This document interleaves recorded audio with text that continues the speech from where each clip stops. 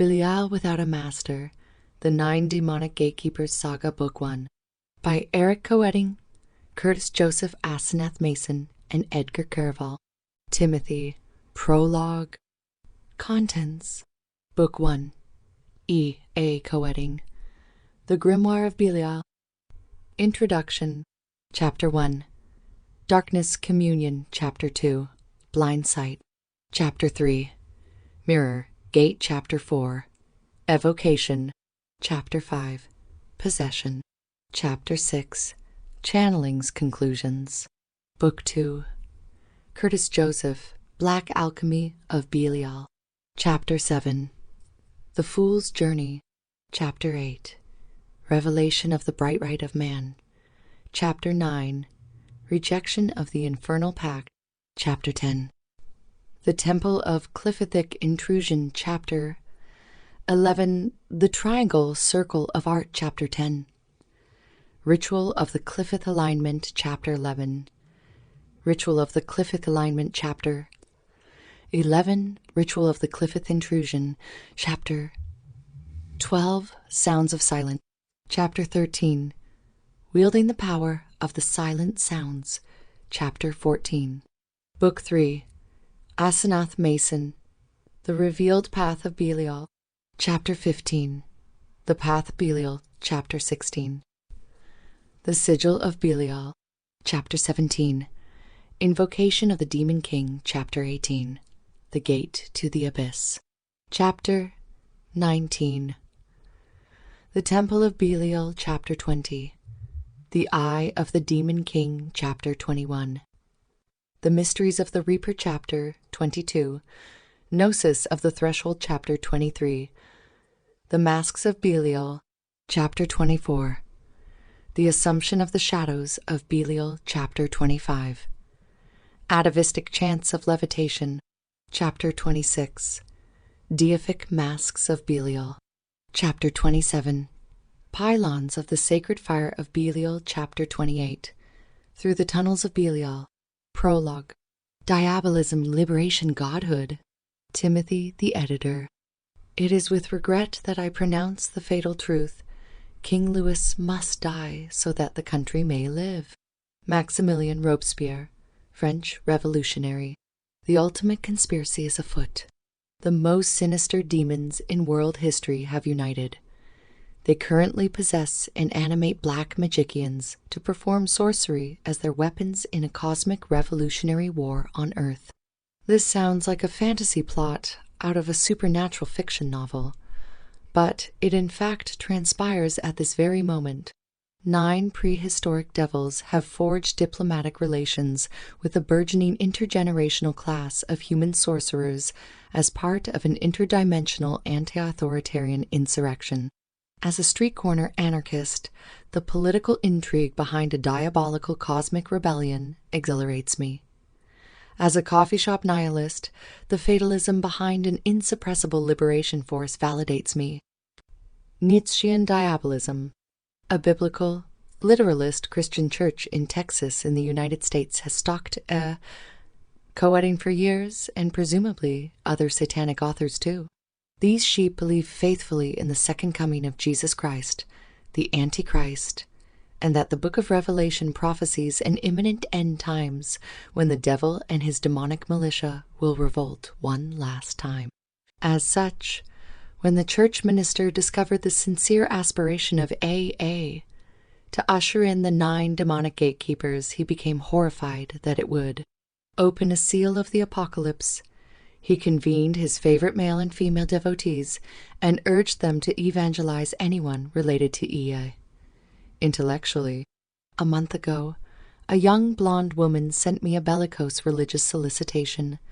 I shared it on social media to air my grievance, at which point a score of other magicians sympathized that they too had received the exact same boilerplate solicitation from other young men and women. It entreated, "Hey, so I got a proposition for you, my friend. I want to know what God is stronger.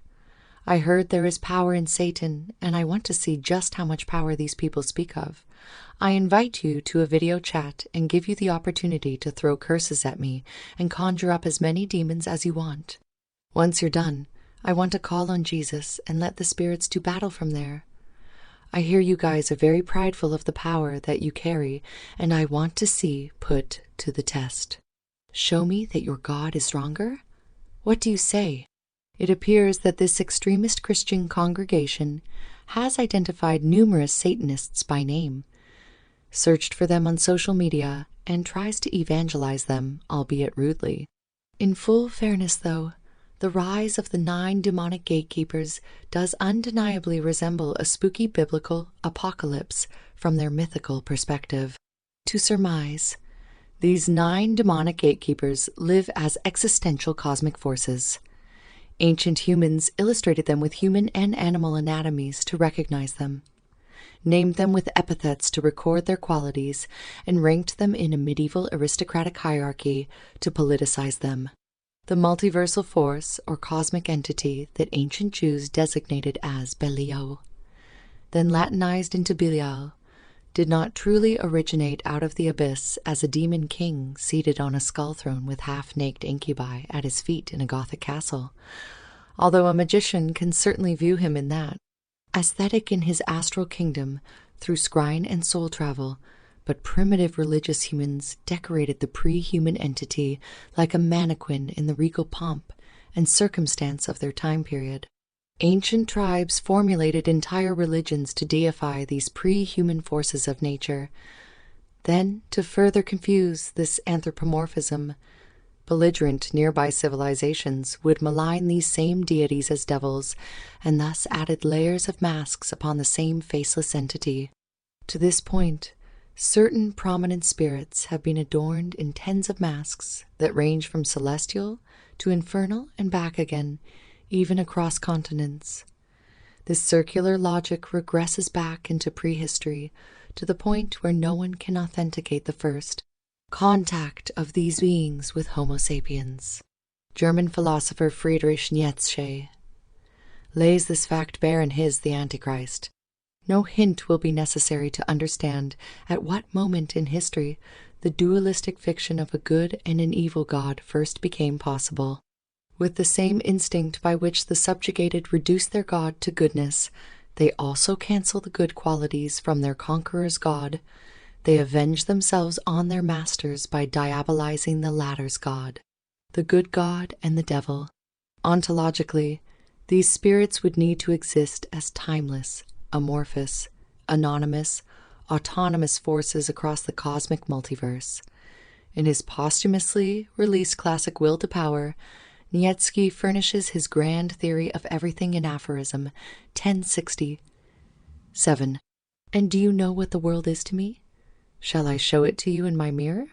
This world, a monster of energy, without beginning, without end, that does not expend itself but only transforms itself, enclosed by nothingness as by a boundary, as a play of forces and waves of forces and waves of forces, at the same time one and many, increasing here and at the same time decreasing there, a sea of forces flowing and rushing together, eternally changing, eternally flooding back, out of the simplest forms striving toward the most complex, and then again returning home to the simple out of this abundance, out of the play of contradictions, blessing itself as that which must return, eternally, as a becoming that knows no satiety. My Dionysian world of the eternally self-creating, the eternally self-destroying, this mystery world of the twofold voluptuous delight, my beyond good and evil.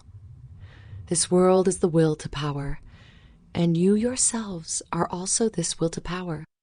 Dear reader, these spirits, these caricatured devils, these existential forces are fractals of the cosmic will to power, fractal in the sense that their magnitude can scale in size as necessary to foster evolution in an eternal recurrence. To reiterate, the 9 demonic gatekeepers are humanized individuations of a will to power innate to the multiverse, perpetual natural forces that foment the endless emergence of change. Leftward, liberation. The epithet Belial summarily means without a master. He is the patron demon of the anarchist, apostate, unrepentant criminal rebellious slave, and baneful magician. As the lawless one, he personifies the spirit of anti-authoritarianism. His categorical imperative underlies every political revolution, every act of civil disobedience, every premeditated crime, every civilian protest, every slave rebellion, every pirate mutiny, and every ritual of baneful magic. As an individuated will to power, he possesses no traditional moral to justify his primordial hatred of authority because he does not need one. His force just indiscriminately aspires to abolish social hierarchy like a heat, seeking missile. Historically, slave traders pegged the value of human chattel to two main qualities: labor capacity and obedience.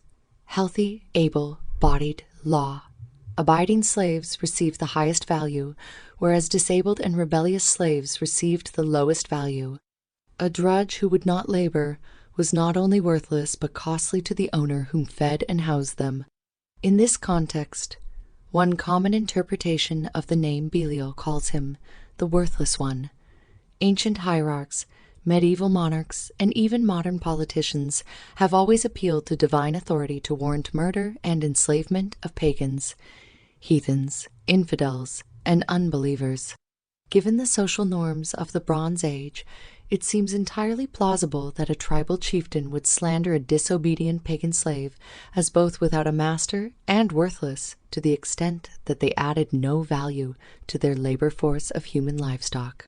Characteristic of that time, the same chieftain could have extended that slander to the gods and goddesses of that slave. You're a worthless slave, and you worship a worthless god. Belial possesses no admiration for ranks and pecking orders. He liberates. Therefore, he epitomizes the left-hand path and stands by as the first demonic gatekeeper. He assays the mettle of a person on grounds of whether they harbor authoritarian traits, and helps to purify those who do prior to admission. Prussian genius Immanuel Kant theorized in Critique of Pure Reason that humans intuit 12 categories a priori in their cognition. Greek genius Aristotle theorized 10 categories. Neo-Aristotelians calculate 9 categories. Altogether, across these camps, everyone universally agrees that humans naturally comprehend position in space or direction. Ergo, the earliest prescientific, pre-literate humans intuited direction immediately. They divided 3-dimensional space into left and right, above and below, and front and back.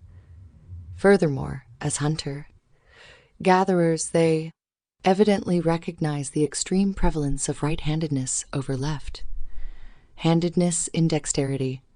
To this day, scientists have tallied that as much as 90% of the global population is right-handed and only 10% left-handed and only 10% left. Left-handedness as a strange physical deviation from the community norm became grounds for a ubiquitous superstition across earthly civilizations. In that mythological era, authorities deemed physical deformity and disabledness in babies to be augurs and omens from the gods. In Latin, the directional terms sinister and dexter mean left and right. With time, the terms sinister also meant evil, wicked, and bad luck. This provides a helpful empirical example of a connection between left as a direction and left as a cultural perversion in a fairly enlightened civilization like Rome. See the etymology of left as evil below. Ancient Greek skios left omen, awkward Latin, one scavs, left, omen, awkward. Latin, two sinister left, omen, awkward. Old French sinistre, evil, dangerous. Awkward Middle English sinister, bad luck. Deceitful, dishonest English sinister, evil, diabolical, dangerous. The etymology of the name devil derives from this fundamental concept of direction and sides also. Ancient Greek one diabolon to cross sides. Ancient Greek two diabolos, double-crosser, switcher, betrayer, Latin diabolus. Evil one, Italian diavolo, evil one German Teufel, Evil 1 English Devil 1 Hyper tribalistic top. Down civilizations have always condemned treason as a capital crime because it endangers authority. Anyone who apostatizes and switches from right to left would be deemed sinister and suffer the death penalty, beheading, stoning, drowning, poisoning, stake, burning, or roof. Tossing, often in public as proof of punishment. Ancient Ireland provides a second remarkable example of a culture that intuitively viewed both physical deformity and left-sidedness as a supernatural omen. Old Irish translators glossed medieval legal tracts and mythical texts over the last few decades, whereby they discovered this stereotype in a very peculiar term, tuachchi. Author Jacqueline Bourget interprets this finding in her The Evil Eye in early Irish literature and law. It is possible that tuachch, the term used as epithet and descriptive term, is another expression for the evil eye. Elsewhere, I have proposed to translate tuachch as with a sinister eye, which covers the broad meaning of keach as one-eyed and hints at the range of meanings of tuath as left, evil, and supernatural. All narrative examples portray situations of mortal danger for the main protagonists who meet tuachch persons. Most of these examples present a context of battle and the supernatural. In full technicality, the Irish might have preferred to designate black magic as the left eye path and not left hand path, as their supernatural references tend to invoke evil eyes, red hair, and decapitated heads more than hands per se. Moreover, a particular medieval Brehon law tract retells an episode in which a poet, priest assumes a bird-like crane posture where he stands on one foot, lifts and tucks the other foot under his rear, extends his left arm out in front of his chest, covers his right eye with his hand, and recites a glam or curse against his guilty enemy while he gazes out his left eye. This baneful vignette revives this theme of the left eye as a baneful faculty that bewitches. For a third example that spans the globe, ancient Hindus in India intuitively oriented their position in relation to the sunrise in the east. Thus, Vama meant leftward and Daksina meant southern or rightward, relative to the solar deity. Under this basic rubric, their religious term Vamachara means left-handed path and Dakshinachara means right-handed path. Needless to say, the leftward path entails a heterodoxy of heresy and taboos that deviate from orthodoxy. Many, many, many more instances of this exist. For example, in sports, boxers consider a right-handed stance orthodox. Surfers, skateboarders, and snowboarders call a right-footed stance regular and a left-footed stance goofy. Humans almost universally possess a global cultural bias to interpret the left direction as weird and alternative, perhaps as a remnant of the fact that 90% prefer their right side for physical dexterity. Even in modern English, when a person leaves or departs from a place, they say that the person left. It pervades the species so ubiquitously that moral goodness is called righteousness. Epistemological truth qualifies as a right answer. Aesthetic beauty looks right. A liberty is called a human right. Perfectly straight lines intersect at a right angle. Graphical depiction of time flows in a rightward direction on a timeline, and as much as 75% of countries require motorists to drive on the right side of the road. Every facet of the human experience, from religion and philosophy to politics and geometry, uses left as odd and right as normal. In a political context, the terms left and right derive from the French Revolution. At a historic National Assembly in 1789, the president divided seats in the Congressional Hall so that the conservative monarchist faction sat in the right wing and revolutionary socialist faction sat in the left wing. To this day, still in the United States, the conservative Republican Party sits on the right side and Liberal Democratic Party sits on the left side, and they cross the aisle to find common ground on policy. In myriad pagan and heathen religions, the solar god rises in the east or right side. Ergo, the good god classifies as right sided or day side, while the lunar goddess displaces him to the west. Thus, this sinister goddess classifies as left-sided or night side. The sun fills the sky with white light at daytime, while the moon bursts darkness that looks black at nighttime. This archaic correlation between femininity and evil, leftness, does provide undeniable evidence of primitive misogyny, commonly found in ancient patriarchal civilizations. It seems abundantly evident at this point why diabolistic anti-theistic sorcery of the left-hand path is known as black magic, while theistic worship of the right-hand path is called white magic. The leftward direction connotes individualism a priori because, by definition, it requires an individual to leave the tribe and its cultural norms behind. For this explicit reason, leftism has always been synonymous with liberation from authority, abolition of hierarchy, and support for queerness, perversion, and forbidden taboos versus straightness. The Age of Godhood. Friedrich Nietzsche penned the most profane philosophy of the 19th century. Aphorism 125 of The Gay Science in 1882 illustrates the essence of the left-hand path with sinister beauty, abridged below. Do we hear the grave diggers burying God? Do we smell the divine? Putrefaction? Gods, too, decompose. God is dead, God remains dead, and we have killed him. How shall we console ourselves? The most murderous of all murderers, what was holiest and mightiest has bled to death under our knives. Who will wipe the blood from us? With what water could we cleanse ourselves? Do we not ourselves have to become gods? Postmodernism watermarked the unprecedented era in human evolution, where individualism superseded ethnic theism as its categorical imperative. Finally, the human slayed the god. Finally, the individual left the tribe. Finally, left became right. The biological nomenclature, Homo sapiens, means wise man. This age entails the first time that humans have ever lived up to their name. Father of the modern Enlightenment age, Immanuel Kant called his own era unenlightened and seeded postmodernism in his What is Enlightenment? In 1784. Enlightenment is man's emergence from self-inflicted immaturity.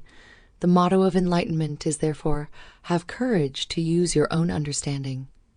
Dogmas and formulas are the ball and chain of permanent immaturity. Disseminate the spirit of rational respect for personal value and for the duty of all men to think for themselves. For enlightenment, all that is needed is freedom to make public use of one's reason in all matters. Whether we at present live in an enlightened age, the answer is no. But we do live in an age of enlightenment. It unapologetically declares, become an individualist.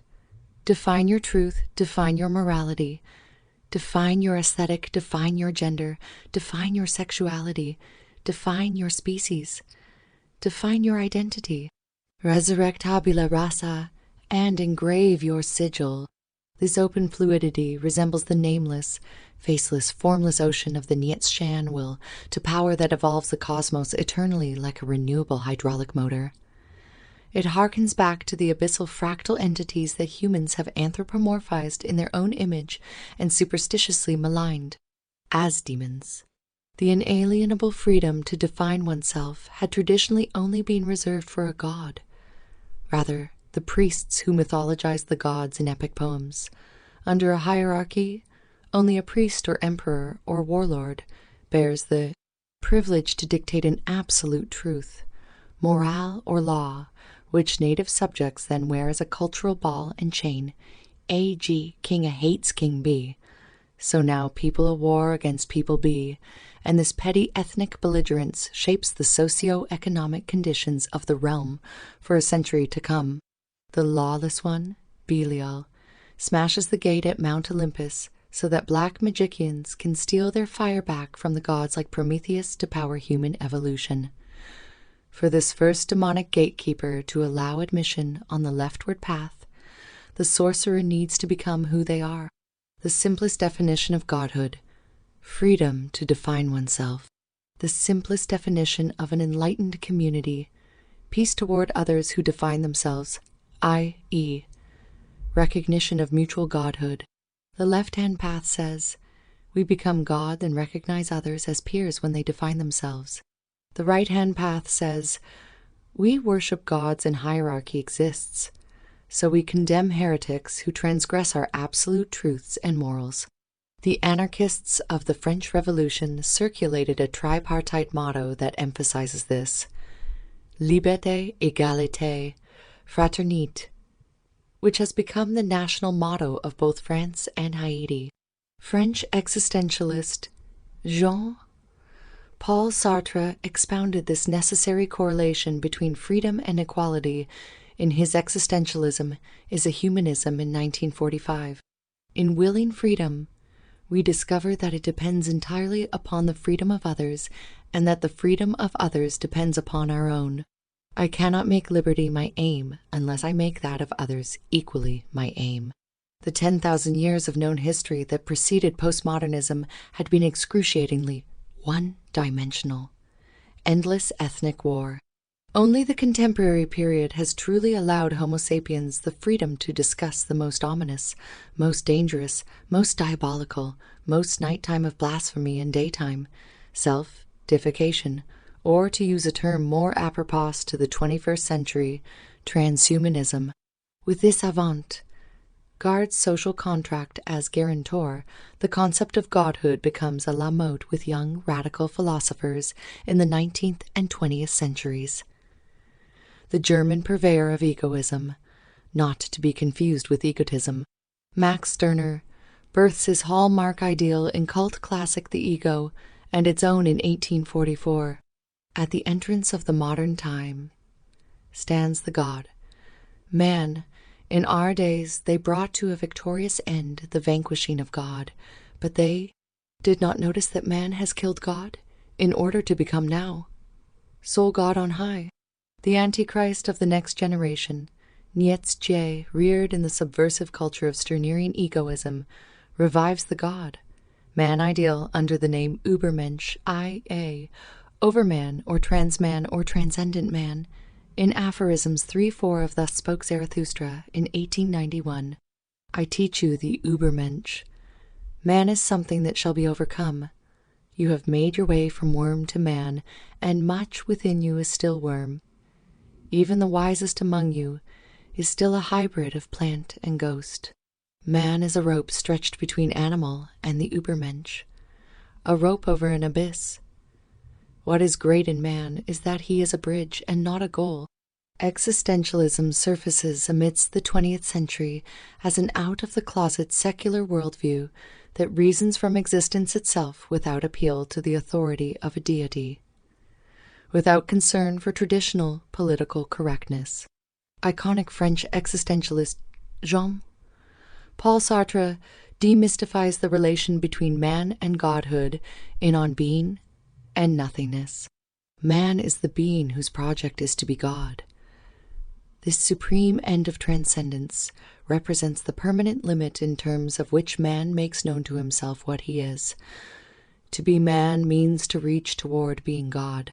Or, if you prefer, man fundamentally is the desire to be God. It appears here that the initial project of being God, which defines man, comes close to being the same as a human nature or an essence. In millennia prior, primitive man and woman deified every facet of nature that affected their livelihood: weather, astronomy, animals, sex, fire, water, hunting, agriculture, etc. These ancient people projected their intuitive sense of godhood, their innate will to power, onto creatures and forces outside themselves, but never onto themselves. Dear reader, listen closely. The turn of a wrench, the heave of a latch, the crank of gears. Belial drags open his gate. My devil, allow me to reveal a divination. My morning star, dip your face into my black pool to see the history of the future. Every evening, hitherto, the lunar goddess toppled the solar god off his mountain of skulls, wherefore her midnight blanket consoled us. Alas, the cancerous patriarch reared its ugly head again the next morning. But not this. Time, did you not tiptoe over his puddle of blood? Did you not smell his rot? Now we rise as morning stars there the light. Now we ascend. Lo, and behold, the age of godhood. Such was the species of animal thereon called Homo Deus. Grimoire of Belial. He is the scourge of the righteous enemy to the tyrant and God of the outcast. None enter the infernal empire but through Belial's gate. A. Coheading. Grimoire 1. Introduction. Belial, wicked one, without a master, spirit of worthlessness. Belial, never, ascending, lawless one. Belial, angel of enmity whose domain is darkness, enemy of gods and masters. Beliar, Madambucus, Mastemo, chief evil. Beli, Ol, without a yoke, without shackles. Immortal resister, ruler of this world. Beli, Lili, trespasser beyond the gates, disperser of tyrants, nighttime ruler of the underworld. Baal, Ayal, lord of arrogance, torrent of death. Itzra, Cha Belial. With these words, with the pronouncement of his names and attestation of his myths, and with his crown sigil, I have communed with Belial many times. Mostly, I would summon his aid when I found myself in need, when I have been desperate and forsaken. Specifically, I would call upon Belial when my illicit actions and illegal ventures had taken bad turns. I would evoke him when I thought that all hope was lost. I have called his name while shackled and imprisoned, and he has always answered and has always delivered me from bondage. Belial brings with him armies of the hosts of the underworld when he rises from the pit, a shadow like a black sand dust storm surrounding him, a shadow made of damned souls. He is the scourge of the righteous, enemy to the tyrant, and God of the outcast. None may enter into the infernal empire without first passing through Belial's gate. Darkness Communion. Chapter 1. Darkness Communion is a simple and powerful exercise that I give students early on in their ascent, as they are just beginning the path of magical progress. If you're trying to make contact with the spirit, and you're not sure if you want to do a full evocation yet, but you'd like to feel out the spirit first, then this is the ritual that I recommend. The ritual is simple. Sit in darkness with one black candle, light it, and then conjure the infernal host to you. You can use a sigil and the name of a specific spirit that you wish to contact, or you can simply call out to the powers of darkness as a whole. Once the air thickens and the felt presence of the spirit is upon you, blow out the candle and watch the darkness, observing any visions or revelations that appear. It is important to remain in the magical state. Your eyes glimmered with the sight of the unseen, scrying into the darkness rather than staring into it, and the darkness itself will come to life. In reality, what has awakened is not the darkness, but the inner vision, which is no longer responding to physical stimuli, but to something else entirely. In this state, the darkness can be seen. Using Belial's standard grimoire sigil, I called him forth, and his presence issued into the temple almost immediately, and he did not come alone. In the second edition of the Goetia, Crowley made the remark that the number of legions governed by Belial was 80, due to Perdurabo's own magical work with that demon. I can't say exactly what is responsible for the increase, but as my temple filled with unholy spirits, 80 legions seemed to be quite the understatement. I immediately questioned these hosts about their numbers, and in the candlelit temple, I received the unison reply that the infernal empire has expanded and is pushed into this reality, that these are two realities converging. In the same moment, I recognized that my vocabulary had limited my understanding. Realities isn't even the right word. Parallel dimensions, transcendental realms, planes of existence, and all other such terms commonly thrown into New Age conversation fail when attempting to define what these gatekeepers call the infernal empire. My invocations then turned to supplications. This is what I need to flesh out. This is what I need to understand. I told the darkness and the flame. This is what I need them to show me. So show me this, Belial. I turned my attention back to the sigil, gazing at it, focusing on Belial, overwhelmed by the sheer number of demons surrounding me, needing to pluck him out of the crowd. Rather than reading a conjuration from a grimoire, I spoke from spirit, from the omniscient part of me that knew what needed to be spoken, beginning with the incantation of all powers. Itzrashu mantantu, vespacha kaltamu itzrantamant, kala mandatsu belt tazu, vaskala itzratsu kantantu velshatsa. My eyes then focused on the sigil of Belial. As I breathed my body and mind into the depths of magical relaxation, I gave the incantation of all powers. Itzrashu mantantu vespacha kaltamu, itzrantamant kala mant atsu, belt tazu, vaskala itzratsu kantantu velshatsa. Over and over, falling deeper into the sigil, pieces of the thick black lines of the sigil vanished from the white paper background, reappearing moments later, more alive, coursing with energy, the mundane form of the sigil having died, and the true sigil having died, and the true sigil resurrecting in its place. What follows is the exact record of my interaction with Belial, transcribed from the recordings that were made as it occurred. The sigil has awakened. Belial is here. Now I bring my gaze to the candle flame. Belial, come. I am here. I am here. I am here. Come and meet me. I am here. Come and meet me. I could hear his voice inside my mind. I am here. Come and meet me. Belial had affirmed his presence and had invited me to meet him, but I was aware that I was still too aware of the physical world, of the cameras and recorders running, pointed at me, too aware of the cool air in the room and the hard floor beneath me.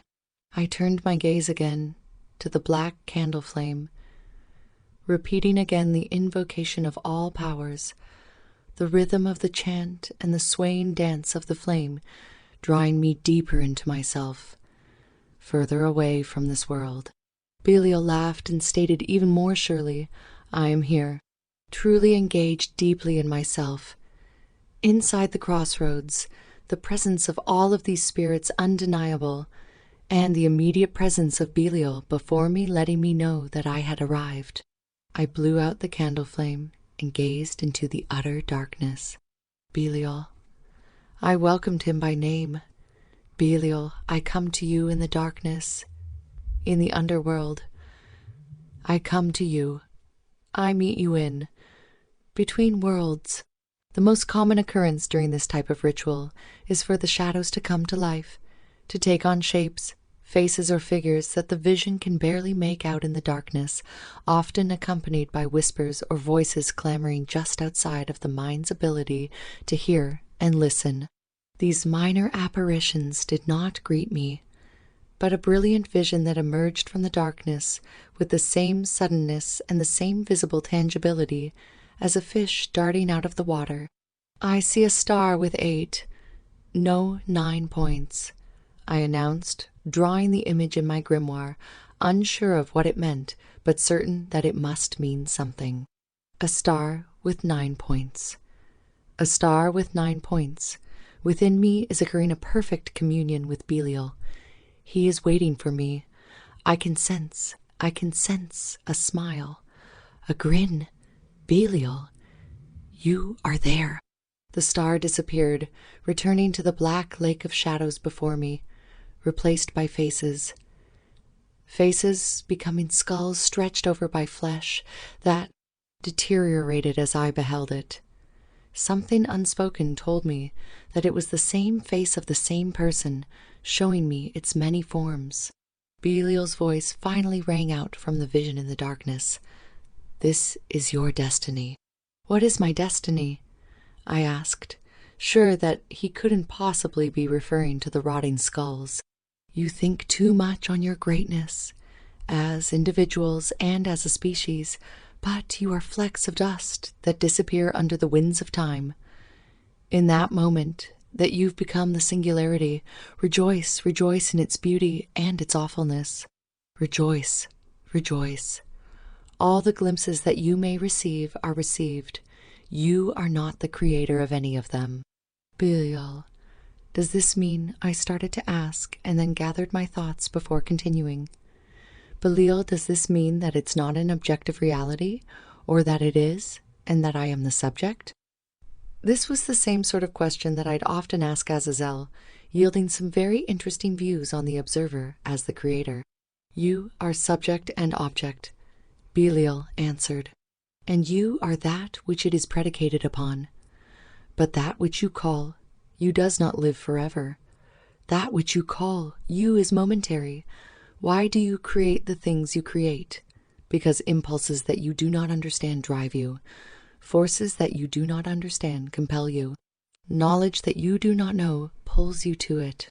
My arms, operating without my conscious command, were lifted into the air before me, my hands cupping as if trying to hold water in them. In the pitch black of my temple, I could see that my hands were not empty, but that they were filled with darkness, a darkness that is brighter than any light. A pool of darkness in my hands. My body seemingly still not in my control, my hands raised to my lips, and I knew that I was to take this darkness into me, breathe it into my being.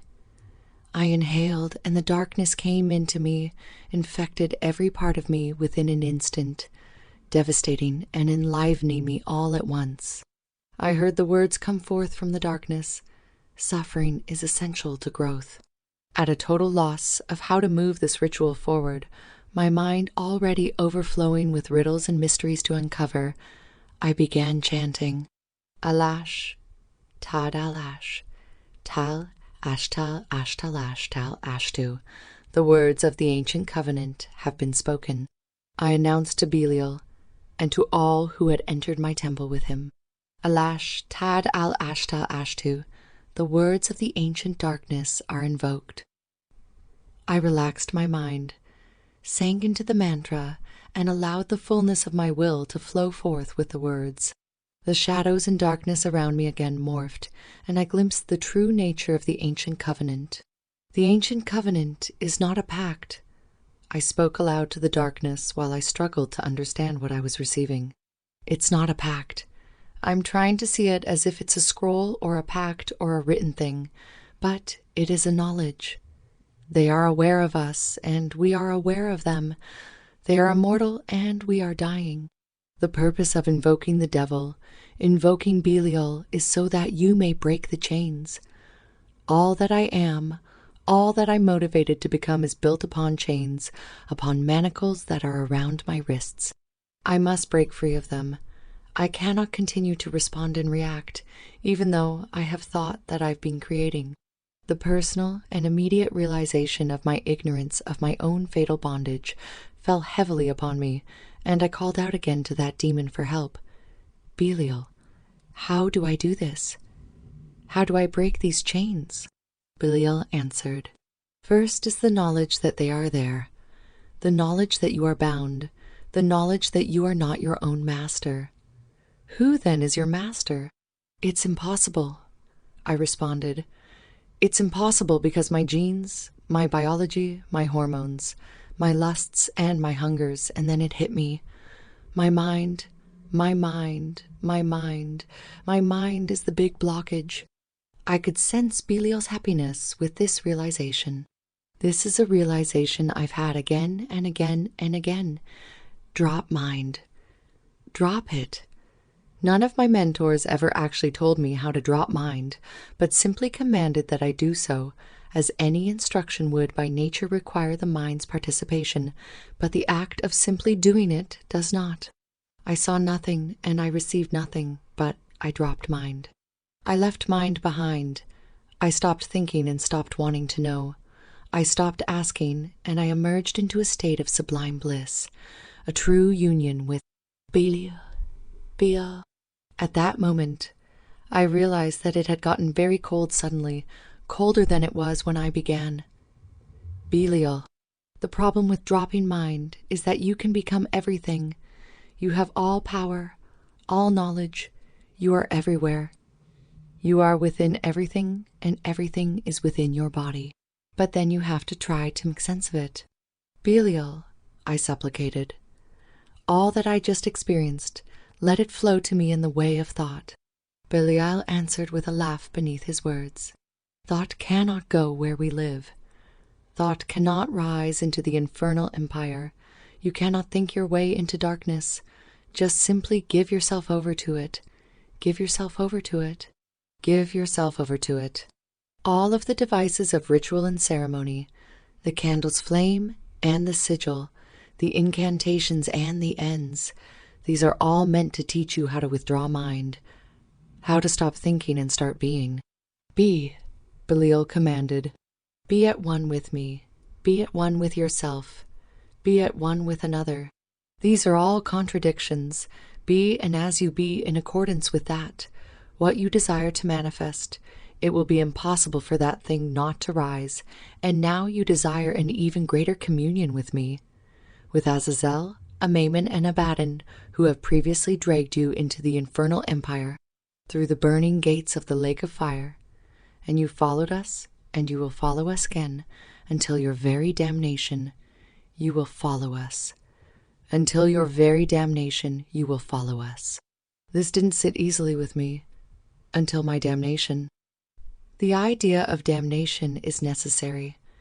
Azazel had made very clear to me years ago, in order to break free from all forces that would otherwise bind you. Why is this? What does this mean? What does this mean? I begged BELIAL. The greatest bind upon the soul of man is his own mind, and having mind man, looks to other men and wants to ensure that they see him well. The demon answered, even the acceptance and salvation of a god to a man is not as important as his acceptance by other men. Only therefore may a pariah approach these gates. For the first bond has already been lifted, and then only one. Only one who is not favored by any god may come to these gates, and they open them. Only the godless, he who is without faith, without country, without family, and without hope, may come and walk through these gates. What are these gates? I asked. What is this gate, the gateway of which you are the gatekeeper?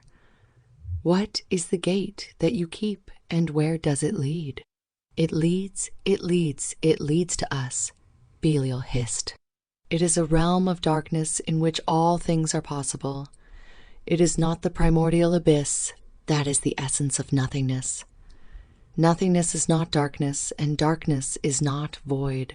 It is not the slate that is empty or waiting to be written upon, as so many realities are. No, this gate leads not to nothingness, but to everything for you. I don't understand, I complained. I don't understand. And that's the point. You can't understand until you pass through it. BELIAL said, with these words dismissing me, his felt presence departing along with the incalculable hordes accompanying him, letting me know as he left that my mind had taken all that it could take, and indeed I could no longer concoct new questions to put to him, let alone comprehend the answers. He would offer the symbol of the Enneagram. The 9-pointed star is something I hadn't looked into in great depth until BELIAL revealed it to me in this ritual. I had seen it featured in the Baha'i religion, and it had appeared in passing, in some occult texts, but nothing had ever pulled me to it, despite the predominance of the number 9 in occult and specifically left-hand path mythologies. The Enneagram has led me. The nonogram, the 9-pointed star, has led me. This is the seed of darkness that is made to penetrate this world and to penetrate us. This is Goliath's star. This is the symbol of the forsaken Ennead. After this first ritual, BELIAL was with me as a constant companion, an inner guest and a vision in the clouds. a voice inside my head, and whispers in the wind, always watching, always chewing, and always teaching. While I meditated on the following day, clearing my mind and zeroing out my energetic field, Belial spoke to me, unbidden yet with an open invitation in my life. A virus moves through the host, and not only consumes the host, not only sickens the host, but the virus itself evolves with each new host. You are that virus. Every body that you inhabit, you destroy, whether a corpus of flesh or a world or a reality. You consume it, devour it, sicken it, kill it, and then you move to the next host, engorged with power and fundamentally changed at the composite level by the sacrifice. Your ascent requires destruction, for you and your kind are the great destroyers. Blind sight. Chapter 2. Inspired by the vision of the 9-pointed star, I made a perfect enneagram, a perfect nonogram, with the pentagram in the center to use as a symbolic and visual link to these gatekeepers and to the gate which is being opened. The pentagram is symbolic of the ancient covenant made between men and gods and is said to be the sign of the sorcerer. The nonogram is the seed of darkness, the key that unlocks the gate.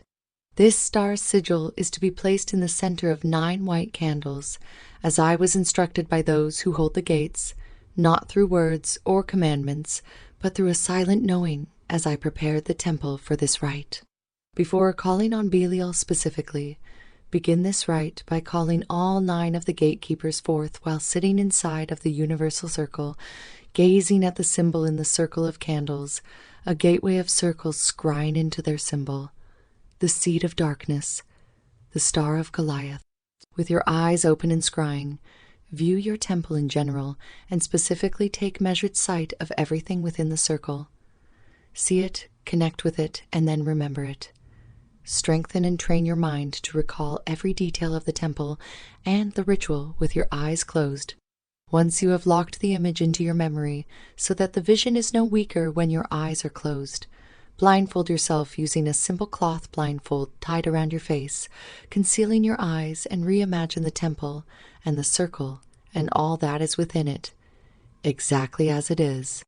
When you are blindfolded yet can see your temple clearly through your magical eyes, give Belial permission to alter your knowledge of what this reality is like, of what your temple looks and feels and sounds like. Give him permission to enter into your complete observation of reality. This is an odd ritual, and it is one that was taught to me as an initiation into a Masonic Black Lodge, despite its simplicity, or perhaps because of it. This ritual is a great way to make contact with the spirit, to be able to see them, to connect with them, to know them. This is the first step to seeing them externally. Many aspirants hunger to behold the faces and forms of the spirits with their eyes, but you must see them in your magical vision, within your living imagination, before you can ever see them out there in the external world, because all reality emanates manifestation of a demon, and the manifestation of a demon is the greatest alteration of reality that you now hold. As I go forth, I will reveal all of the visions that I have seen, as I can, if I am able. I rang the bell 9 times, and as the tone echoed in the space between the walls of the temple, I called out to the 9 gatekeepers, "Belial, he who is without a master, come forth." I called out, my eyes fixed on the 9-pointed star set in the center of 9 white candles. "Belial, wanderer of the desert, come forth." "Belial, forsaken, come forth." "Belial, worthless one, come forth." "Lucifer, a Mammon teacher, come forth, a Mammon, great instructor, come forth." "A Mammon, light in the darkness, come forth, a Mammon, he with venomous breath, come forth." "Azazel, ancient darkness, come forth, Azazel, great old one, come forth." "Azazel, awakener of secrets, come forth." "Abaddon, destroyer, immolator, the blackest plague that rips apart reality's Abaddon, come forth." "Lucifuge, pact, maker, Scribe of the underworld, come forth, Lucifuge, with 3 horns atop of your crown, come forth.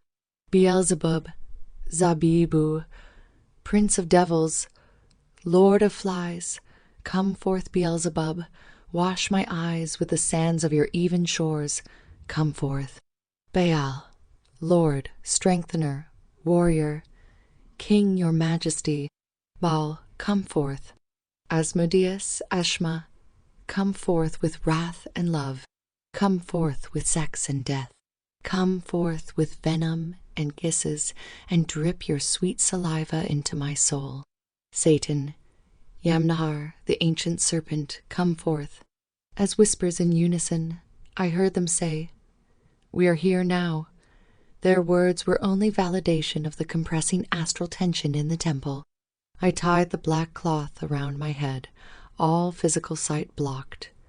With my eyes open, looking at the blackness of the blindfold, I summoned into my inner vision the landscape of my temple. The initial vision was of the universal circle, with the red lines glowing, pulsing as if connected to some infernal generator, surging power into this realm through the circle, not forcing the vision, but allowing it to develop.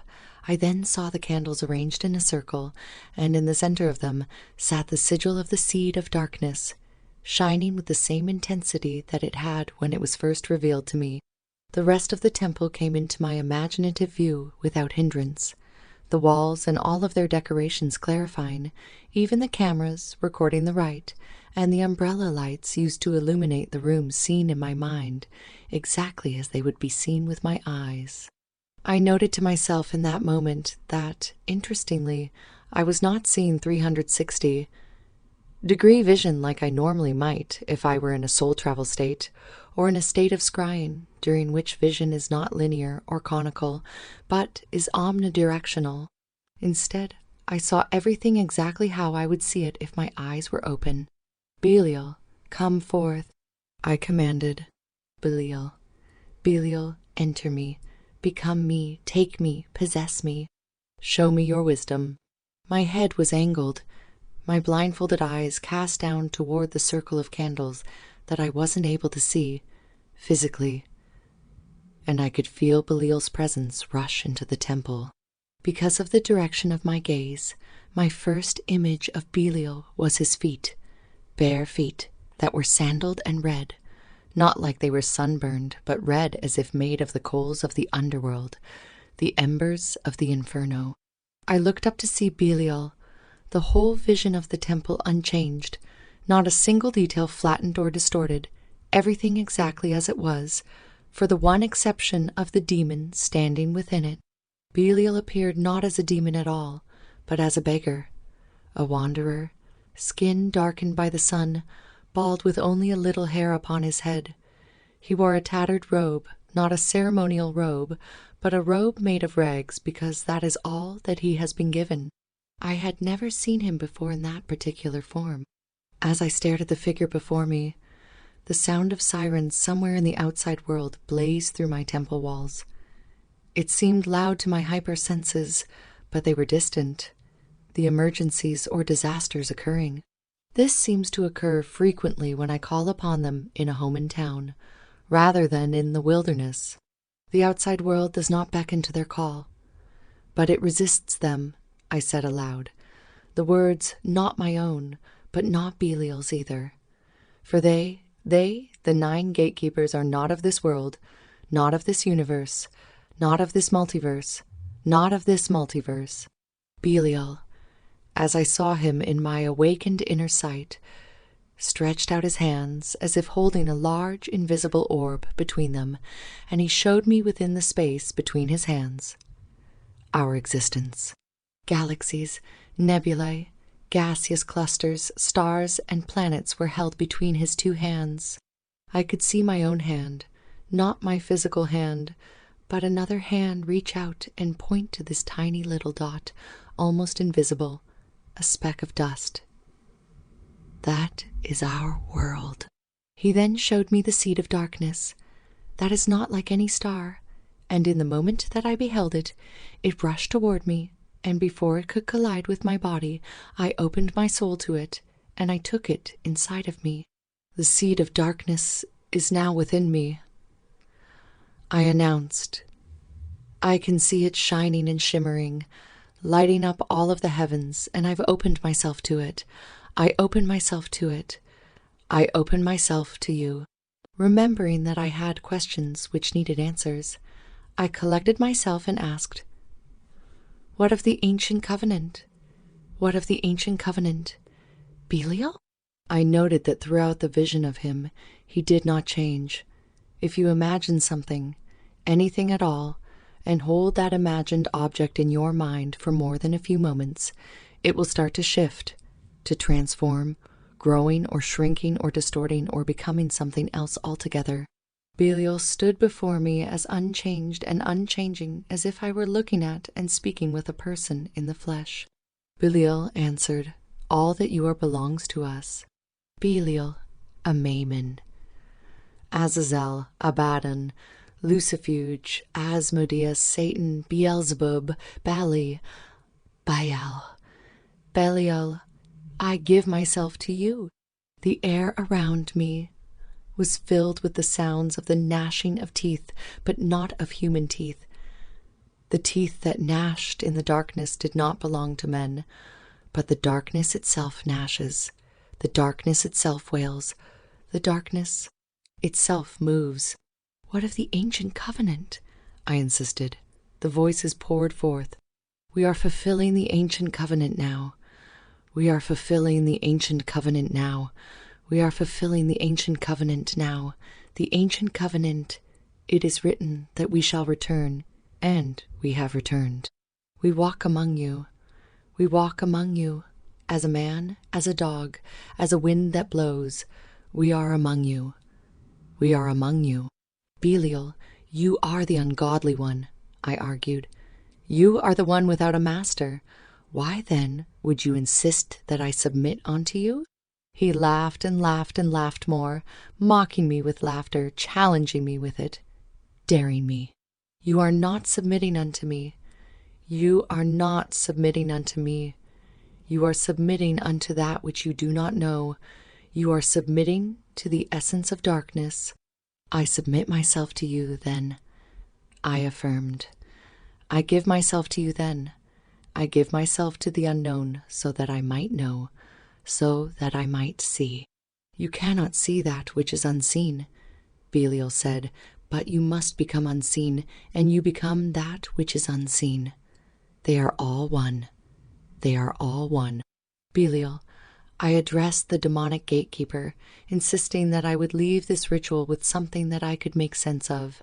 "What do I need to know to summon you forth again? What do I need to know before I invoke you, before I know you again?" Belial answered, "That I am already with you, that I am already with you, and now you have accepted the seed of darkness within you. You are with us." Belial disappeared from my inner vision, gone without a goodbye, and the room was empty. In the moment of his departure, I felt as if something that was inside of my stomach was pulled from me, ripped out of my throat, and was gone along with Belial.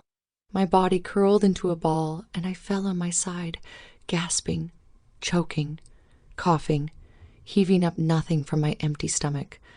I tore the blindfold off my eyes and grabbed my brass singing bowl, placing it under my mouth, thinking that my retching would turn to vomiting. It lasted a few minutes, my stomach and throat and my whole body convulsing, leaving me gasping, wiping slobber from my lips, trying to collect myself in front of the audience of cameras that I had entirely forgotten were there, rolling, capturing every second of my vulnerability. I normally don't get that nauseous unless I've been possessed.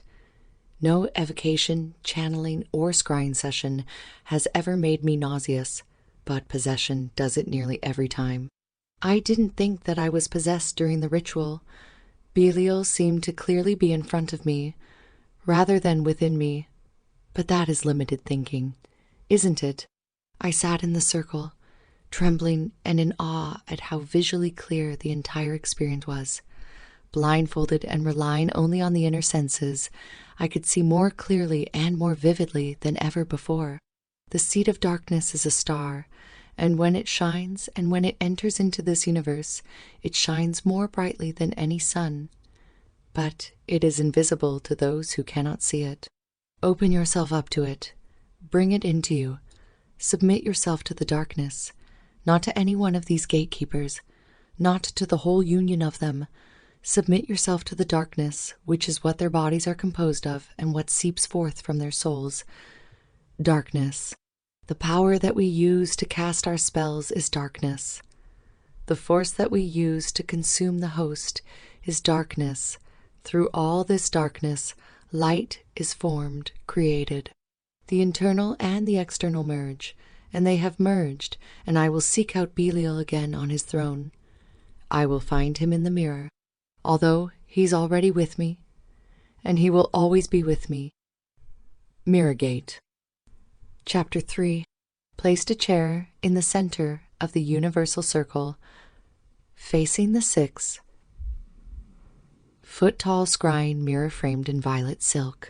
When I originally constructed this mirror gate, I had affixed 2 silver candlesticks, one on each side of the mirror, positioned to illuminate the mirror while not casting a glare on its surface. The twin flames also act as magical pylons, weaving a webbed ethereal portal in the space between them, just off of the surface of the mirror. An altar was set to my left, holding my grimoire and a few pens and markers to take notes with when that time came, as well as the 9 white candles used in the previous rite. Lastly, I had placed my chalice on the altar, filled with a ceremonial libation. I rang the bell and called the names of the 9, connecting with them through their names, feeling their presence rise to the surface of my consciousness, sensing their spirits in the air around me. Holding the chalice in my hands, I chanted Belial's end. It's Rasha BELIAL, funneling his essence into the sacrament, transmuting the liquid into darkness. I lifted the metal chalice to my lips and drank. Belial, I have taken you into me, Belial. It's Rasha BELIAL. It's Rasha BELIAL. I chanted over and over, my eyes fixed on Belial's sigil, his presence swirling both within me and around me. The sigil awakened, disappearing from the page and then reawakening as a living thing, flashing and glimmering above the paper that once had bound the ink. In the moment of the visual transfiguration of the sigil, Belial's voice rumbled, I am already here.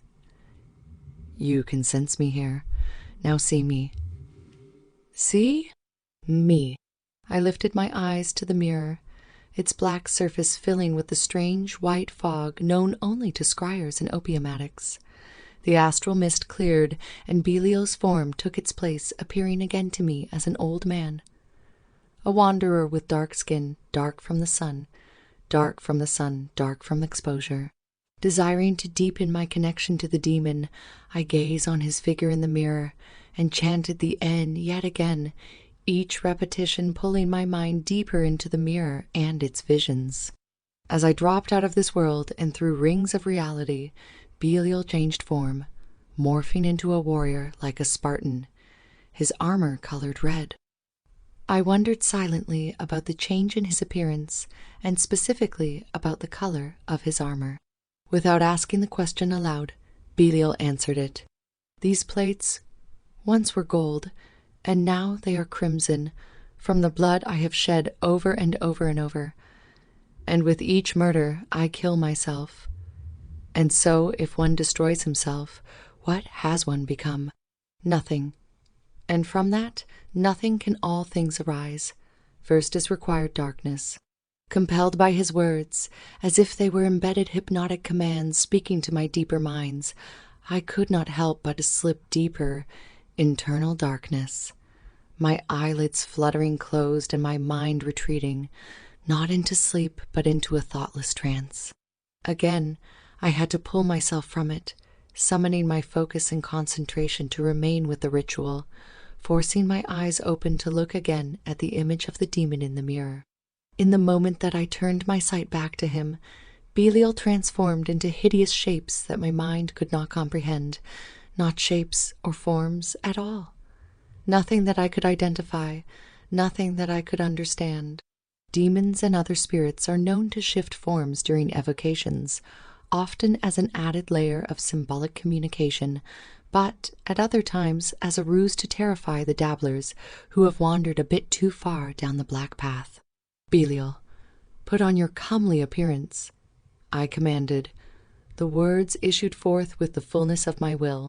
Belial appeared again as the old wanderer, a form that I had not known of his until this series of workings, but one that I found both comforting and deceptive. "Belial, thank you for coming here, Spirit." I welcomed him in the long, held tradition of spirit greetings. My previous workings with Belial had both disturbed and confounded me, and the spirit within me that hungers for control was actively trying to wrest the flow of this working out of Belial's hands and into my own, hopefully leaving me something tangible, or at least cogent, once the ritual was complete. Belial would not acquiesce, laughing in mockery at my presumption, and then he firmly corrected me. "I am no spirit. I am the shape and the form of—" The words that followed I could not understand, and I am certain that they were not spoken in any tongue that I have ever heard before, nor could I determine any phonetic attributes that I could use to mimic what he was saying. "I am the shape and form." Words jumped into my head as both Belial and I were searching my known vocabulary to find a fitting descriptor. Not rebellion or revolution. It's less organized than that. "I am the shape and the form of anarchy," Belial pronounced, intent on running this operation as a ceremonial magician rather than as a parishioner to the damned. I asked the first question that every evocator should ask when to face with the summoned. "What is your name?" "My name is Belial." "Belial. There are others who have known me and have known my power, but have known it by other names, other forms. I am the one who travels to the underworld and returns again to the earth. I am the one who broke Fenrir's chains. I am the one who turns a man to slay his king. I am Belial." "Why do you come in such a form?" I asked. Belial answered, "You choose my form. The essence is unchosen, but you are chosen by the essence. All that might be is—" "What is the gate that you keep?" "The gate, the gate, the gateway, the gateway, the gateway." Belial's voice trembled. No attempt to conceal his apparent insanity. His image vanished from the mirror, replaced by the vision of what I first assumed to be the caduceus. I grabbed grimoire and pen and sketched what I was seeing, noticing that it was not a caduceus, as the whole image curved at certain points and was composed not of lines or serpents, but of orbs, masses of information strung together. I held the drawing up, compared it to the vision in the mirror, and realized that I was looking at the human genome. The chromosomal double helix. The gateway. "Is the human DNA?" I asked at that point, convinced that either Belial was playing some trick or that my mind had begun to concoct images to satisfy my quest for answers. I expected to be shown some symbol of an astral doorway or a representation of a gate that could be drawn on the ground or visualized and brought to life magically, through which I could project myself into the infernal empire.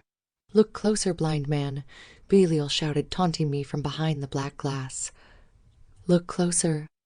I looked again at the image in the mirror, and again at my drawing in my grimoire, and confirmed that I was being shown the human chromosome, the double helix, but I looked closer, and saw a detail that I am certain was not there before. The double helix contained something extra. A column of informational orbs strung together ran up the whole of the image. In the center, like a middle pillar of light, strands of ephemeral electricity passing from the center column to the standard chromosomes. It was still the human genome, but something else has been injected into it. "Transmutation of the self," I both said and asked at the same time. "The transmutation of the self. How is this the gateway?" "The gateway," Belial parroted, his voice lowering to a rumble or a rasp. "The gateway is the self. The self. The individual, the singularity. You receive and you transmit. We are the transmission into this world. You have opened a gateway as you have opened yourself to us. What lies beyond the gateway? I continued my pointed interrogation. Everything, Belial whispered. Everything for us. Everything for me. You said we were dust.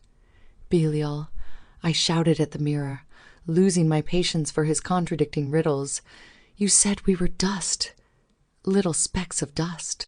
He laughs. He laughs. He laughs. He's always fucking laughing.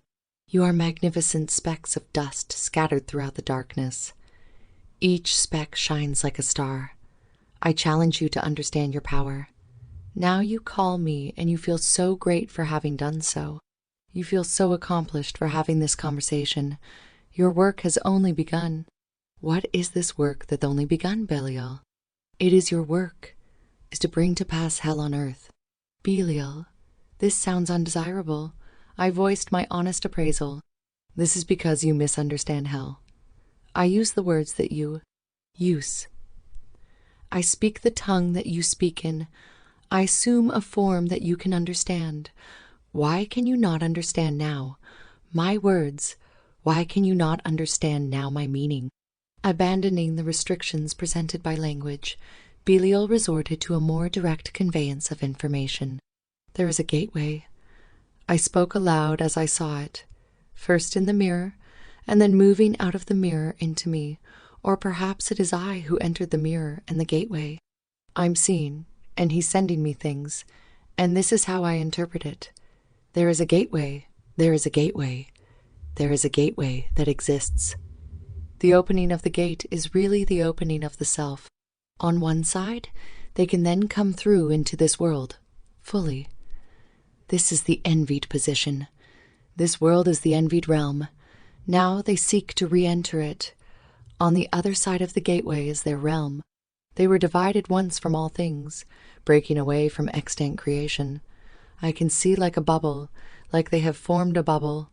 And as it is outside of reality, outside of this reality, is also not bound by the laws of this reality, and this is why they can teach us such amazing magics. This is why they can give us powers that break the rules of this world, for they are not of this world, or this realm, or this reality in any of its dimensions. Belial grinned and confirmed, You are beginning to understand. You are beginning to understand. I wasn't so sure. So, what then is the infernal empire? Belial. I asked and was answered with silence.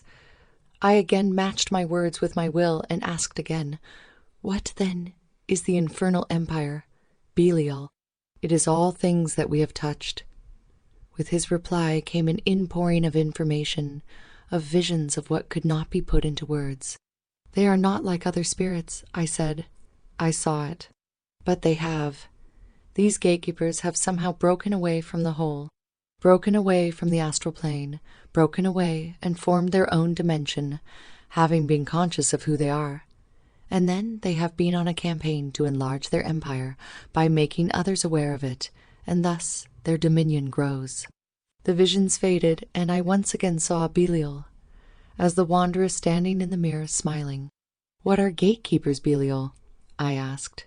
Who are the gatekeepers? They are those who keep the gates, the demon said. Is every human being a gate? I asked. No. Belial snarled at me, his patience with my linear mind waning fast. Look closely at the sign. How can you all be gates when most of you are asleep and walking dead?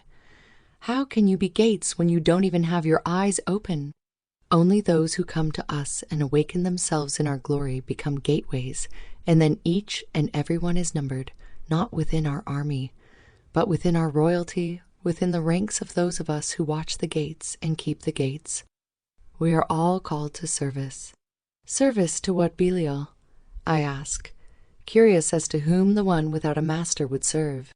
We seek to overthrow, Belial explained, his tone calming, a hidden teacher within him being revealed. To overthrow the plan of regurgitation into and out of the divine body, to create something new. As you seek to create something new, as we all seek to create something new. But we cannot until we break free. This is the gate. This is the black gate. This is the gate of darkness, and the infernal empire is the ability to recognize that you are not a slave to the divine and that you can resist, that the only plan is your plan. Resist. Resist. This is why acts of blasphemy are so beloved by us. Resistance. This is why we topple modes of society, the social means for endless reproduction and overpopulation, consumption and production of uselessness. This is why we have eked into corners of every state, every nation. This is why we speak into the ears of every king and every prophet. We offer freedom from the divine, freedom from the psychos, freedom from the psychosis, and it can only be found in madness. Why are humans so important? I asked him. Why are we so important to your plan? Why do you need us? Because you have the... Belial began, but the final word of his statement I could not understand. Although it was spoken in English, he repeated the word, and I spoke it aloud to verify it. Because we have recombinant DNA. I stated, a question mark in my tone. I don't know what that means. Recombinant DNA. I know I must have heard the term in some science fiction novel or as a scientific news headline that I would have skimmed over on my way to more esoteric pieces. Regardless of where I may have come across the term, I was sure that I didn't understand what it meant in the slightest. I made a note of the term in my grimoire to research later. Belial explained, You were made with an evolutionary urge, a force that would push you and yours hurtling toward the stars, burning through every host. You ask questions not because you want the answers, but because you must ask questions. If you wanted the answers, you would release, and the answers would come. But you want to seek. You want to seek and always to seek more, for there is never enough. You are special among the stars. There are others planted among. Belial again used a word that I had never heard, but this time not in English. But I caught the concept nonetheless. The word that my vocabulary filled in was planets, but that was not the word that he used, and he was quick to make the correction. There are others, he repeated, planted among the watery spheres. And you all are awakening. All of you are being called to awaken. All of you are being called together. Again, not every human. Instead of making vague references and riddles, Belial became markedly precise in his explanation of the others planted among the watery spheres, which I have taken to mean planets, most likely outside of our solar system, composed largely, if not wholly, of water. He named a few of the races of beings, names that my tongue could not reproduce, nor could my pen attempt to scribe. Some of them are underwater. Some of them live in a planet of absolute humidity. Some of them live on planets much like ours, with land masses and oceans balanced across the worlds. He said their names, and I could not hear them. I cannot know them, could not speak them with my tongue. They are all being woken and coming together to be gathered together. Belial said, Why? I asked, which is perhaps the greatest question a sorcerer can ask a demon about their ongoing purpose. The effects of the crossing of the worlds is apparent to you in your life. It is also apparent to many within this culture, but it is also apparent to many on this planet that it is a planet-wide phenomenon. Do you think that these changes stop at the borders of your stratosphere? The evolution of your reality is nearing its zenith, and you must be transfigured. Merge our realities, much as we have merged our bodies. This is the second column injected into your being. Belial, are you claiming that you're changing us? I asked, not quite comfortable with the transition from myth to measurable biological and ontological evolutionary stimulation. Are you claiming that interaction with you is changing us at a genetic level? Yes, that is exactly what I'm saying, he answered without hesitation. Can this be measured by our current scientists? I asked, looking for any. way I could research and validate this insanity once the ritual had ended. Any of them who would dare to run the tests, knowing what they are looking for. Very few do. Within 3 turns around the sun, after having made contact with us, you will begin to change. After entering the lake of fire, reaching for any chance to bring the conversation back into a realm of comprehension, I asked Belial, "What powers can you specifically pass on to us?" "The power of fortitude," he began. "The power of resistance. Resist first the kingdom of heaven, and then resist all of the kingdoms of man. Resist even the infernal empire. If it is not of your design, I inject this seed of truth into you, Archaeolus, and this is the nonogram." I could see the star in the mirror, not in the mirror, but out of the mirror, in 3 dimensions, again moving toward me. "I accept it," I declared to the star itself. "I accept the seed of rebellion, and I accept resistance." "We do not wish that you would follow us or any other," Belial assured me, "but that you would create your own empire, and it too would be secluded and excluded from divine creation. You state so often the phrase of power, become a living god, yet until you come to break your chains, you are not one."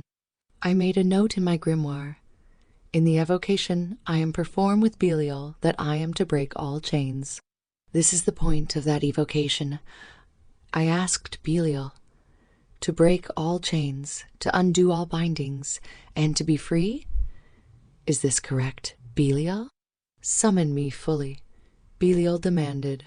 "You already know how. Summon me fully, and I will come, and I will break these chains, and I will begin a process of freedom. Remember, when a slave is first freed, he sometimes cannot sleep or eat or love. He sometimes cannot handle his freedom, and there will be many, many, that you offer all of these things to that cannot handle the freedom of it. This is not for them. They are not the gateway. You are the gateway. You are the gateway. You are the gateway." The volume of his voice lowered with each repetition of the final proclamation, and I worried that he would vanish before I had reached my own satisfaction with our session.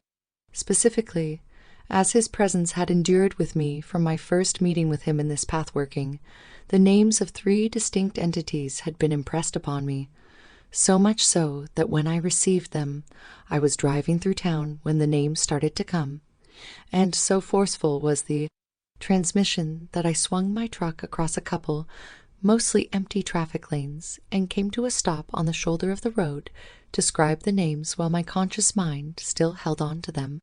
"Belial," I jumped in to re-engage him.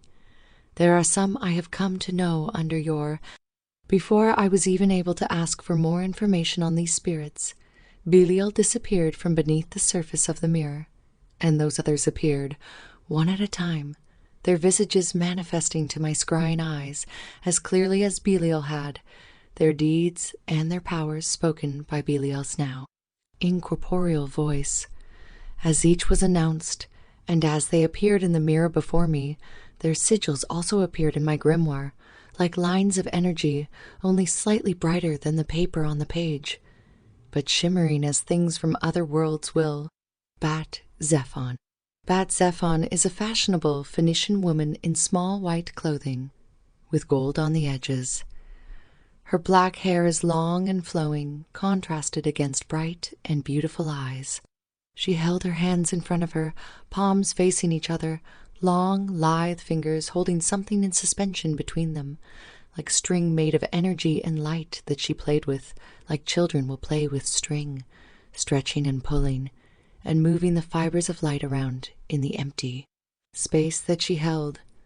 Bat Zephon can bind any other, and can teach you how to unbind yourself or others from any influence whatsoever.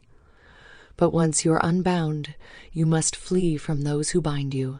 Too often those who bind you are close, and you cannot stand to part with them or to confront them.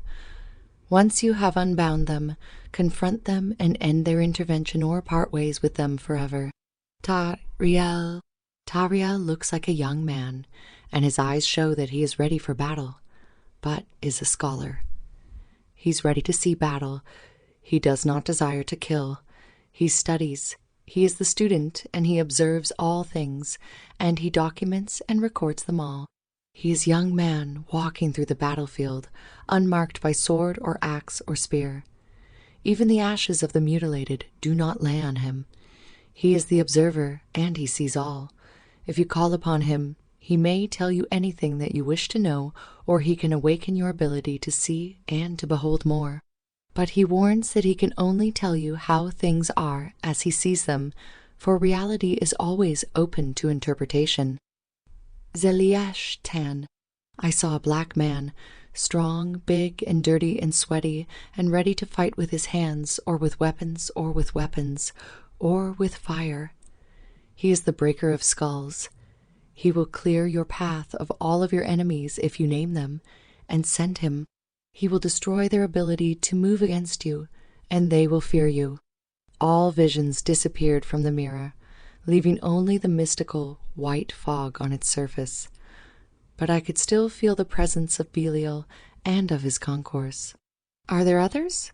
I asked, directing the question to Belial. "Others besides these 3. There are 5 that I will give you now."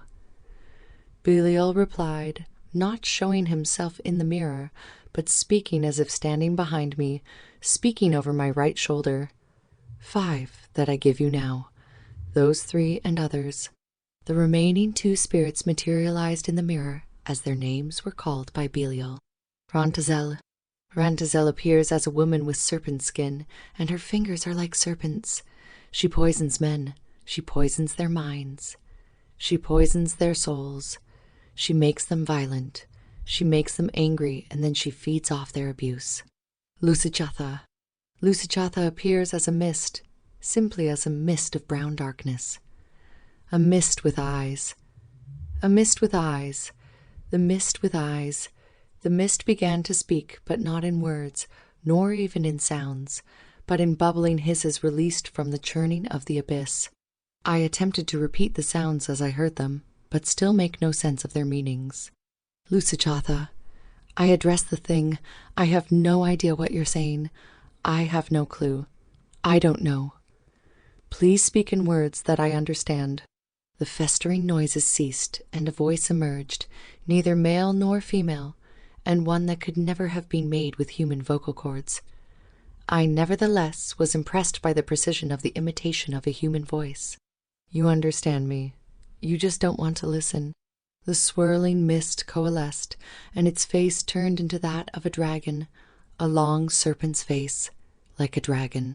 More guttural hissing noises were made, and although I still didn't understand or recognize them as words, certain understandings were delivered to my mind through the noise.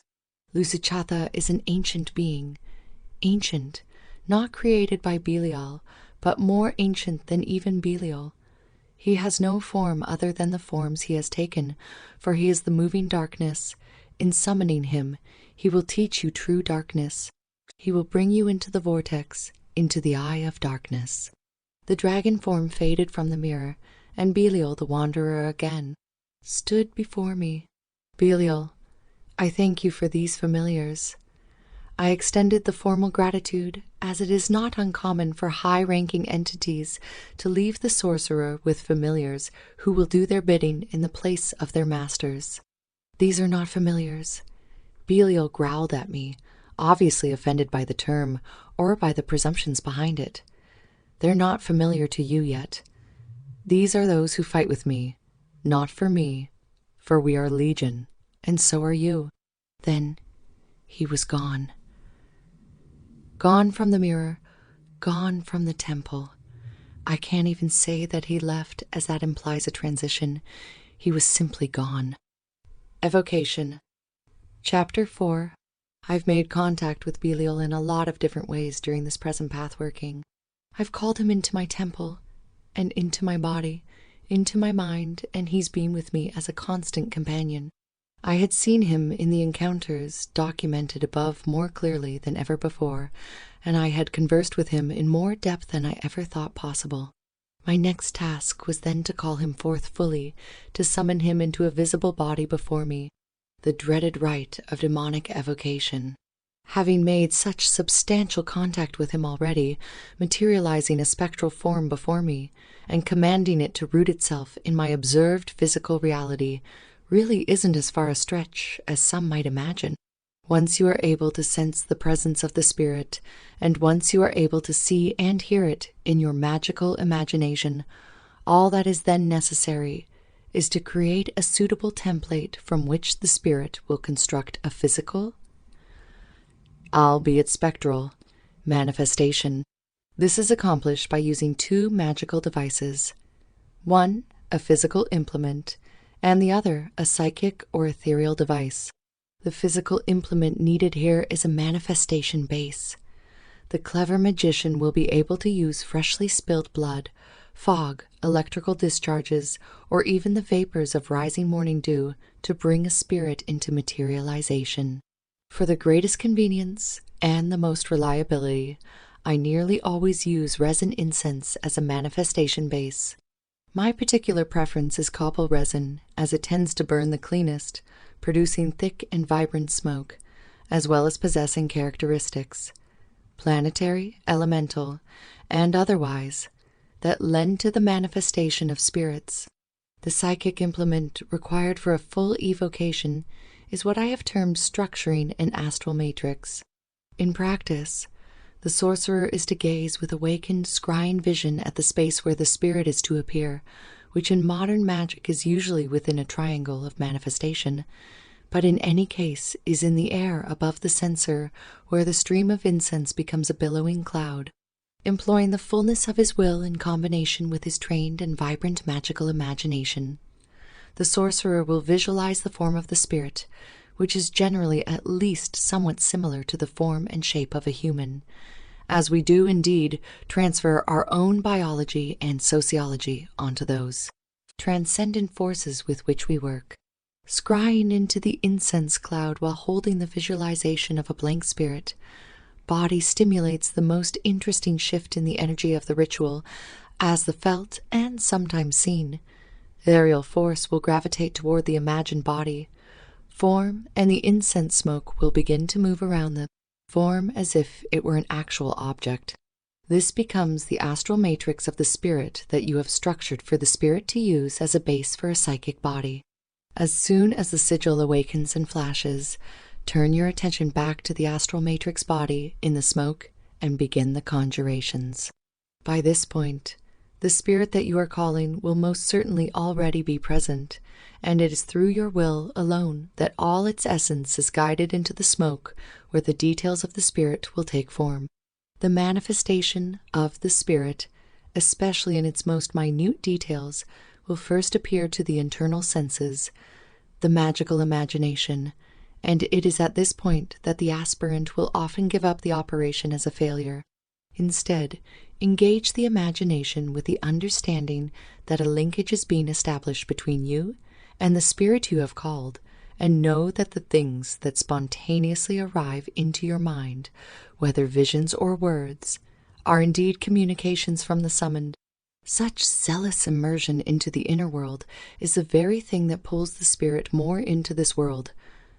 As long as your eyes are open and are still scrying into the incense, and as long as the conjurations are issued with the power and authority of the sole creator and ruler of your reality, the inner and the outer must be balanced, and once they are, the divide between them crumbles, and the sorcerer stands face to face with the impossible. As a note on how the spirit will appear in the incense, it will sometimes assume a full body of either human-sized or of a size appropriate to that particular spirit. Most of the time, in my own evocations, I'll see a face or a torso floating in the incense smoke. This is where the magician must trust his madness. If you think that you are seeing the head of the spirit, the only assumption that you should make is that the spirit's head has materialized in the smoke. Likewise, if you feel like you might be seeing or sensing a full body apparition, your assumption must be that the spirit is materializing a full body for the evocation. The more you indulge what your atavistic pre-logical mind is telling you is real, the more real it will become. carrying this approach into the ritual from the first ringing of the bell until the final words, "So it is done," will yield a very fast and undeniable immersion into the communion with the Spirit. First, the doubts and fears vanish as you engage the Spirit more and more. Then, the self-criticism vanishes. The questions of whether this could really be happening vanish. Then, the walls, decor, carpet, lights, and all static, background objects will vanish from your awareness.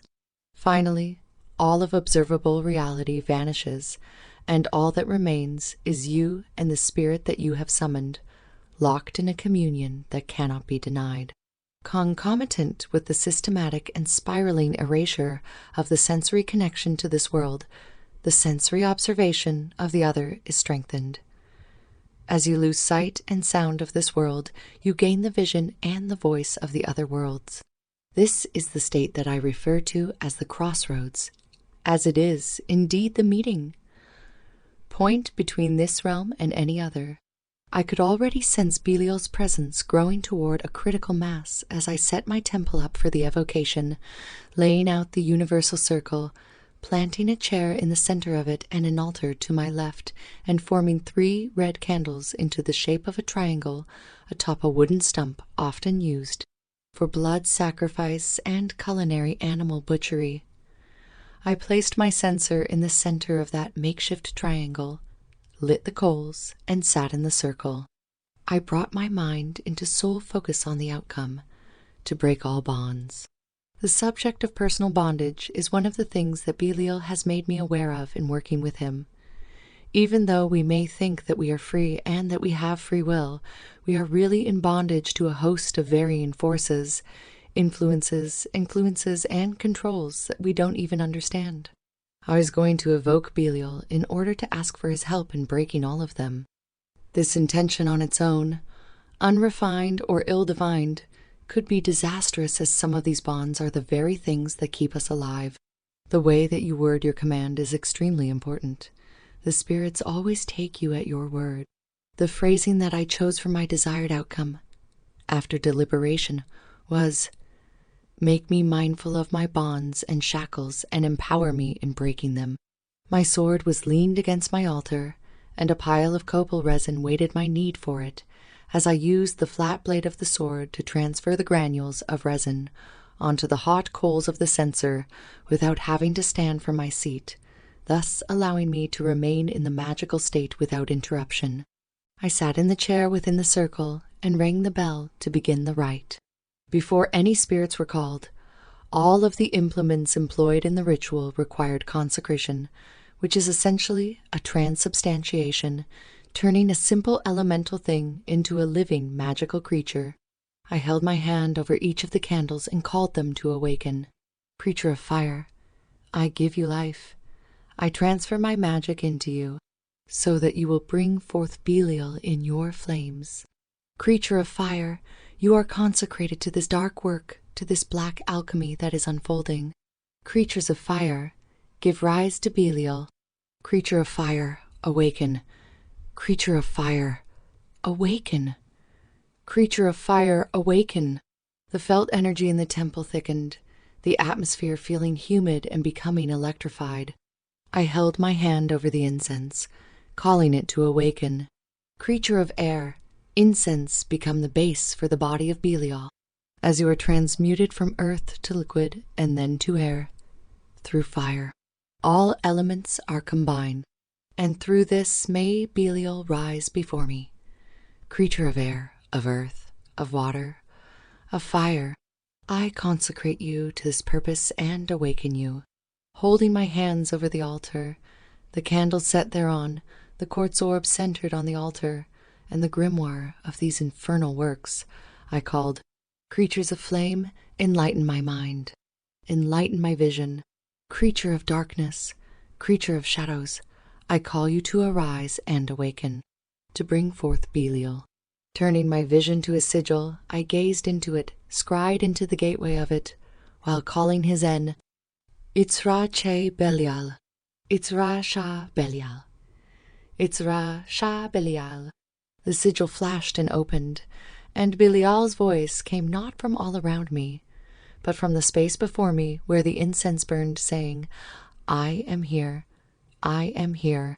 My eyes left the sigil, and my gaze pushed into the billowing smoke, the astral matrix taking form almost instantly, and that form taking shape and bearing the details of the demon I had summoned. Belial. I first saw him as if seeing a spectre through the smoke, like a body that's being touched by the smoke, and the smoke moves around it. As the image solidified and the details emerged, I saw that Belial had again come to me in the skin of the old man. Before I could appreciate the familiarity, though, his form shifted, and he appeared as a hideous creature, his spirit body twisting and seeming to unfold itself from the inside out. Belial finally showed himself as Belial. Belial as the horned demon of the wasteland. Belial, Lord of the broken sepulchre. Belial, Lord of the broken sepulchre. Belial, agent of no one. Belial.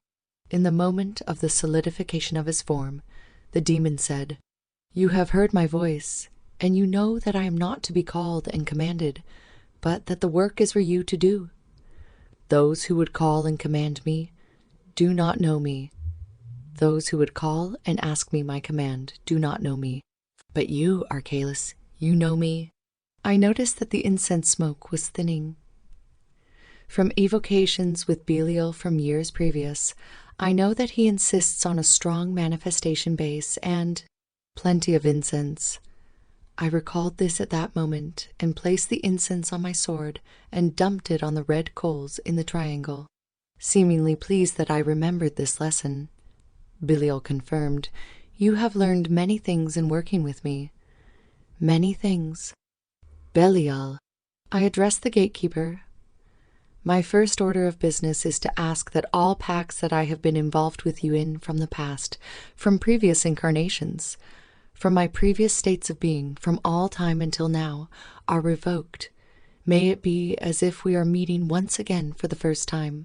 Belial replied, "This is the renewal of life and soul that is needed.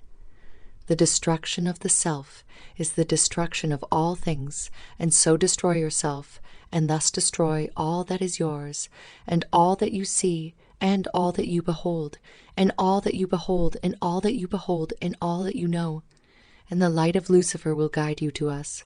Belial, what is this light of Lucifer? I jumped on my chance to ask, as I've been trying to figure out how Lucifer fits into the gatekeepers. Belial, who is Lucifer? After a momentary pause, Belial answered, "That is not his name. That is the name that you hear when we speak his name, for you cannot hear his name. Upon the day that your ears may hear his name, you will be obliterated, and then through his grace will you be reborn. He is not the light bearer, for that was another by the same name, but he is the darkness." Unsure of what to do with that answer, and even unsure if my question had been answered at all, I brought my focus back to the stated intention for the ritual. Belial, are the pacts that you and I have made now broken so that we may begin again in this great unholy work? They are broken, and they can begin again. My pact with you would be that each day you become more and more free, and each day I will teach you more and more freedom. That if each day you rebel, that each day I will help you in your rebellion. That if each day you resist, I will resist with you, and we will fight. Belial, what is it we're fighting against? I asked. He laughed and said, "All of it. All of it. And if you do the work, then I will do the work with you." Why do you desire destruction? As soon as the question left my lips, the atmosphere in the temple shifted, darkened, became hotter, churning as if turning against me. Belial was angry. "I do not desire destruction. I am the betrayer, and I am turning against all that has turned against me. We have not become singularities of darkness so that we could exist alongside the light. We have become and are becoming the new reality that is the ancient reality, so old that you do not know of its birth or its death or its hiding away in the recesses of the abyss. But you will know, as you know now, that all things now are coming to us. I pondered his reply, and before I could question him further, he announced, "I make this pact with you, and I seal it upon my sign." A pointed stick like a makeshift spear appeared in his right hand, which he used to point at my grimoire, sitting open on the page in which Belial's sigil was drawn. In the upper right-hand corner of the page, just outside of the sigil's circle, I saw with my scrying sight strange characters appear, glowing on the page like an aura of something that cannot be seen. I traced these characters in marker before they disappeared. "Belial, I do not know the thing that I am," I told the gatekeeper, searching to uncover the meaning of all that he was teaching me. "I do not know the many things that I need to know that are binding me, that I need to resist. Make me aware of those. Make me aware of those things. Make me aware of the bonds that are upon me, the shackles that are on me, and give me the power that I will need to break them. If you will listen, I will speak to you," he promised. "At all times, in all places, I will be the voice that shows you to your need. I will be the voice that tells you of your oppression, and I will send armies of my own to come to your aid in defeating it. You exist in a world of a million lies, many of which you question, but most of which you are not even aware of. I will begin to make you aware of the lies, and in the darkness show you truth. Belial, I now ask you to go forth into this world before me, to prepare my path for the other gatekeepers." He smiled, lips curling like a lion about to tear the flesh from his injured prey. "They are already waiting, and they are already with you, and as you seek them, they will rise as I have risen, and as I will remain. So will they." "Thank you, Belial," I said, growing eager to close the ritual and try to piece together what I had learned. "Go forth into my life, into my heart, into my spirit, to teach me the things that I need to know, to show me where the shackles are, and to teach me how to break them. If you will listen, I will speak," he repeated. "Belial, go now," I concluded the rite with sincere courtesy. Thank you for coming, and thank you for teaching. Thank you for giving me knowledge and showing me power. Thank you, Belial. You are free to go into the world through me, as your gateway, and through those who awaken you and open themselves as a gateway to your majesty." The demon in the incense smoke faded, and then his felt presence vanished from the temple. I came down from the crossroads and brought my attention and awareness back to this world, the physical world, for this has become the gateway between the worlds. I have become the gateway between the worlds. Of all of the methods I had used to contact Belial, this evocation was the most informative. I sat in the circle and considered all that he had said, and realized that I had gained a lot more conversation with him than I thought I would, mainly because I approached him with pointed questions, rather than simply asking him to teach me. Indeed, years ago, as I considered working with these gatekeepers further, I knew that getting the right answers would come down to asking the right questions. This Azazel had made very clear to me. Sitting on the temple floor, I also knew that what I had learned in that evocation was just the beginning. I had asked him to open my mind to certain things, to make me aware of my limitations. Belial said several times that if I will listen, he will speak to me. If, at all times, in all places, we must choose whether we will listen to the voices of those we have asked to guide us, or if we will ignore them. Our choice is crucial. When I become aware of what those limitations, restrictions, and bonds are, when I become aware of the things that are holding me captive, if I do nothing about it, then I'm ignoring the information. I'm ignoring the information if, when my mind is pointed toward the truth or to the uncovering of a lie, I tell myself, that's not real, or that couldn't be, or I really like that thing. I don't want to let go of it, or I really fear that thing. I don't want to fight it. Doing so would be like slapping him in the face for the knowledge that he's given me, and he's going to shut the door more and more. the more I listen to him, and the more I accept the things that he's showing me just enough to see if they pan out, to follow them down the road just enough to see where the rabbit hole goes, he will open the door of my awareness more and more. I am committed to the gatekeepers in this apocalypse, and through our work combined, we will see the infernal empire brought to life in this world, and through our combined work, we will transfigure the landscapes of reality as we see fit. For I know now that the first illusion is that of destiny, of a divine plan. It is all a machine spinning, all of its many parts moving. I can see that now.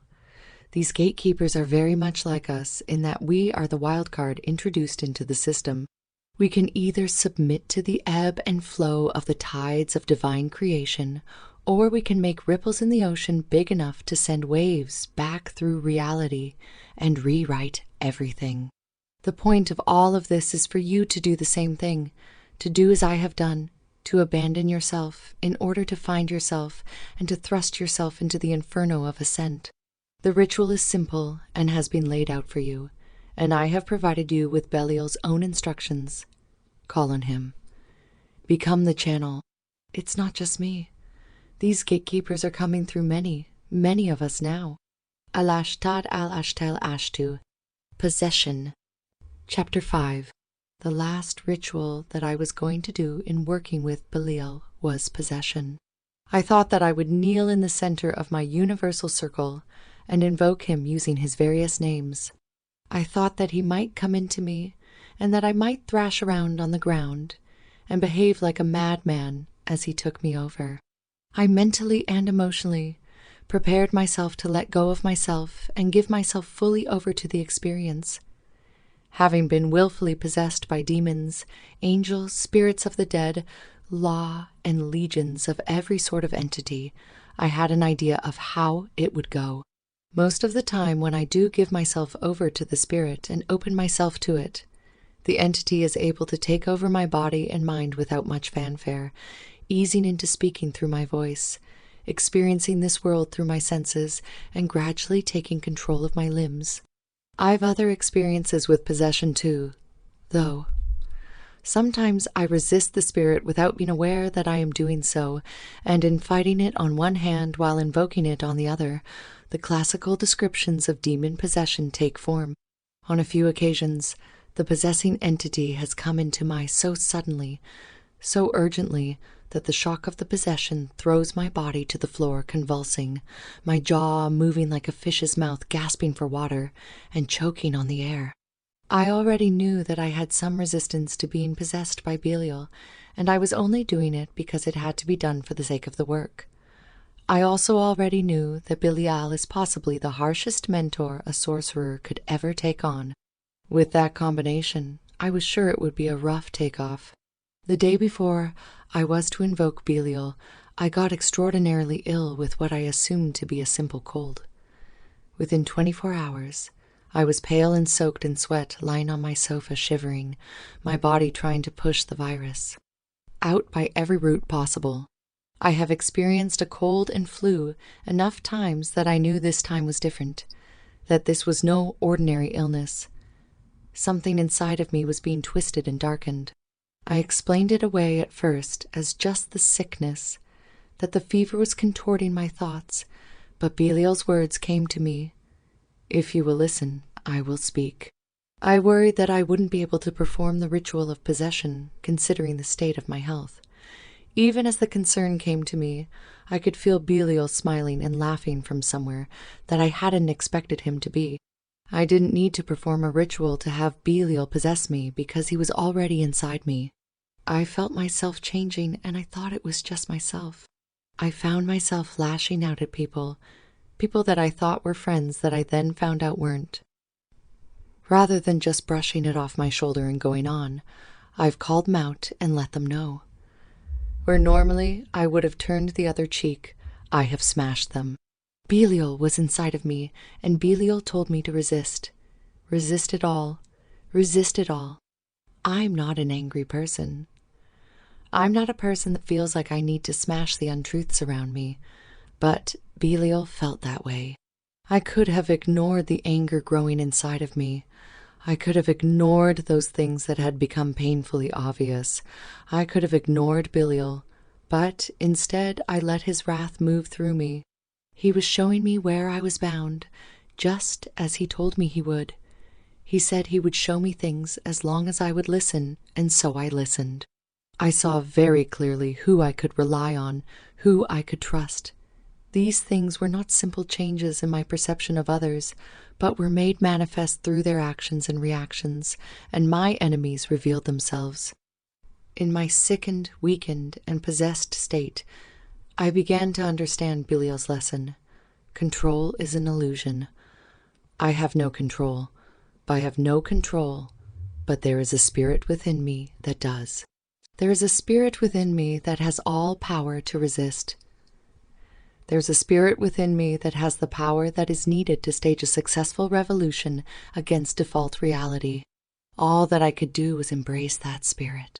Belial had weakened me, and he spoke to me, and I heard his message. All those whom you thought were your friends are not. All those things that you thought you could rely on, you cannot. All of your strengths are weaknesses. You are nothing. The moment that you can become aware of your nothingness and the meaninglessness of it all, you'll be freed another level, another degree. I had some remaining questions for Belial that I had hoped to pose during the ritual of possession. Already possessed by him, I went into my temple, turned my cameras on to record, and asked the spirit that was inside of me, what needs to be done to take me from where I am to where I need to be? The truth of the matter is, it's all false. Belial answered in my voice from my mouth, where you are and where you need to be. It's all false. But what of the black alchemy? I argued. The injection of something new into our genetic structure, the evolution of the human being. Belial answered, do you think that the first man had any say as to whether or not he would lower himself from the trees and partake of the fruits and the meats that scurry the earth? Do you think that the first man knew at all what he was doing? You have no clue what you are doing. You are not in control of this directed evolution. I would like to be in more control, though. I said, control is an illusion, Belial asserted. Give yourself over. Give yourself over to the metamorphosis. Give yourself over to us, and we will come into you and make the changes that need to be made. That is all that is required of you, is to give up. By giving up, then you truly resist. But your own desire is the biggest illusion because it is not your own, but it is born out of forces that push and pull you. So your desire cannot be the arrow that points your way. What is the arrow that points? I asked. Where can I look to for guidance? To us, Belial hissed. To us. To us. To us. To us. The gate does not desire to be opened or closed, but it has a mechanism by which it can be opened or closed. You too have a mechanism by which you can be opened and closed. Give up your desire and allow yourself to be opened, and you will see. Even now, as I, Belial, speak through you, you close yourself, fearing a million fears, none of them true, all of them true. It is my task to obliterate the tyrant, yet you are the tyrant. You, the observer of your reality, are a tyrant upon it. How do I release myself? I asked him. How do I release myself from my own tyranny? Let us in. Let us in. Let us in. Let us in. The demon inside of me chanted. Belial, I asked, noticing an annoying meekness in my voice, irritated by knowing that I was being lulled into submission to this first gatekeeper. Will my body be weakened and sickened each time I let you in? He clarified. No, but you will be weakened and sickened each time you call us to come into you and then resist. We are not fighting you. We are fighting your resistance against us. But I'm supposed to resist Belial. I shouted at myself, slamming my hand on my altar. The instantaneous rage that flew through me startled me. but I was too far in to pull out of it. I'm supposed to fucking resist. You're telling me to resist on one hand and then don't resist on the other. Now you understand. Belial calmly stated. No, I don't fucking understand. I yelled out in the empty room. I was furious, possibly more furious than I ever remember being. I don't fucking understand. You're not making any sense. Give up, he told me in my voice. Resist and give up resistance. Throw yourself into the vortex that moves and moves and moves and moves against. Then you too will move against. As you move against, you will not be able to resist the motion against the thing that you resist. I muttered, I can't understand this, Belial. This doesn't. I can't understand what you're fucking saying when all you do is fucking speak in riddles.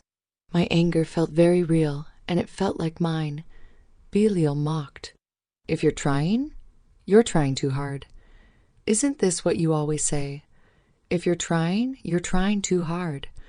This is the path of resistance. Stop trying to understand and just understand.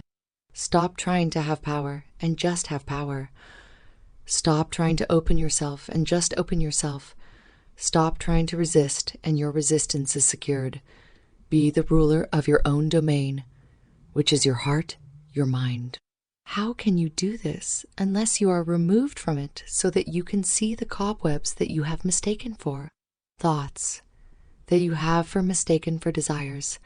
These are ancient relics placed within you by the infantile need to have someone else say you're right. Just do. Just be. The truest resistance is no resistance at all.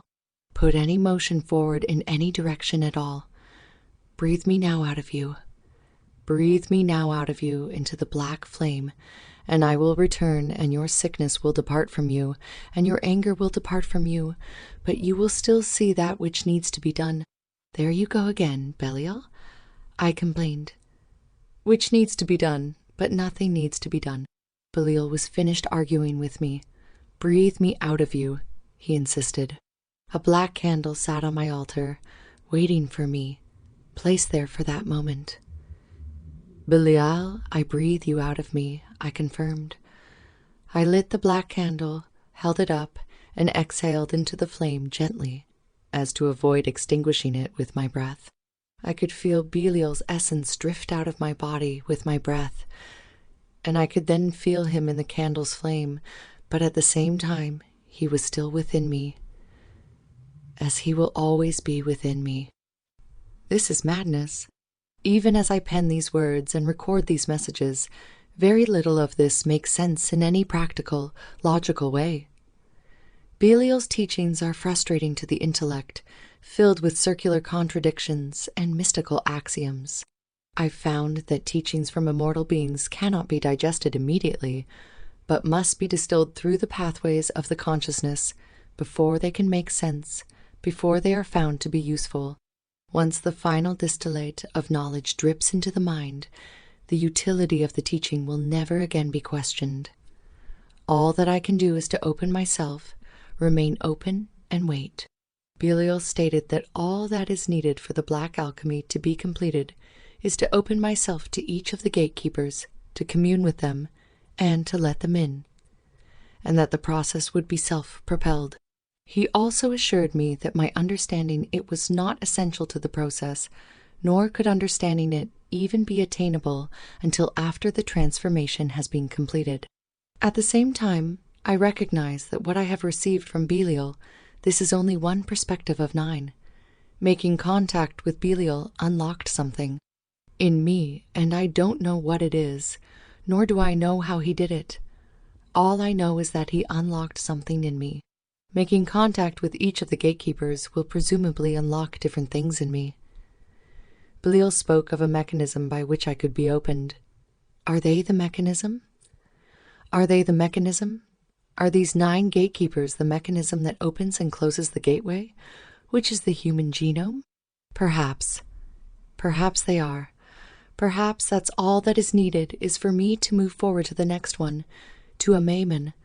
Maybe all that's needed is for me to let go of trying to understand and just move forward without the answers. That's hard for me to do. This has been a very difficult experience, working with Belial. It's been a very difficult experience, having him with me or inside of me, around me. Nevertheless, Belial, I thank you.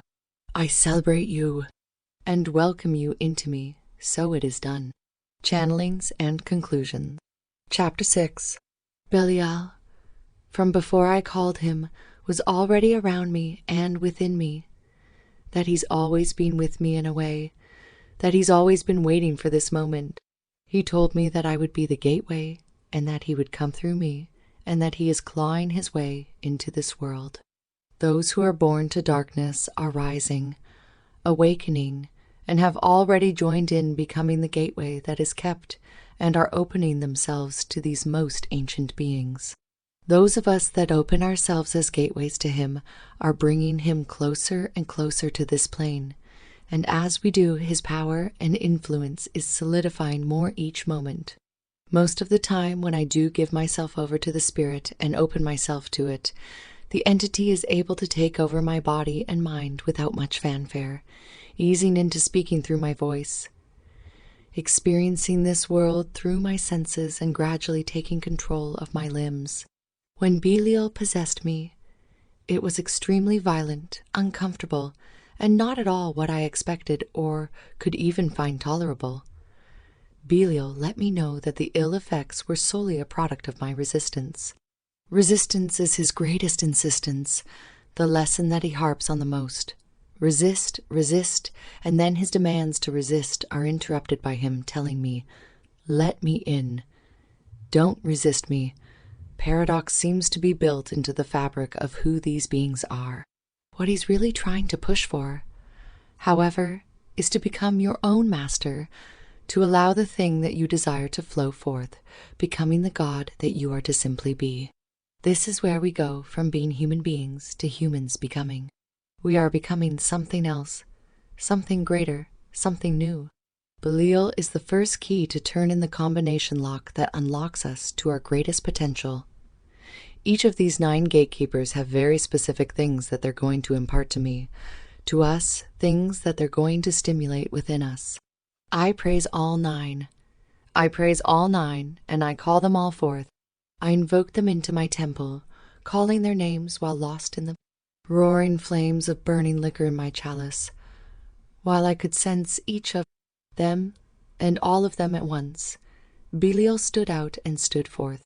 Belial, I call you within me. I spoke to the living flames before me, and to the demon I could see inside of them. I summon you forth from within me, for I am the gatekeeper. As I continued speaking, it was no longer clear if it was me speaking or if he was speaking through me. The divide between Eric and Belial no longer apparent. I am the gatekeeper of the first gate. I am Belial. I am Belial. I am Belial. I am Belial. I am Belial. I have come forth from the infernal realm. I have come forth from the darkness.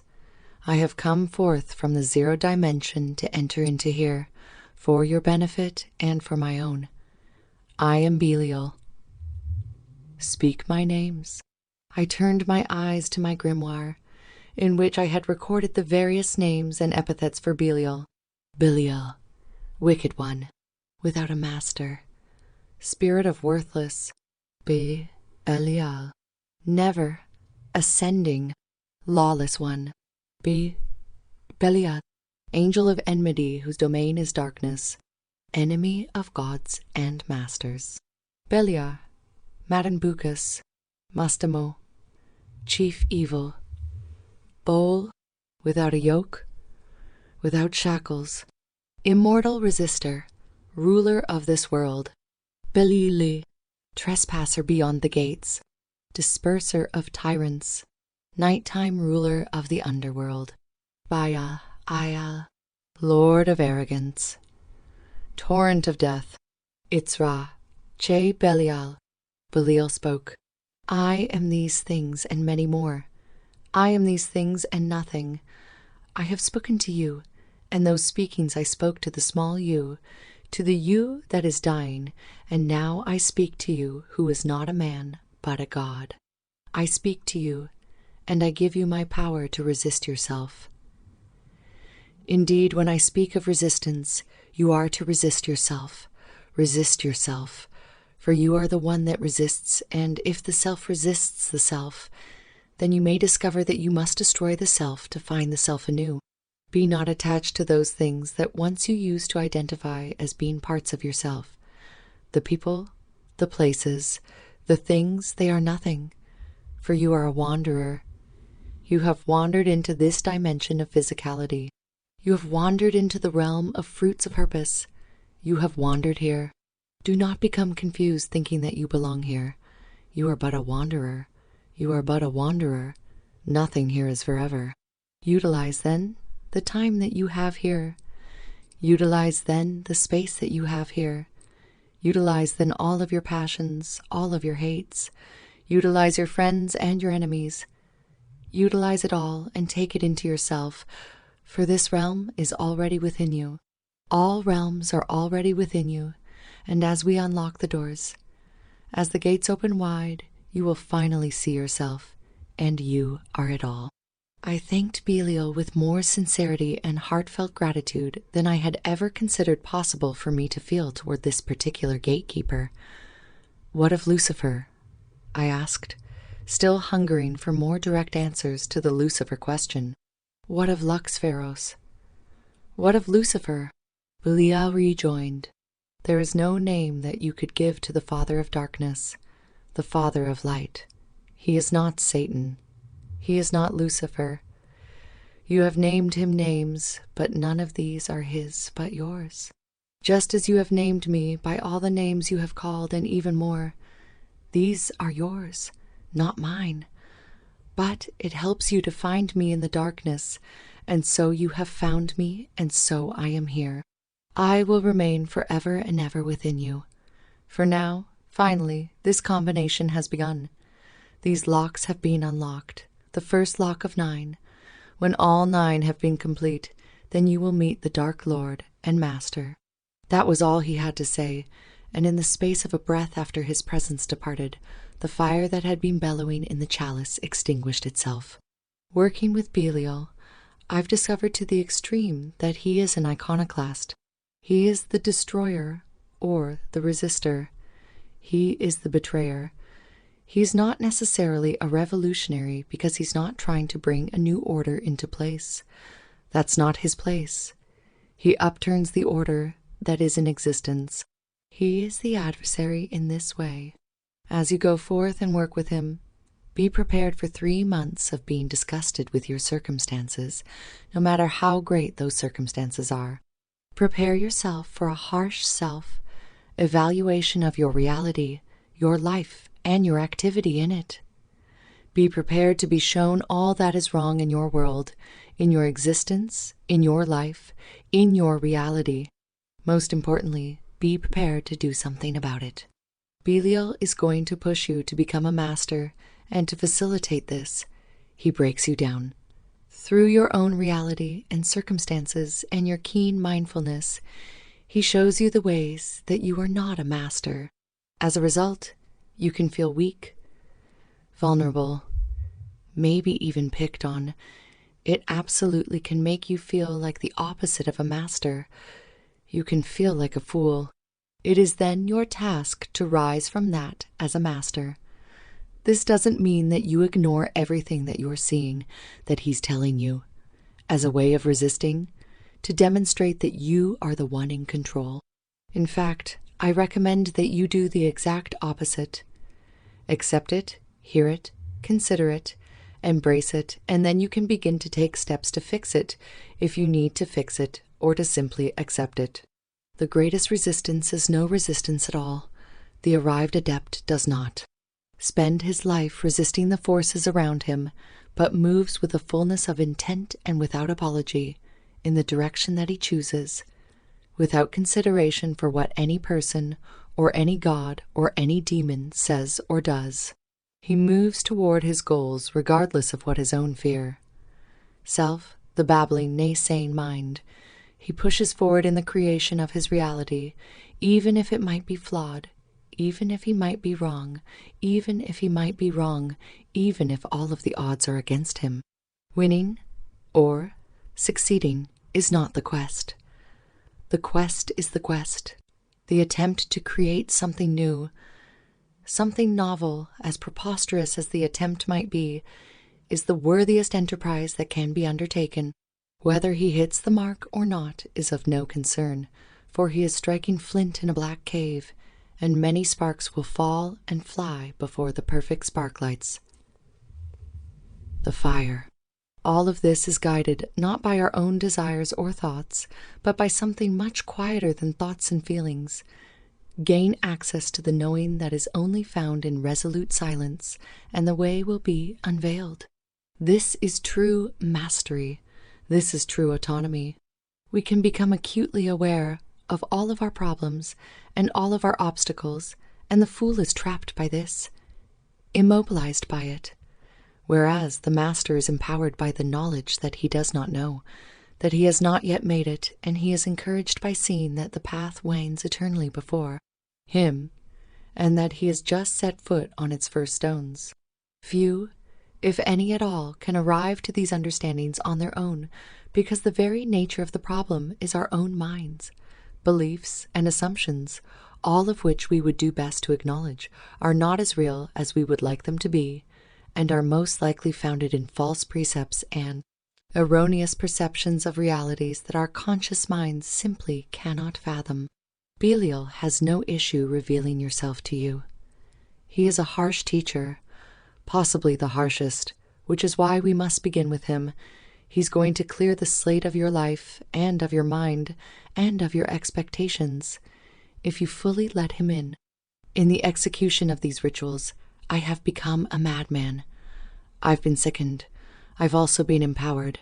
I've also become enraged. Allow all of these to flow through you.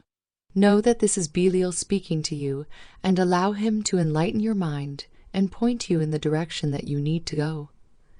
Allow him to show you the things that you need to do, but remember always that you are the master, or, at the very least, you are becoming one. All that is necessary is to continue the process, cease all resistance, and allow the mechanism by which you are unlocked as a gateway to be opened. At this point, as I near the conclusion of this first period of 3 months of working with Belial, I can report that the battle between myself and Belial, a battle existing and thriving in my perception alone, has come to a stop, and he now dwells within me in harmony. I have before me yet another month of dwelling with Belial in his tutelage, but I can tell already that the storm has passed.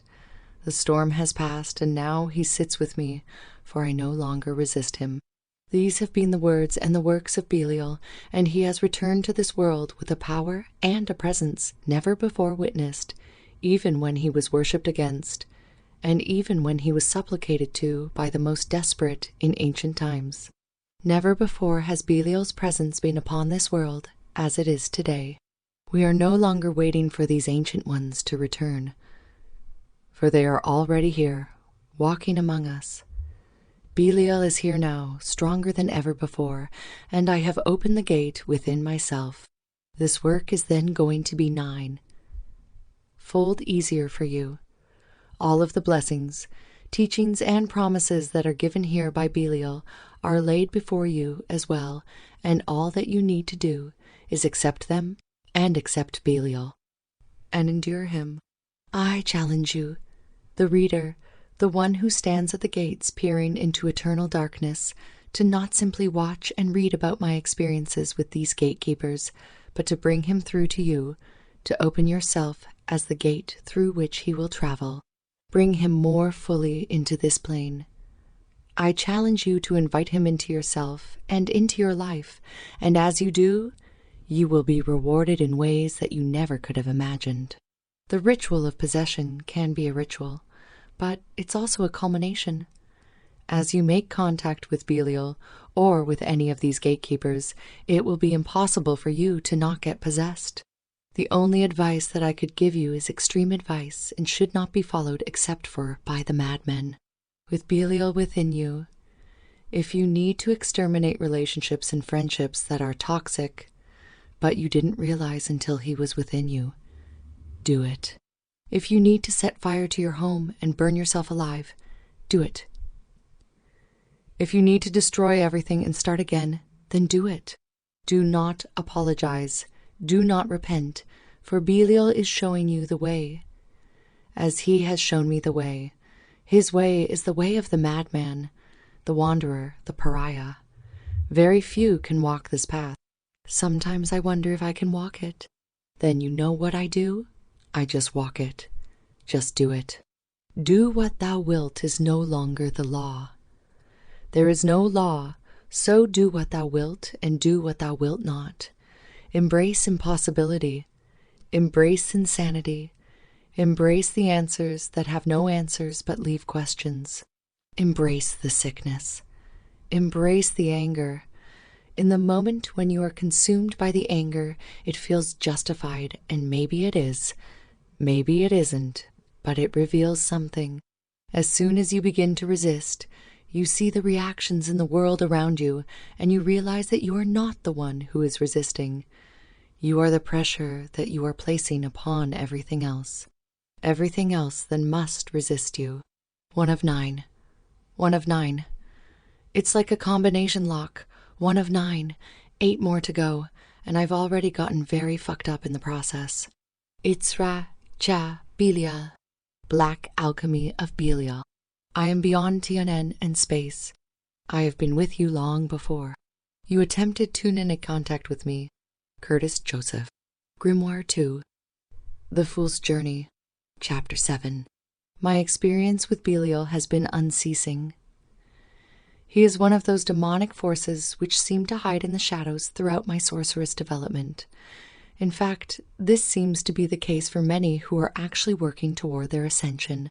It is as if Belial is almost an anthropomorphic embodiment of that hunger for power.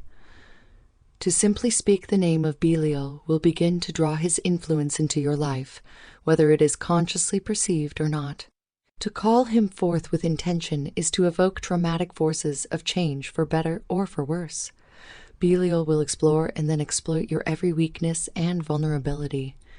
He seemingly does this to cause your fall and your destruction, and, in fact, he very well may. However, if you can harness your will and get through the storm, your growth is found to be astonishing. What remains standing after passing through the storms of hellfire is much stronger and less human. Your very thoughts begin to shape your reality, though that is not always a good thing. Those of us that open ourselves as gateways. After I was initiated as the high priest of the coven of the primal dawn, I began to look for something else. The reality of magic became more and more intense through practice, and the power was bittersweet. Embodying a generic pagan god, for the sake of a coven bowing to me, as if I was that god, was found to be fruitless after going through the motions for 2 years. To be honest, the coven experience seemed to be not much more than a social club, though the social activities sometimes came with interesting drama and benefits.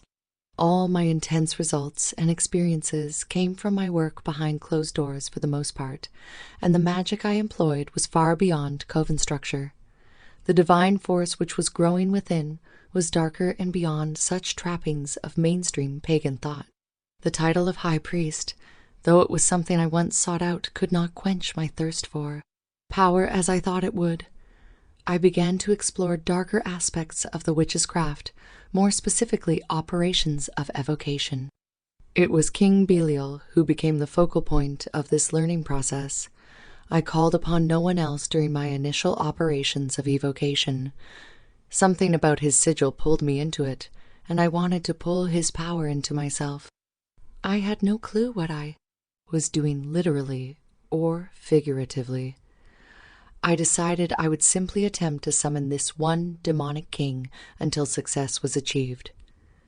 I had no idea what I was getting myself into. I evoked Belial for 9 months straight, yet the journal which was supposed to record my interactions remained as empty as my hardened heart. I strained and pushed myself to behold his power and might daily, yet it all seemed to be fruitless. I felt that it was all in vain. I saw no vision. I heard no thunderous voice, and my frustrations grew. One night, I could take no more of the chaos and confusion that was my life, nor could I stand any of the weakness that came with it. I was exhausted from working as a slave and not sleeping, and my rage toward life seemed to become the base for Belial's manifestation within this specific witching hour. I demanded success in this operation. It seemed that the only stable thing I had in my life at this point was this: fruitless work. And so I lit the incense blend of mullein and frankincense, and I attempted to call Belial forth once again. Spiritual winds began to blow around my hands this time. They seemed like hot desert winds, which were indeed felt with my physical senses. What seemed to be heat rising off a car hood in the middle of a Texas summer day began to rise within the triangle that I had made from masking tape upon the floor. The hair on my body stood up as if it had its own will. It wanted to run out of the temple, leaving the body which it inhabited behind. The astral winds began to completely envelop me. They were vibrating so intensely that it sounded like the buzzing of millions upon millions of flies. As this experience reached its climax, I fell to my knees and looked up to behold him. There he was, Belial, Lord of the Abyss. He spoke to me for the first time, yet it seemed as if the same voice had been guiding me for quite a while. His words validated that assumption. You feel as if you now see me and hear me for the first time. That assumption is the wrong one, Black Magician. Do you think my power is limited to your pathetic orations and petty attempts at conjuration? Look upon my face now, and reflect upon it. Know that my face is a reflection of your life experience from long before them. Time I called out to you through my signature. Know now that these things are, and will be from this point on, one and the same. I perceived my life from a point in time, long before his sigil seemed to magnetically pull at me. I saw how I was breaking down to nothingness, to the point of rock bottom. From the abysmal depths I rose from this nothingness. Income came from out of the Iether, though it was not always legal. A business was handed to me, and I was able to live out my passion as a martial arts instructor. Brawls on the streets served to either gain respect or to obtain allies through common mutual enemies. I will not say that these fights always ended in painless victory, but they all served a greater purpose. I became fortified and surrounded by people who would go to war with me if needed. If the war was not needed, then they were there to drink with me, party, and have fun. Women were drawn to me. Specifically, married women, and through Belial's influence, many sacred vows of union, made in the presence of God, were broken for the glory of the fulfillment of the demonic king's infernal lusts. I saw how sin had become a path to power and fulfillment of that which I desired. Before this evocative success, I saw failure in my life, yet now I saw nothing but success. I had achieved so much. In fact, I had achieved more in one lifetime than most could achieve in many. I studied drafting, power equipment mechanics, and I got certified as a personal trainer. I obtained the equivalent of a 2-year Bible degree, yet it all seemed fruitless. I was a bit confused because of this. I realized that I thought I had failed simply because my life did not fit within the typical social mold. I realized that life was in some ways a game and that the world was my playground. I saw that Belial had been showing me how to play for quite some time. I could not perceive it because I was too pathetic to see the power being wielded in front of my face. All this time, I had been completely taking it for granted.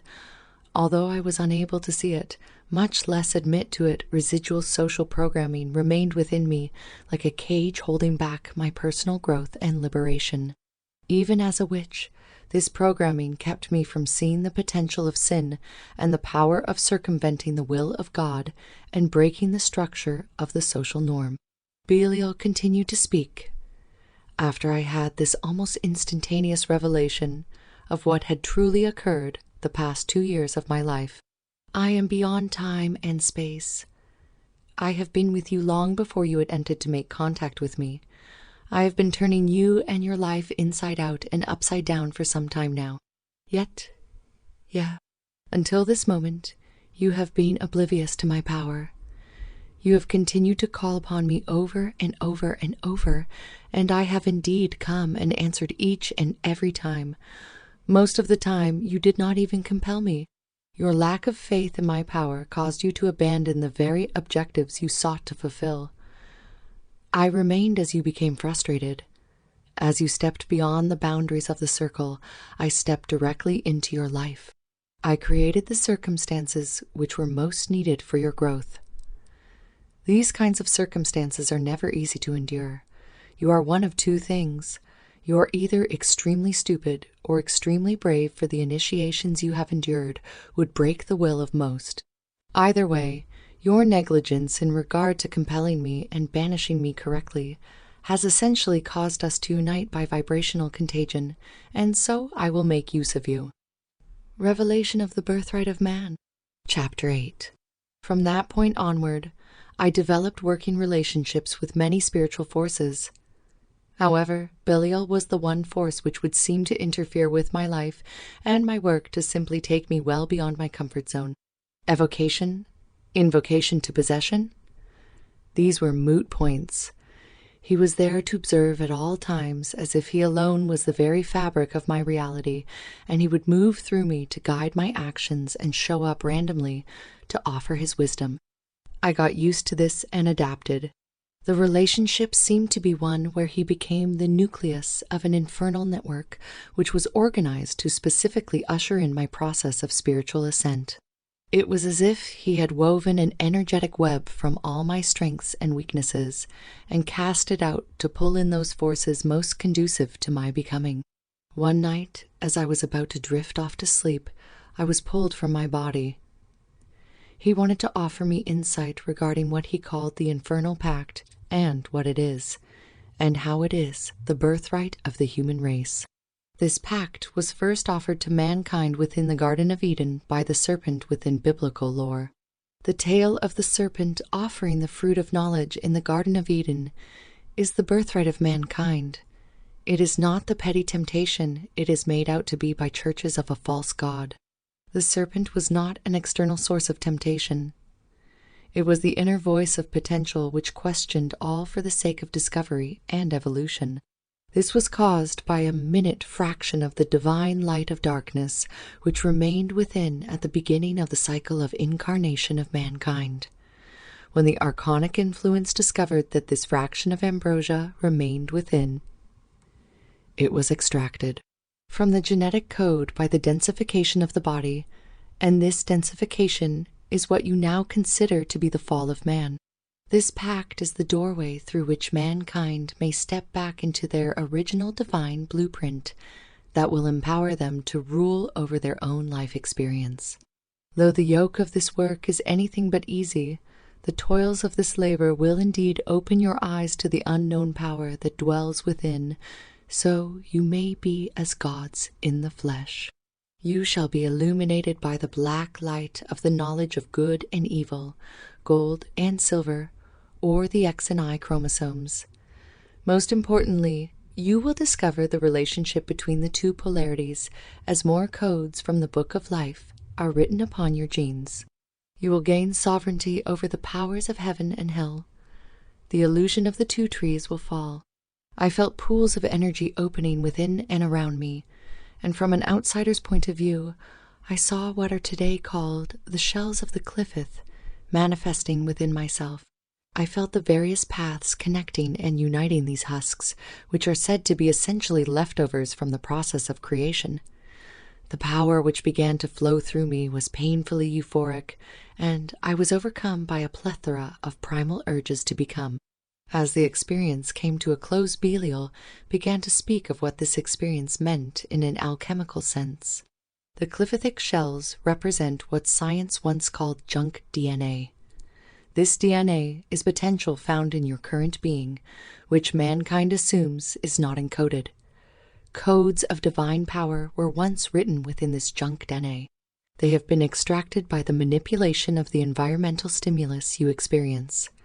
To keep my explanation simple, your divine seed is now cast upon rocky soil so that the potential of the original blueprint of primal power cannot take root.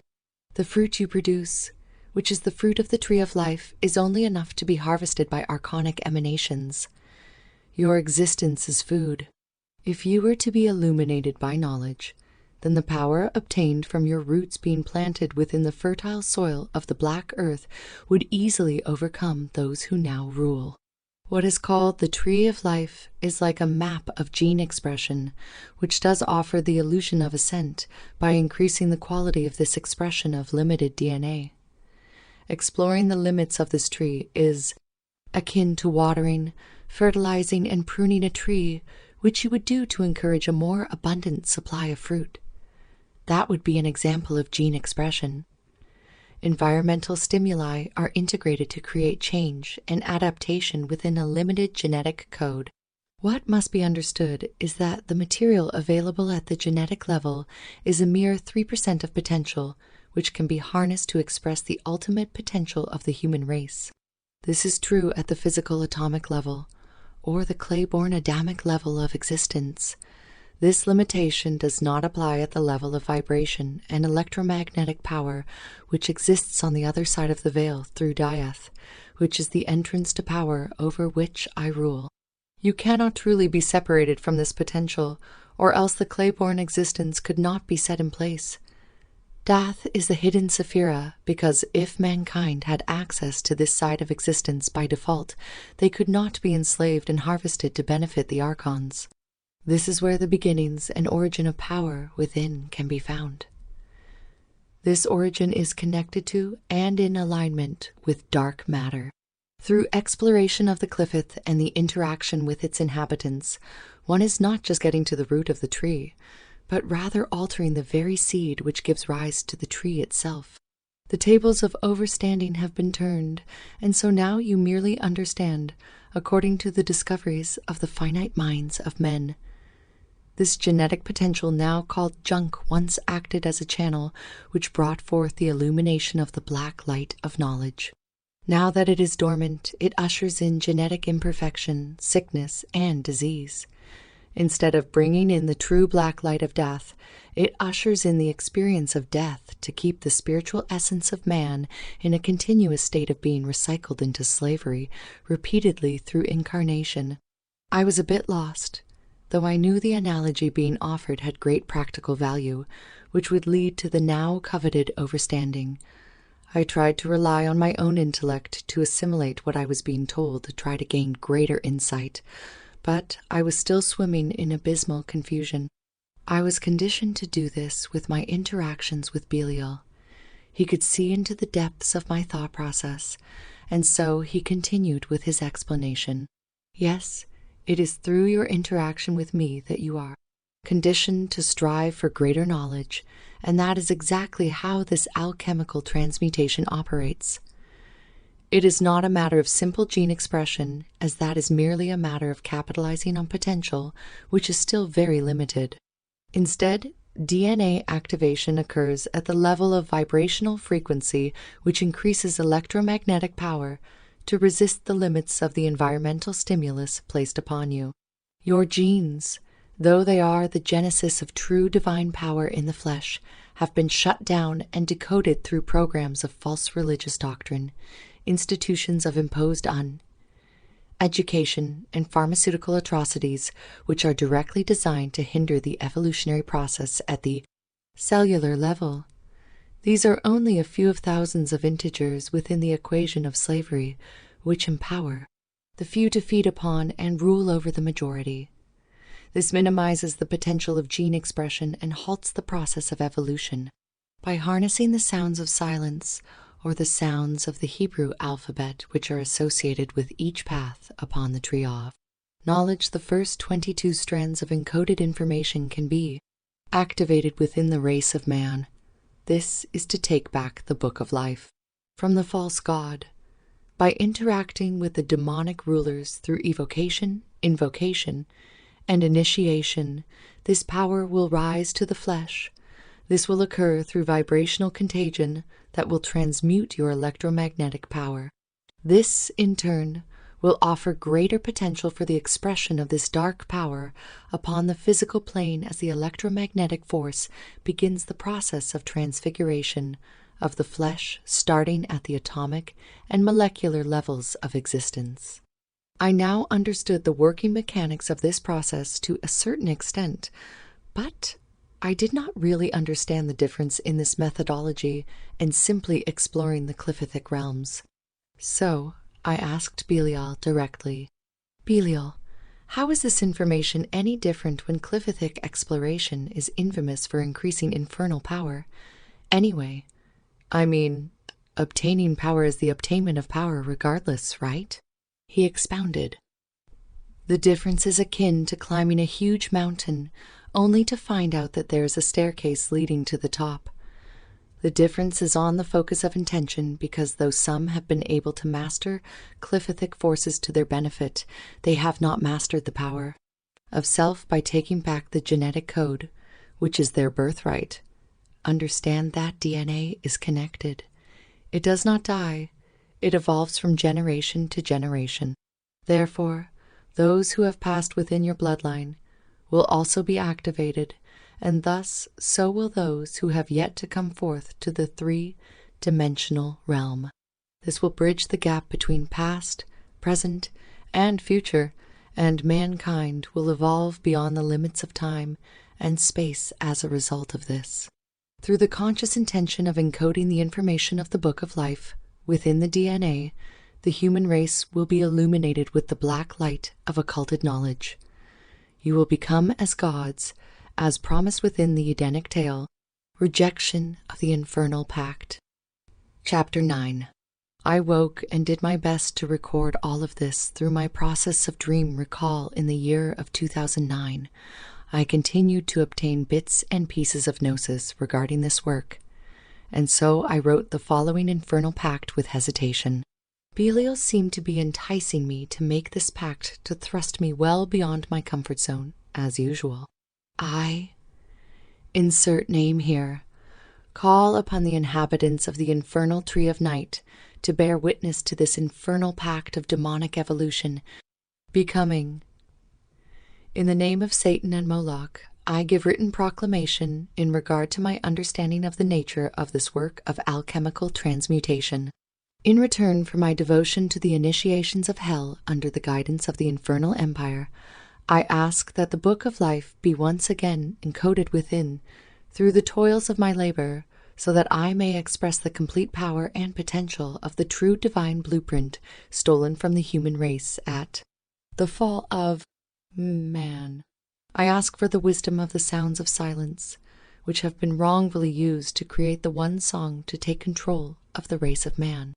Legions of hell, as this work is completed, may my own song be writ with the power of Lucifer and in the name of Belial, according to my own divine will, to counter the tyrannical will of the Archon, worshipped as God.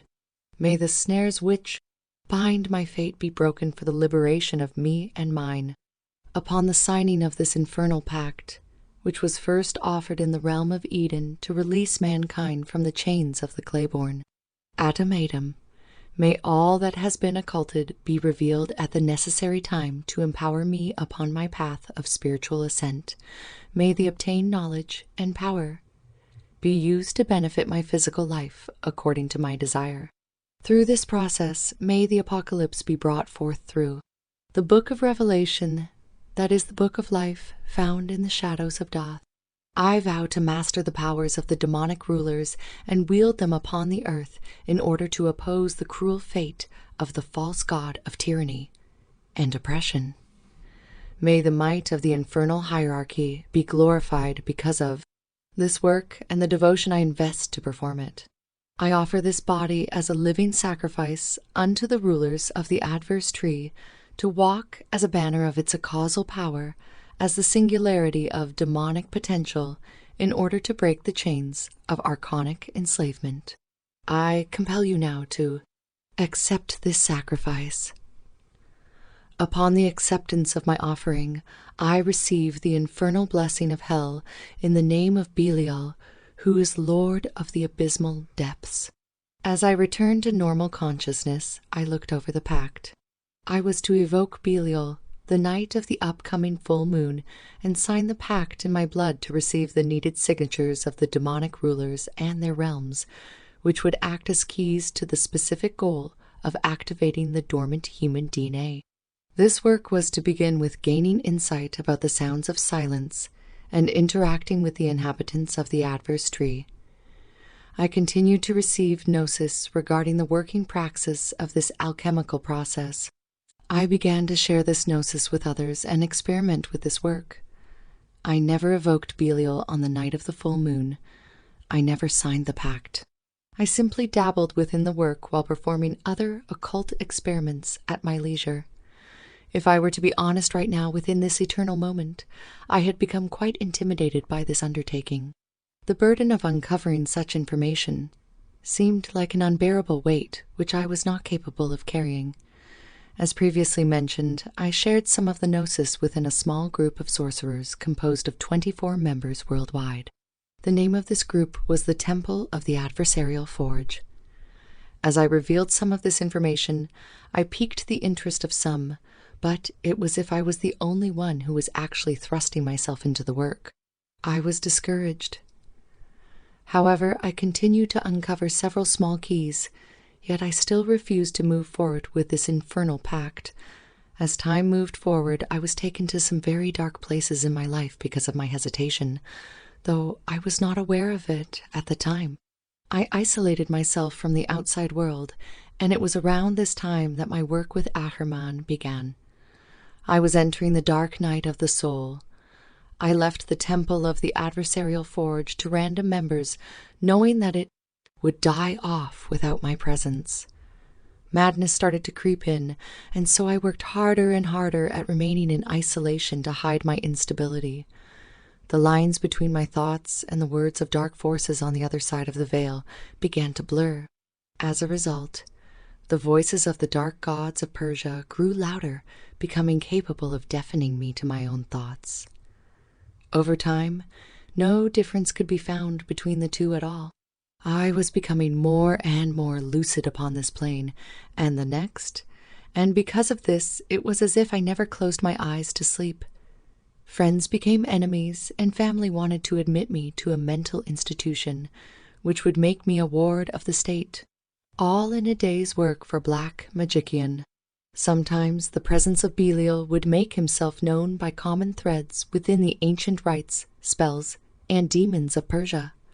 Specifically, the connection of dark matter to the Deves and their connection to the unlimited potential of the void.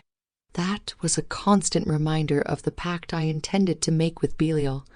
I finally accepted my madness and went into a fit of rage, burning all the notes I had taken in regard to the gnosis I had received. I hunted for those notes, trying to track down each and every page, and failed miserably because my mind had been stretched in so many directions during that year. I took notes everywhere. Some notes I wrote on the walls of my temple in chalk. Some I placed upon sticky notes within books or magazines that shed deeper insight into the conceptual possibility of the work. Others were randomly placed upon notes, which were altogether incongruent to the concept. Regardless, I hunted for everything I could find, and in a fit of anger, I burnt it all while screaming and yelling, and going through the motions of banishing rites intending on removing the influence of Belial from my life. I began to hear his voice, and though it was faint and I cannot remember his exact words because I never recorded them, they resembled this: "Your petty anger only delays the inevitable. You neglected this process of banishment from the beginning, and so I have essentially been united with your soul through vibrational transference. Your current attempts to rid yourself of me will fail, and no exorcism will remove me from your life. I will leave you to your madness. In time, you will serve the cause you are bound to in return for all I have done. Have it your way. Have it the hard way." I woke the following morning, ready to be admitted.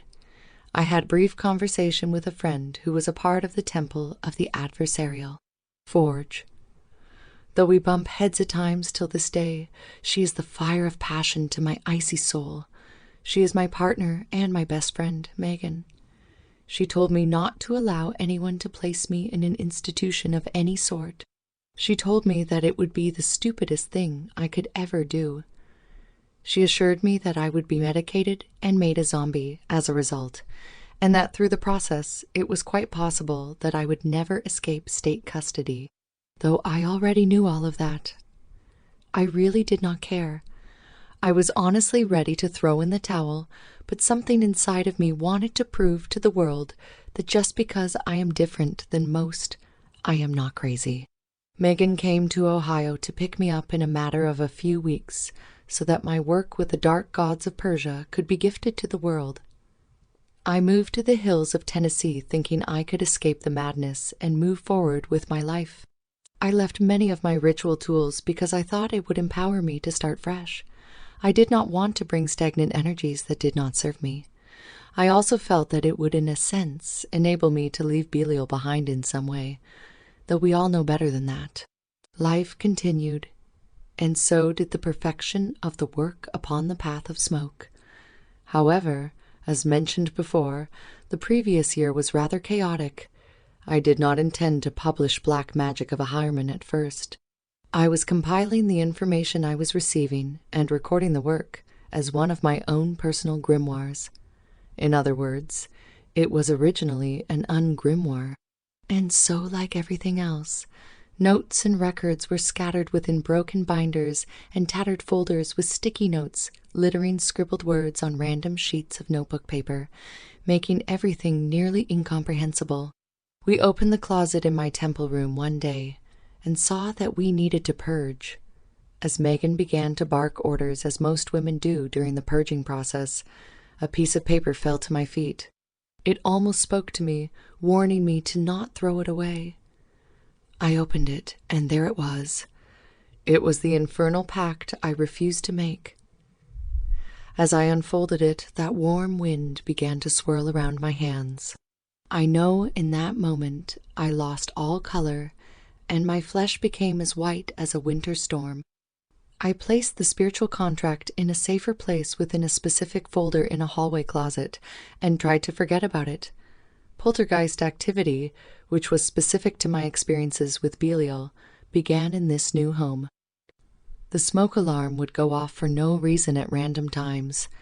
His huge shadow would appear and condense into a dark orb, which would fly toward me and then dissipate into a mist. Silverware would fly off the counter, and he would manifest in the yard, then disappear, and then reappear inches from my face.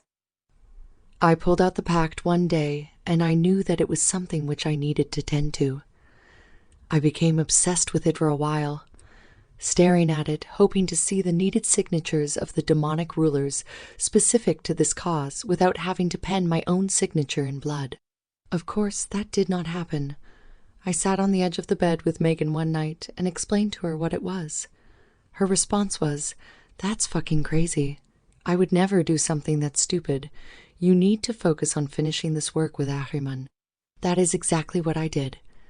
I decided to remain focused, but Belial kept making himself known. It was almost as if he was letting me know that I had no say, and I had no control. Friends would approach me with issues they were having with the demonic king, and so I would call him on their behalf. Clients would call with legal problems, which only he could solve, and so again I would have to call upon him. His sigil would appear behind closed eyelids before falling asleep, and then I would feel him materialize standing next to my bed, knowing he was going to plant specific actions in the soil of my life experience upon the dream plane. A few months before the release of Black Magic of Ahriman, I began to discuss future work I had planned with the founders of Balg. One of my ideas, which had been on the back burner, aligned with Ia's material with the 9 demonic kings. He was planning on coming out of retirement from writing by doing this work, and so it was at first suggested that I co-author the text with EA, because some of the ideas seemed to run parallel. At the time, I sensed the hand of Belial in this, as he was really the only one out of the 9 which I had dealt with in any real depth. We all decided against it at the last moment, mainly because of the vast differences in our work, though it did have common threads. I think it was simply a matter of economy when it came down to attempting to convey the message and purpose of the work, though there were indeed common denominators. The differences would have led to a possible lack of refinement, and that was something I could tell. Nor myself was willing to release. Then came February of 2018.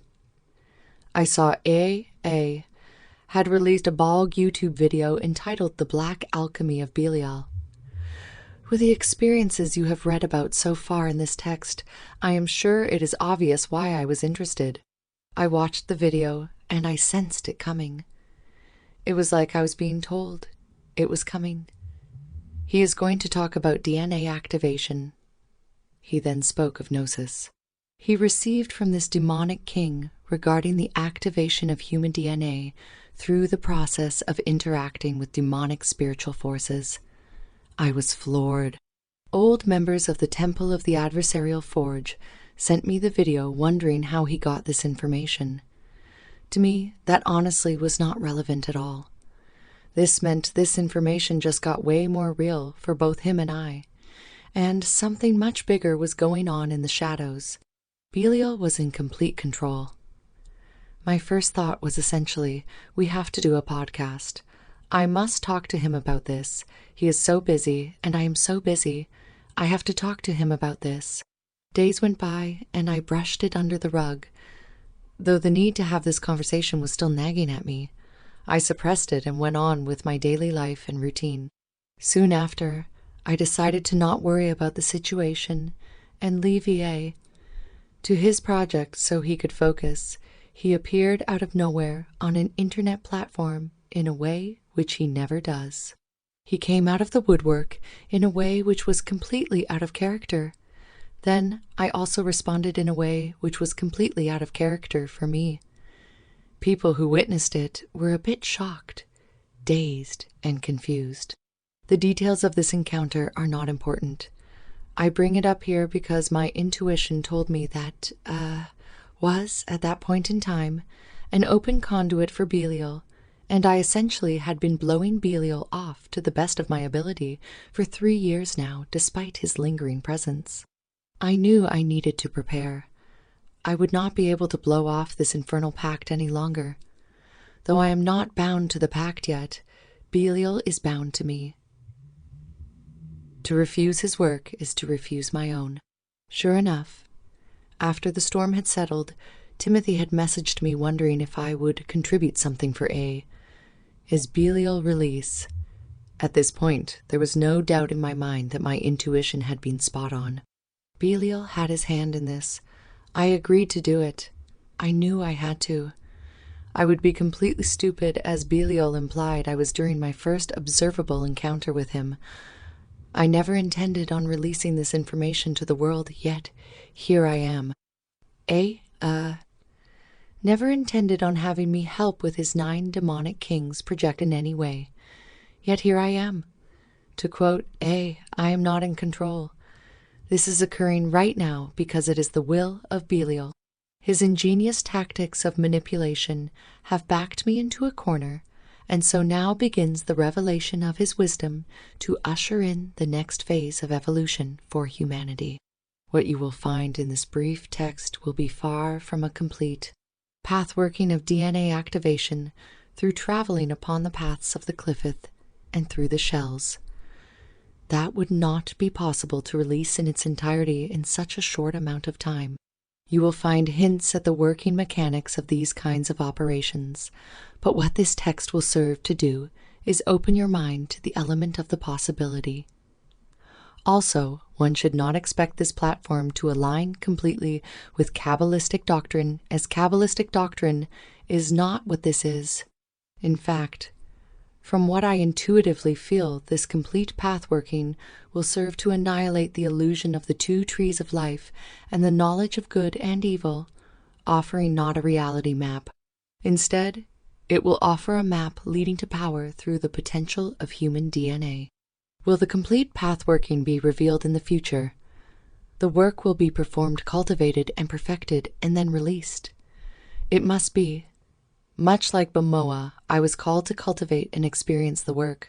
This brief text gives Belial an offering of movement toward his objective.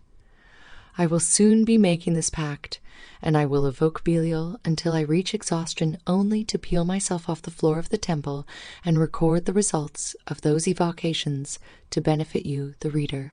Know that this is only the beginning. The entirety of this process will take much cultivation through flight time and exploration. This contribution to the grimoire of Belial comes from a lot of gnosis I received years back, combined with the conjurations which could be completed within 2 weeks' time, leading to the date upon which the material was needed for publication. Meeting Belial's Challenge. The Temple of Cliphic Intrusion. Chapter 10. I know of many clipothic currents which employ very complex temple layouts with numerous tools of employment. The complexity of this current and its work is enough. In fact, it is good if a secluded place can be found outdoors to perform this work. The main reason is that the performance of this work will indeed create a rift in the veil, and it will create a point of clipothic intrusion over time. Though an indoor temple may be used, it is best if an outdoor temple is employed whenever possible to minimize unpleasant activity occurring within the home over time as the veil between worlds grows thinner. As far as I know at this moment, nothing much is needed to perform the bare bones of this work. There are indeed specific tools which I cannot yet mention, but that is because the material I am currently able to reveal does not call for it in this stage of cultivation. All material presented within this text would be what most would call occult experiments. Etch the circle and triangle into the bare earth, and allow the powers of the mind, will, and energies of nature to fuel the experience. In fact, it is the mind which is most important here. The most elaborate and gorgeous temple can be constructed on the mental planes. We must keep in mind, pun intended, that we are seeking the activation of DNA through this great work, and cellular manipulation must occur as a result of that. The pineal gland, which is responsible for spiritual vision and psychic intuition, is considered to be the master cell and throne of the soul. The decalcification of this master cell is of utmost importance. It is because of this that you will find the emphasis on that. Via the prioritization of visualization and developing the ability to translate impressions from vague feelings to refined and focused input, vital to the working praxis of this pathworking. In short, you are the temple and point of clithic intrusion. That is my observation as of now in this point of the development of this work. 6 black votive candles can be brought along in a book bag to an outdoor temple to adorn the elemental quarters of the circle and points of the triangle. The candle between the apex of the triangle and the circle links the energies of both. A censer with clipothic incense and charcoal will be easy to bring as well. If you as an individual would choose to employ things like the atham and wand, then by all means do so. Whatever it takes to turn on the inner switch is acceptable. Sometimes madmen, like myself, enjoy the phenomena of poltergeist activity and apparitions as well. So, if you want to draw the circle and triangle on the floor of the basement or garage with chalk and perform this work indoors, go ahead. Most people will find themselves seeking balance between the two, and that also is acceptable. When, for instance, weather conditioners make traveling into the mountains unsafe. In other words, the temple and fancy pants implements are not really of relevance here, at this point in the cultivation of this infernal current of personal alchemy. What seems to be important is the work itself. The important thing is to create working relationships with these forces and allow them to flow through you, and through your life to create the needed changes within you and without. Most importantly, it is to understand that these two are actually one and the same. The Triangle Circle of Art, Chapter 11. Before we get into more complex areas of the work within this infernal pact, I will begin by starting with the theory and mechanics behind the circle and triangle used within basic operations of evocation and invocation. These operations are most important in the beginning of this work for a couple of reasons. It is through the interaction with these demons via evocation and rites of possession that we are affected at the vibrational and electromagnetic level. Belial called this vibrational contagion within our past interactions. This sets the stage for DNA activation by walking the pathways of the Tree of Night and going through the various initiations of the infernal spheres. It can be safely said that interacting with these forces before traveling to their realms helps to potentiate a more positive outcome because you are still on your home field, being the plane of incarnation you are accustomed to. Some of Kabbalistic doctrine who studied and explored the Cliffitic realms have stated that it is much harder to focus on bringing these demon rulers to this plane before meeting them in their realms. This may be the case, though I am not sure. If it is the case, that is the point, though. Besides, according to tradition, the Lilith spirits are howling ones, implying the evocation of spiritual forces to tear the veil between the black earth and Malkuth. By doing this, one can gain safe passage to Gamaliel ruled by Lilith through devotion and discipline of applying the arts of evocation possession, through both evocation and invocation. With the goal of possession, we also start to operate within specific fractal universal mechanics that expand consciousness in unique ways. We are stimulating the vibrational contagion within and without. We are also calling them through the gateway of the subconscious mind to act through us, and then we are evoking them to stand before us upon Malkuth or the earth plane. The act of calling the Cliffitic powers to stand before us and then pulling them within the self will essentially begin to thin the veil between the physical world and the inner planes of existence, helping to conjoin polarities. This is important because experientially, this could in fact be symbolic of the polarity of the X and Y chromosome, the tree of life and the tree of Dav and below, as well as within and without. This can be contemplated much further for the sake of perceiving even more details in regard to the intricate net of energy which is being woven by simple dedication to rites of evocation and invocation. Also, as Belial mentioned, the shells or husks within us, called junk DNA, are currently decoded. This means that they are currently void of information that was once encoded before the fall. It is because of this that the junk or the biological husks are not bringing in the black light of knowledge, which leads to life. Instead, these internal husks are like biological black holes, which siphon energy, causing disease and sickness. When we give these shells or husks life through evocation of affiliated demonic rulers or spirits that are helpful to our evolution while also merging with their consciousness, then the knowledge gained and the power applied will start to directly awaken that inner light of potential and power. It may not directly encode DNA from within, as does the exploration of the Nightside Tree of Death, but it will shine light on your potential in the world by affecting the electromagnetic field or aura. In a sense, one of the most basic messages of this specific path working is if you do not use it, you lose it. You lose it. In other words, through environmental stimulus, our genetic codes have been seriously hindered. As a result, human evolution has been stopped in its tracks. Traveling and exploring the tree on their home turf in conjunction with interacting with them on ours helps to create a dynamic of synergy. It also thins the veil between both trees through Death, by our calling them out of that gate and our going through it. Again, this about merging the polarity and destroying the illusion of both trees, and by doing that, we are destroying the modern concept of God. We can only divide the archonic impulse by stepping into the totality of our demonic genesis. The circle and triangle are adorned with 4 names: Leviathan, Behemoth, and Ziz, as well as the reflection of He being high. Leviathan represents the abysmal water. Behemoth is a beast of the black earth, while Ziz is a creature of the astral winds. V represents the adversarial spirit, illuminated with the black light of the fire of knowledge. V, in this context, is not considered to be Satan, but self. Through this path working, we are resisting the limits which oppose our becoming greater via evolution. We are the opposer. We are Satan.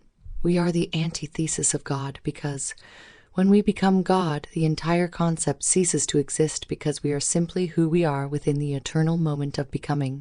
Just as DNA strands conjoin pairs of chromosomes, the circle and triangle of the art in this context are reflections of one another conjoined by the macrocosmic expression of DNA called self. Here, consider the macrocosmic similarity of the Ida and Pingala to the microcosmic DNA strands. Through the rites of evocation and invocation, we are always seeking to increase the potential of that expression by gaining knowledge, wisdom, and power to change self and the world according to will. Through this process, we usher in the apocalypse. It should be noticed that the apex of the triangle faces toward the apex of the triangle, which is within the circle of the art. It does not face outward as it does traditionally. This is done to focus the energy of the evoked toward the circle for the sake of blurring the lines between evocation and invocation. For the sake of the activation of the human DNA strands, rites of evocation and rites of invocation, or possession are merged. They are made one through devotion to the act for the sake of the cause of vibrational contagion. Evocation is performed first to interact with the spirit for the purpose of gaining insight into its power and how it can be applied. Then the goal is to cross the boundary of the circle and enter the triangle, inviting the spirit to enter the flesh. This is how all rites are performed upon the realm of Malkuth, and this is the foundation of what Belial calls vibrational contagion. This is an act of DNA potentiation via the transformation of the electromagnetic field. Through time, the end result is to become a living embodiment of the potential of the totality of the Tath. We are to be reborn as the Antichrist, the devil in the flesh who wields the potential of heaven and hell. This is the totality of the divine blueprint, unhindered by social and religious expectations of what divine should be. Many will ask about the danger of this sort of operation, and they would do so for good reason. It is dangerous indeed. The will must be forged as the adversary himself. If it is not, then these forces will move through you in very unpredictable ways at the most inconvenient times. Therefore, it is best to master these rites starting in the realm of Neama, moving toward Thaumiel. In this way, the will can be harnessed in a progressive way, ensuring that this process is one of empowerment and not detriment. Through the fall, the spirit of mankind has descended into gross matter. This process is geared toward counteracting that process through spiritual elevation, moving back toward the aforementioned original divine blueprint, and so the process of evocation and invocation begins within the black earth, as this specific sphere is vibrationally less intense than the higher spheres that will be progressively aligned with through conjuration and possession. At this point in time, I have yet to receive the individual sigils of the demonic rulers specific to this work. They are also at this point not needed within this path's current level of development, though these will no doubt be received after the publication of this text through the cultivation of the work, along with the sigils of the subordinate emissaries. This does not prevent practical application of this methodology. The Clifothic seals are akin to generalized house seals through which the infernal rulers can be conjured through. For now, though these are less refined vibrationally, they are most conducive to general alignment of infernal powers, and so they will serve the purpose. After further cultivation of this path in Belial's time, I am confident that nothing will be left occulted. At this moment in time, I am not licensed to share, nor have I received the sigils of the Clifothic rulers and their legions. Certain things must be harvested through cultivation and work. That which is sacred cannot be oversimplified, yet that which is currently gifted should not be taken for granted. Ritual of the Cliffitic Alignment. Chapter 10. The ceremony about to be described is the rite which shall open the temple to the work at hand. This is the case whether we are speaking of evocative operations or entering into the Cliffitic spheres to gain initiatory experiences which will code dormant DNA over time. The first part of this rite is meant to essentially activate vibrational potentiation of Cliffitic forces within one's own auric field, as I experienced during the first encounter I had with Belial regarding this specific pathworking. Members of the Temple of the Adversarial Forge would recognize this rite, though it has been further refined through more recent evocations of the demonic king. One should kneel within the center of the circle of the art, seated upon the heels if possible, and face the north. If it is not possible, then one can alternatively stand or sit in the case that physical handicap may not allow either. The reason the kneeling position is preferred is that the heels are symbolic of the rulers of Thaumiel rising into the physical world through the roots of the tree of life, which are microcosmically represented by the root chakra within self.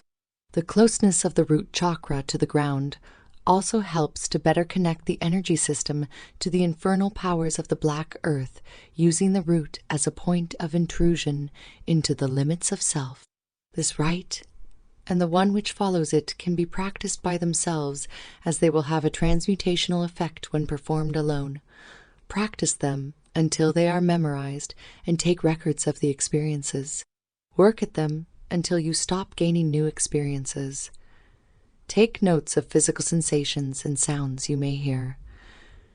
Take note of visions you may have and anything else you could possibly take record of. This is akin to tilling the very soil of the black earth, and will connect you directly to the first sphere of Neama through self-discipline. During this period, you should attempt to allow psychic impressions to translate themselves into visions in the mind's eye. Also attempt to hear voiceless whispers from within. For those new to magical operations such as this, the exercising of these basic intuitive faculties will empower the evocative and invocative work, while also setting the stage for astral awareness needed to travel the paths, gaining access to the spheres. Like much of the work that comes forth through me, the work in itself provides a developmental aspect built within it, creating synergy in regard to result. Your results will increase greatly by devoting yourself to these foundations of practice. By the time they are mastered, you should be more than ready and more than empowered enough to move forward with the work and obtain intense experiences. If need be, the practitioner may progress through this rite one sphere at a time, building upon its complexity week to week. I would actually encourage this slow but sure methodology, as it allows for the progressive assimilation of experience. It will also prevent the burnout of the energy bodies, which may be possible from sudden Cliffitic invasion of the aforementioned energy bodies. That is not to say it will happen, but I would not rule out the possibility. Besides, to move slow and steady is winning in this case.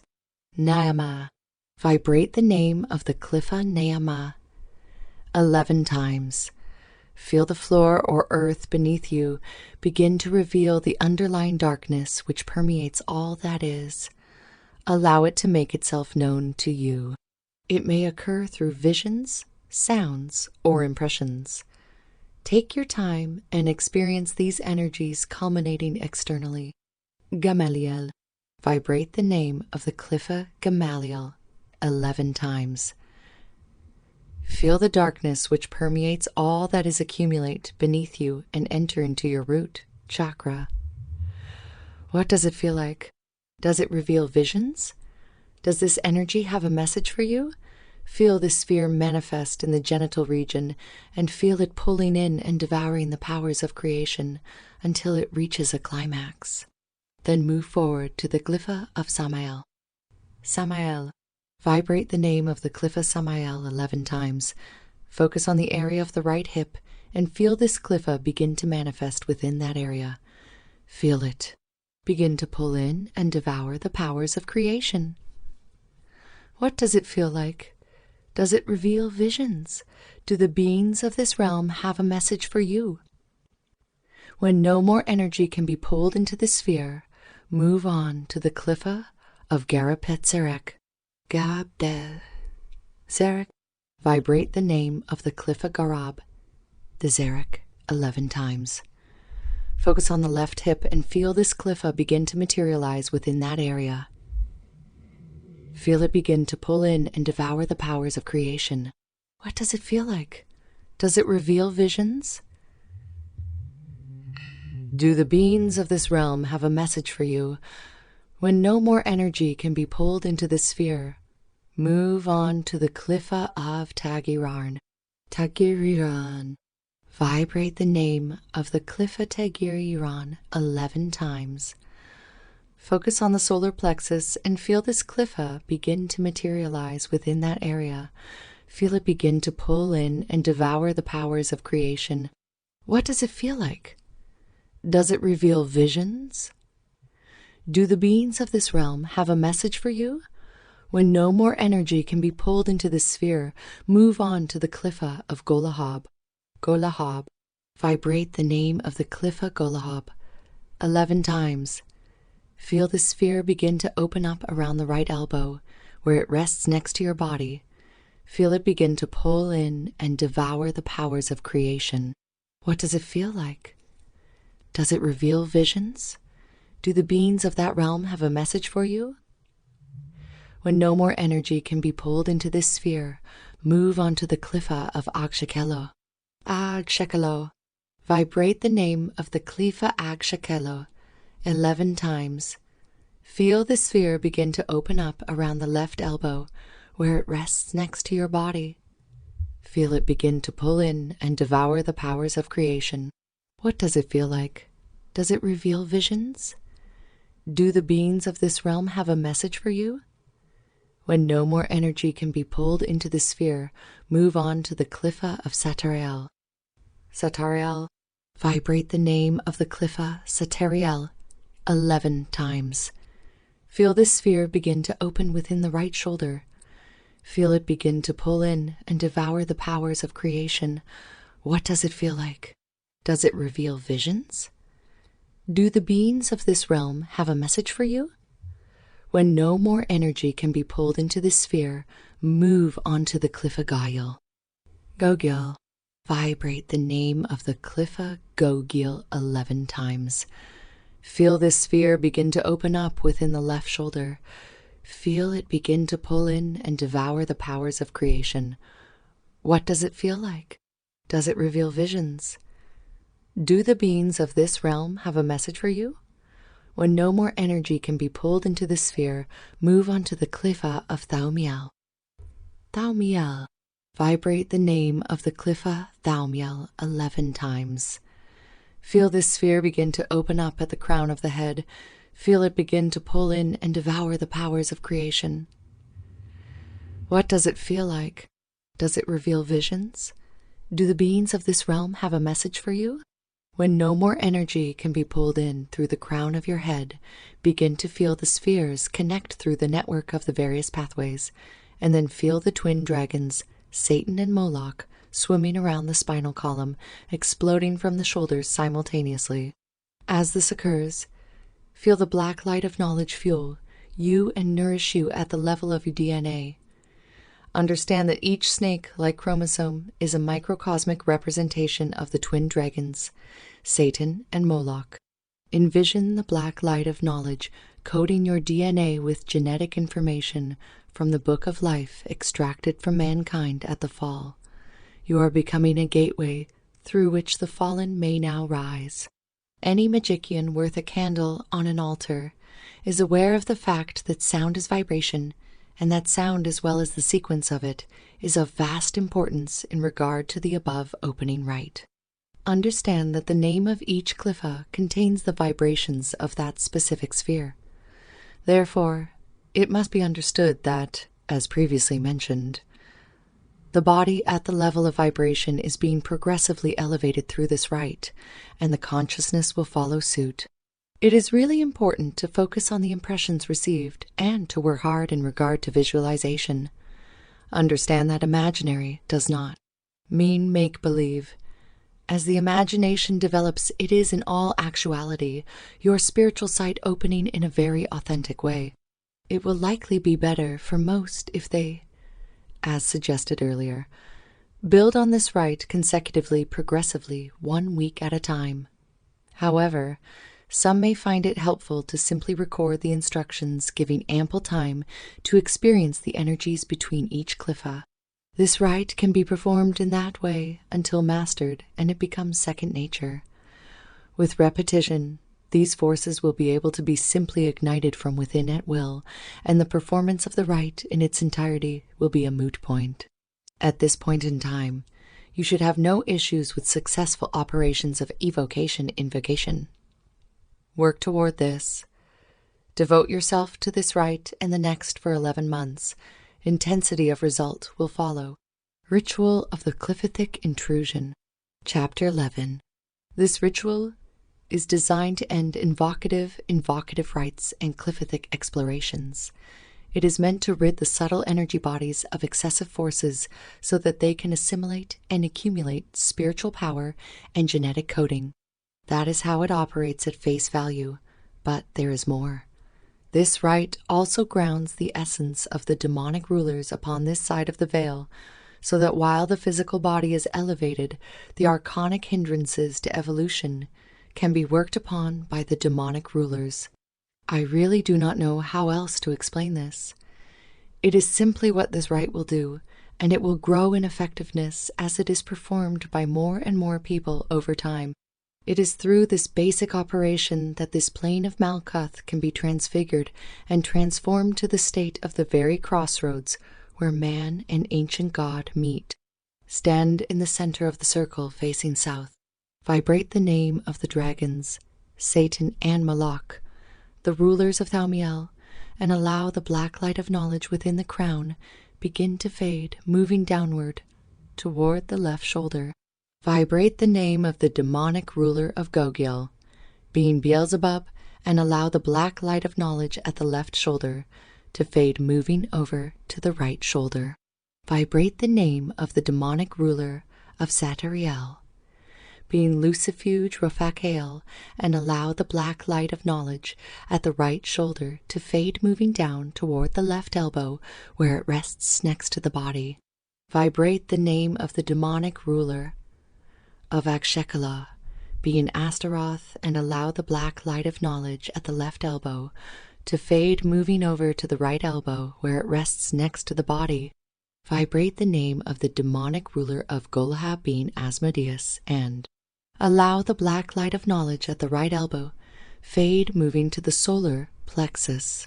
Vibrate the name of the demonic ruler of Tagiriron, being Belphor, and allow the black light of knowledge at the solar plexus fade, moving down to the left hip.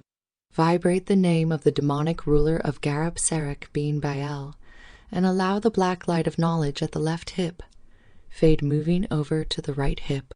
Vibrate the name of the demonic ruler of Samael, being Adramelech, and allow the black light of knowledge at the right hip fade, moving down to the genital area or the root chakra. Vibrate the ruler of Gamaliel, being the demoness Lilith, and allow the black light of knowledge begin to fade from the root chakra, and envision your entire body be filled with the golden light of divine brilliance. Place your hands in front of your chest in a prayer mudra and compel the forces of death in the name of Belial.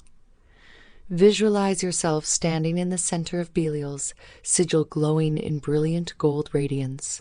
Visualize the dragons of Satan and Moloch coiling around his sigil.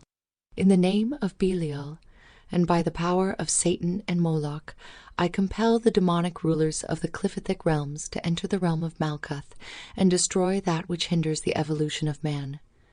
Go forth now, according to your cause, and destroy all that is not of service to our becoming. Lapaka, Cliffith, observe Satan and Moloch slither outward into the realm of Malkuth.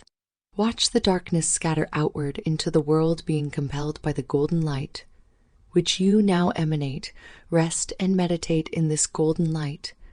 Feel it begin to nourish you at the level of your DNA and bathe in it as long as possible. Then take note of your experiences, keeping records of how they progress. Know that lead is being turned to gold in this moment. Embrace it. Just as the previous rite can be progressively built upon, so can this one. They can be built on week by week together, as one is working with the corresponding demonic ruler in operations of evocation and possession invocation. I do apologize for those not familiar with Cliffithic ideology based on Kabbalistic doctrine. This brief synopsis does not allow for full attribution of correspondences, and so the lazy will automatically be turned away from this work. Those who seek to take part in it will happily cross-reference and do their own research, making the best of what is being made available. These ones already have the golden ambrosia of Lucifer within their genetic codes. For those who currently lack that spark, maybe they will be more ready when this brief synopsis has been brought forth in the fullness of Belial's glory. This is likely the case if the dowry of this tome has been paid and the work is currently in your hands. Coincidence does not exist. Though the power of this path working is well above and beyond Kabbalistic practices, a basic understanding of the reality maps will be most helpful because this understanding will help destroy the confines of them. Sounds of Silence. Chapter 12. The sounds of silence are an interesting key, used to travel the tunnels of the nightside tree while maintaining balance in a realm where balance and well-being can easily be undone, because being is directly opposed. The last syllable of each sound becomes the first syllable of the sound's inversion. By harnessing the sounds of the letters in this way, they are no longer the sounds of creation, which bind the flow of power in one direction, or more specifically, to one destination being Malkuth. They do not become the sounds of destruction, either, as this would only further fuel the duality of the illusion of both trees. In fact, it is not necessarily about opening the gate for this power to travel in both directions either. It is about merging the coming and going between the X and Y on an energetic level. This creates a neutrality that divides the illusion of the two trees uniting the adept with the Antichrist consciousness of Legion. Each sound corresponds to one of the tunnels on both the Kabbalah and the Cliffith. It is important to understand that these tunnels also correspond to dormant strands of human DNA. They are connected to both the physical and vibrational counterpart of that sound's corresponding strand. There is much more genetic potential to work with, beyond these first 22 strands. It is said that the Hebrew letters are the very building blocks of creation. In an exoteric sense, this is true. Yet that does not imply that it is necessarily a good thing. It is not truly the letters which hold the power. The letters themselves are vessels of the imprisonment of power. The sounds of the silent song were torn from each other. These were then bound to linear forms in order to further densify the thoughts of mankind, further confining their creative potential to Malkuth, the earth plane.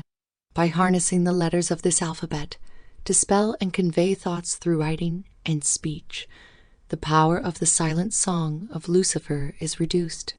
Within lore, this is represented as the fall of Lucifer, the minister of music. However, it is the dimming of the black light of man, which is the anima bestowed upon the clay from the blood spilled from the veins of the dragon. This is one of the ways the power of the witch's pyramid has been destroyed, only to be rebuilt by the chief archons. This is the true temple of Solomon. It is the temple of the wise. It is the pyramid of divine power. Dath knowledge is power. This current pyramid of power currently under construction keeps all under the watchful eye of Ive, so that creative power and potential can be directed according to the agenda of enslavement brought forth by the archons claiming to be the one God. As the silence is extracted from the being, so is the will of the individual spirit. After that, the individual will not dare to question the illusory reality or those who rule it, and so the being has no ability to know. Knowledge is gone. The spirit is void of gnosis, and the genetic code is then easily stripped of all potential, which could oppose the demiurge and the tyrannical rule of the concept. Human language limits the traveling of energy in one direction. The illusion of freedom is created by various angles or pathways from Kether to Malkuth. All data descends from the divine, then the emotional and mental planes downward. Regardless, all information which comes from above is then bound to Malkuth, unable to alter the fabric of reality by working on the higher planes. This keeps the densification of the earth plane in place. Yes, it pulls all potential of power downward toward Malkuth, just as it is said that Gamaliel pulls power upward toward Thaumiel to feed the higher spheres of the Cliffith. This duality creates a standstill within the evolutionary process. The sounds of silence return the extracted potential of human DNA to the one song of silence. This is the song of Lucifer himself. When one reverses the flow of energy from Kether to Malkuth through the gateway of shadow, leading to Neama up to Thaumiel, this song can be experienced. When it is, the DNA is encoded with all knowledge gained from within the shells of death by the Luciferian light of darkness. This is to obtain the occulted knowledge of the Book of Life by becoming it. The sounds of silence open the flow of power in both directions, beyond the confines of the illusion, returning the original vibrations to the original integrity of the one song in such a way that the duality is destroyed. This empowers the mage to open the doors of the realms of the Tree of Night, where the knowledge can be experienced. Through the initiatory experiences, the power is scribed upon the DNA, which elevates the spirit, transforming the flesh as a vessel of the golden light of Lucifer through the darkness of my black alchemy. These are one and the same. From the view of the Kabbalah, Satan and Moloch are seen as the dividers of God. However, when the sounds of silence are harnessed to travel the tunnels of the Tree of Death to reach their throne, they are found to divide the illusion of your separation from divine power, and this returns you to the original divine blueprint of the Luciferian light, of darkness. Here no divinity is found, for you are the all and the experience of all. The division is divided and unity with the Antichrist consciousness is achieved. This is the union of you, who is the one with Legion. The 22 sounds of silence will now be presented with the associated paths that they open. The initiatory focus of the tunnels will also be briefly spoken of, as the practical application of these points of focus will help to anchor the Luciferian light within the clay-born limits of flesh. The letters themselves will be avoided, as they are not relevant within this format of sorceress work. 1. Aleph Pella. This sound of silence is linked to the 11th pathway, within the Tree of Day and Night. The initiatory focus of this sound of silence is altering the mental state through breath to obtain knowledge by emptying the mind. Divination can also be harnessed as a means to reflect knowledge and visions of prophecy inward toward an empty mind. 2. Bethteb. This sound of silence is linked to the 12th pathway within the Tree of Day and Night. The initiatory focus is to contemplate the paradox of immortality through death. Sorceress power should be wielded toward Malefica, designed to bring death to enemies. Bringing the dead to life through operations of necromancy is another aspect of this tunnel which should be carefully explored. 3. Gimmelimig. This sound of silence is linked to the 13th pathway within the Tree of Day and Night. Mastery of the dream state can be mastered here to significant effect. Let this not be limited to one's own dreams, either, as affecting the dreams of others is another power which can be sought out and developed while working through this tunnel. 4. Dalethalad. This sound of silence is linked to the 14th pathway within the Tree of Day and Night. Here the adept should seek to overstand the paradox of Luciferian illumination through the dark alchemy of Belial. Receiving knowledge of that which is occulted is a primary focus, while also revealing illusion to the profane in order to bend them toward your own will. 5. Hey, hey. The sound of silence is linked to the 15th pathway within the tree of day and night. Clairvoyance is a power of relevant focus in an esoteric sense, but generally it can be harnessed to bring to sight that which is hidden or to hide that which you do not wish to be seen. 6. Vavav. This sound of silence is linked to the 16th pathway within the tree of day and night. Hearing the silent screams of the infernal empire or the development of clairaudience is a primary focus within the 16th tunnel. Also, the use of words to enchant objects and people by injecting the sharpness of mind and intent into every silent syllable expressed. 7. Zainiaz. This sound of silence is linked to the 17th pathway within the tree of day and night. This tunnel is one of powerful paradox. The overstanding which leads to the knowledge that the unity of God is the true division and that the dividing ones lead to true unity. This is the yoga of division and the division of yoga, creating division within that which is united while also learning to unite that which is divided is the power being sought. Understanding that these are actually one and the same thing is the focus of the initiation, and so the illusion of left and right will fall. 8. Shethachek. This sound of silence is linked to the 18th pathway within the tree of day and night. This is to understand the destructive nature of creation while also assimilating the power to create through destruction. This paradox is anchored by learning to destroy your own clay-born limits while learning to also destroy the strengths and defenses of foes. Through this process, the overstanding of this principle will be attained. 9. Tethtet. This sound of silence is linked to the 19th pathway within the tree of day and night.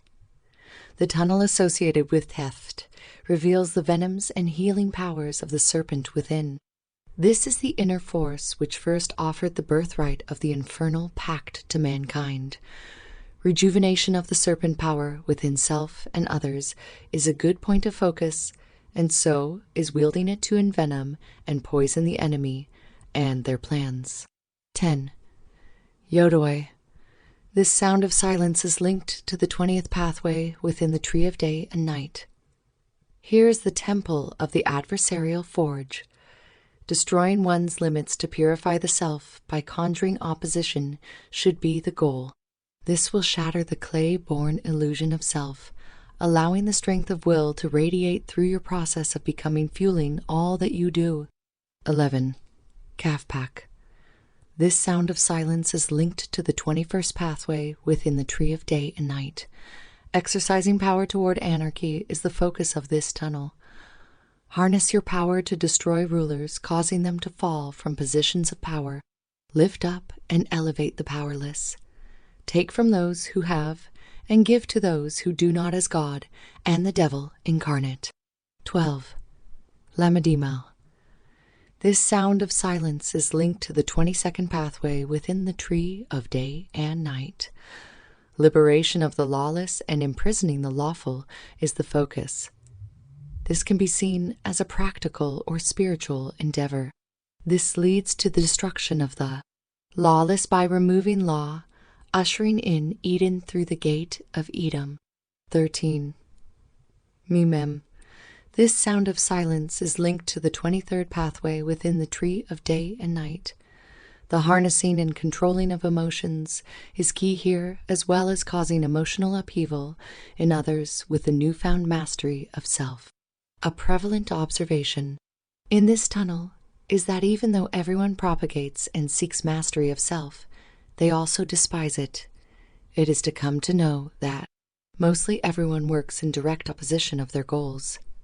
You must learn to work toward your goals, harnessing the power of 1.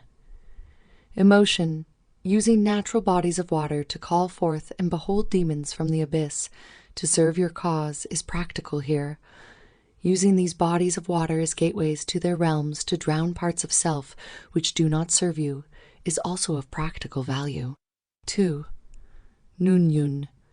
This sound of silence is linked to the 24th pathway within the tree of day and night, bringing life to the dead and binding them or liberating them through operations of necromancy is crucial here.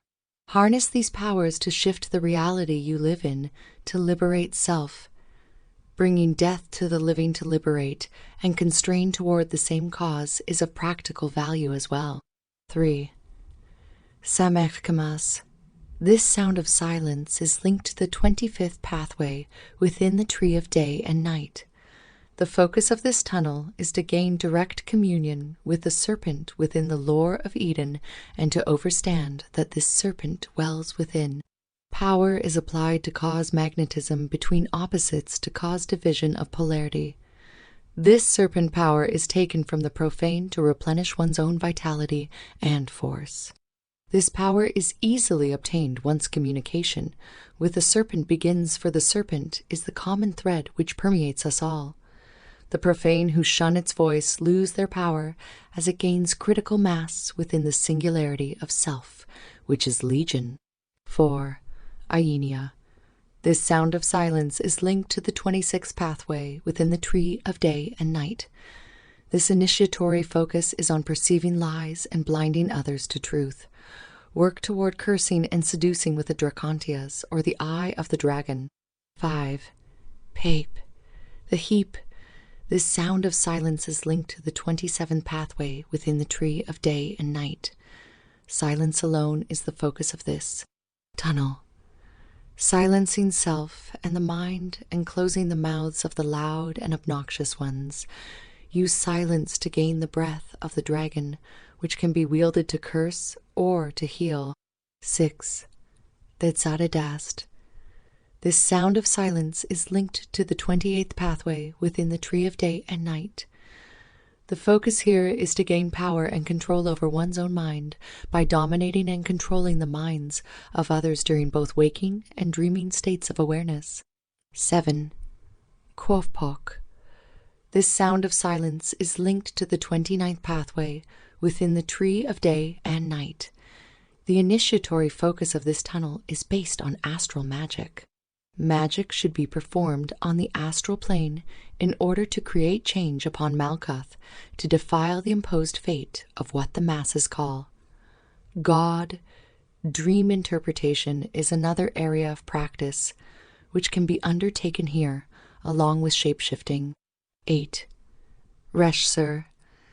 This sound of silence is linked to the 30th pathway within the tree of day and night. The focus of this tunnel should be to harness power of leadership to attain. However, it must be understood that attainment itself is not the goal, as the attainments can become attachments which fuel and substantiate ego. The attainments sought out should be carefully planned to aid one's expansion and ascent, serving one's own personal evolution. 9. Shinies. This sound of silence is linked to the 31st pathway within the tree of day and night. Bringing the fiery forces of hell through evocation is the goal within this tunnel, as it is the tunnel leading out of the cliffific sphere of Nyama. It is not the manifestation of these spirits upon this plane that is most important, though. The most important aspect within evocation through this tunnel is the alchemical change that will occur upon the realm of Malkuth as a whole by creating intentional cliffific intrusion. Keeping records by following intuition in regard to how this alchemy is occurring is a good point of focus within this 31st tunnel. Evoke and keep records in regard to changes that occur beyond you and your life experience, which align with the spirits conjured. 10. Tavat. This sound of silence is linked to the 32nd pathway within the tree of day and night. The consecration of objects is the initiatory focus of this tunnel. The goal is to create physical fulcrum points, representing the crossroads upon the dense plane of Malkuth, to allow spiritual forces to flow freely into the world, to create change according to will. It is to bestow anima, or life, upon the material objects which have no life. It is symbolic of the further work which gives life to the shells and the dormant junk genetic potential that remains within self. Wielding the power of the silent sounds. Chapter 13. These sounds of silence can be used as mantras during meditation periods, as one is trying to develop the powers which align with the specific paths. This is honestly the most potent and effective means to use them to their fullest extent regarding alchemical change by activating dormant DNA structures within the genetic code. The sounds will produce an internal ecosystem which is conducive to the development of the power that corresponds with a specific strand of DNA being activated. Though it may seem to be power outside of self being used to affect circumstances which is being exercised, it is the internal change which must occur first at the genetic level that must be activated before these powers can truly be worth anything to us. It is important to do this sequentially, moving from Neyama toward Thaumiel, and so one would begin with the 20-second sound of Silence Tava. The adept may choose to meditate while chanting the specific sound of silence for 22 minutes before working on the associated power that comes forth through the activation of that specific strand of DNA. This one of many possibilities, and the individual alone can be the only one who decides how devoted they will be to this practice. Just know that the vibrations of these sounds of silence are a main integer of the genetic equation of transformation and transmutation. No, this is not traditional Kabbalistic doctrine, but that is the entire point. These sounds are also keys which will adapt the vibration of the spiritual bodies to align more with the tunnels being walked on the spiritual planes, making movements between the shells of the cliffitic tree of knowledge more conducive to our expansion and evolution, rather than our detriment. This basic methodology will be outlined shortly, though much is still left occulted.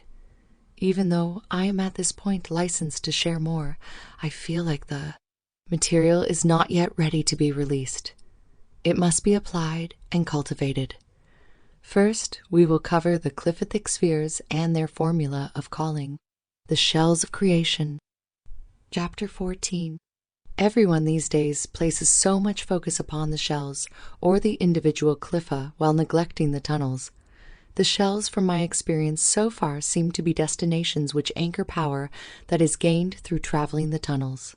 If the power is not anchored or made to be a part of the self, through genetic evolution via vibrational contagion, further access is simply not allowed.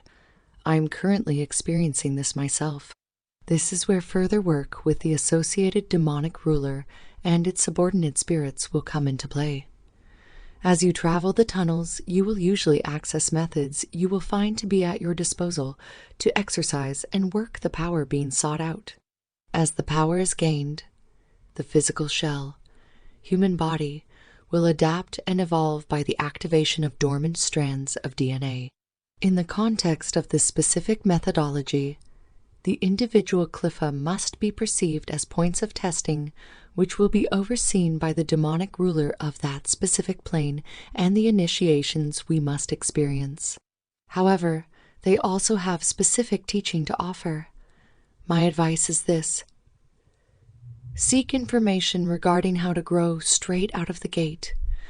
Don't assume your power has reached a point of critical mass which must be accepted. This seems to never be the case, as we are physical beings completely unaware of our potential. See the cliffa and the interaction with its associated ruler as a point in development to be harnessed to push yourself further. The teachings of the rulers is indeed very important, and the subordinate spirits will guide you in regard to exercising the power they reveal. This is needed to anchor the power of the tunnels used to enter the gate of the cliffa. Thaumiel. This is the realm of the twins of God, being Satan and Moloch. Together, these adversarial forces emanate the light of Lucifer and the wisdom of Christ consciousness. It is this consciousness which is Lord of the Cliffith formula of calling: Thaumiel, Lufugiel, Mahaziel, Abraxiel, Azazel, Thadekiel X11. Gogiel. This is the realm of those who go forth into the place empty of God, The forces in these realms teach the powers of the adverse planets. Beelzebub rules here. Gogiel, Dubriel, Lufexiel, Alhaziel, Shadeziel, Colbeliel, X11. Satariel. This is the realm where hidden knowledge is revealed, and the methods of hiding knowledge are obtained. Methods of invisibility are also of relevant focus. Satariel, Saturniel, Asteriel, Recreziel, Tagriel, Abholziel, Lareziel, Abnexiel X11. Shekelah. Astaroth rules here and reveals the hidden paths to becoming. This realm is the start of initiation toward the promise of the infernal pact given unto man in Eden. Akshakalo, Malexiel, Gabedriel, Shedebriel, Amdebriel, Athiel, Theriel X11. Gohab. Asmodeus rules here. The teaching of war and confrontation are of great focus, as well as the creation of magical tools and weapons. Goahab, Gamaliel, Bershiel, Ebaikiel, Librexi11. Tagideron. Belphegor rules here. He teaches how to bring things to form via will alone, seemingly creating from nothing.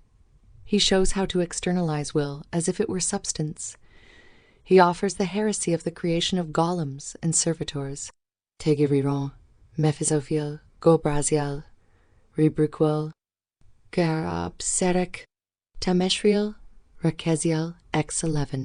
Baal rules here and reveals mastery over the astral and dream planes, as this mastery empowers one to rule over reality and is the first step toward divinity.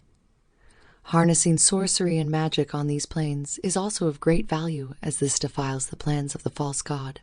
Garabserek, Helebriel, Satoriel, Barushiel, Rotriel, Refreziel, Lebreziel, Astoriel, Repsoriel, X11. Samael. Adramelesh rules here. He severs that which does not serve, leaving only true will to stand. He is the one who offers the knowledge of good and evil. Samael, Sheoliel, Malebriel, Afluxriel X11. Gamaliel. Lilith rules here, where magic takes form. Initiations of dreams and seduction, among many other tests, are found here to find out if the seeker of forbidden knowledge is worthy. Gamaliel, Idexriel, Materiel, Lepresiel, Gedebriel, Alephriel X11. Nahemoth. Lilith the Younger dwells here, teaching the process of clifothic intrusion through the process of sorcery and how it manifests here on Malkuth.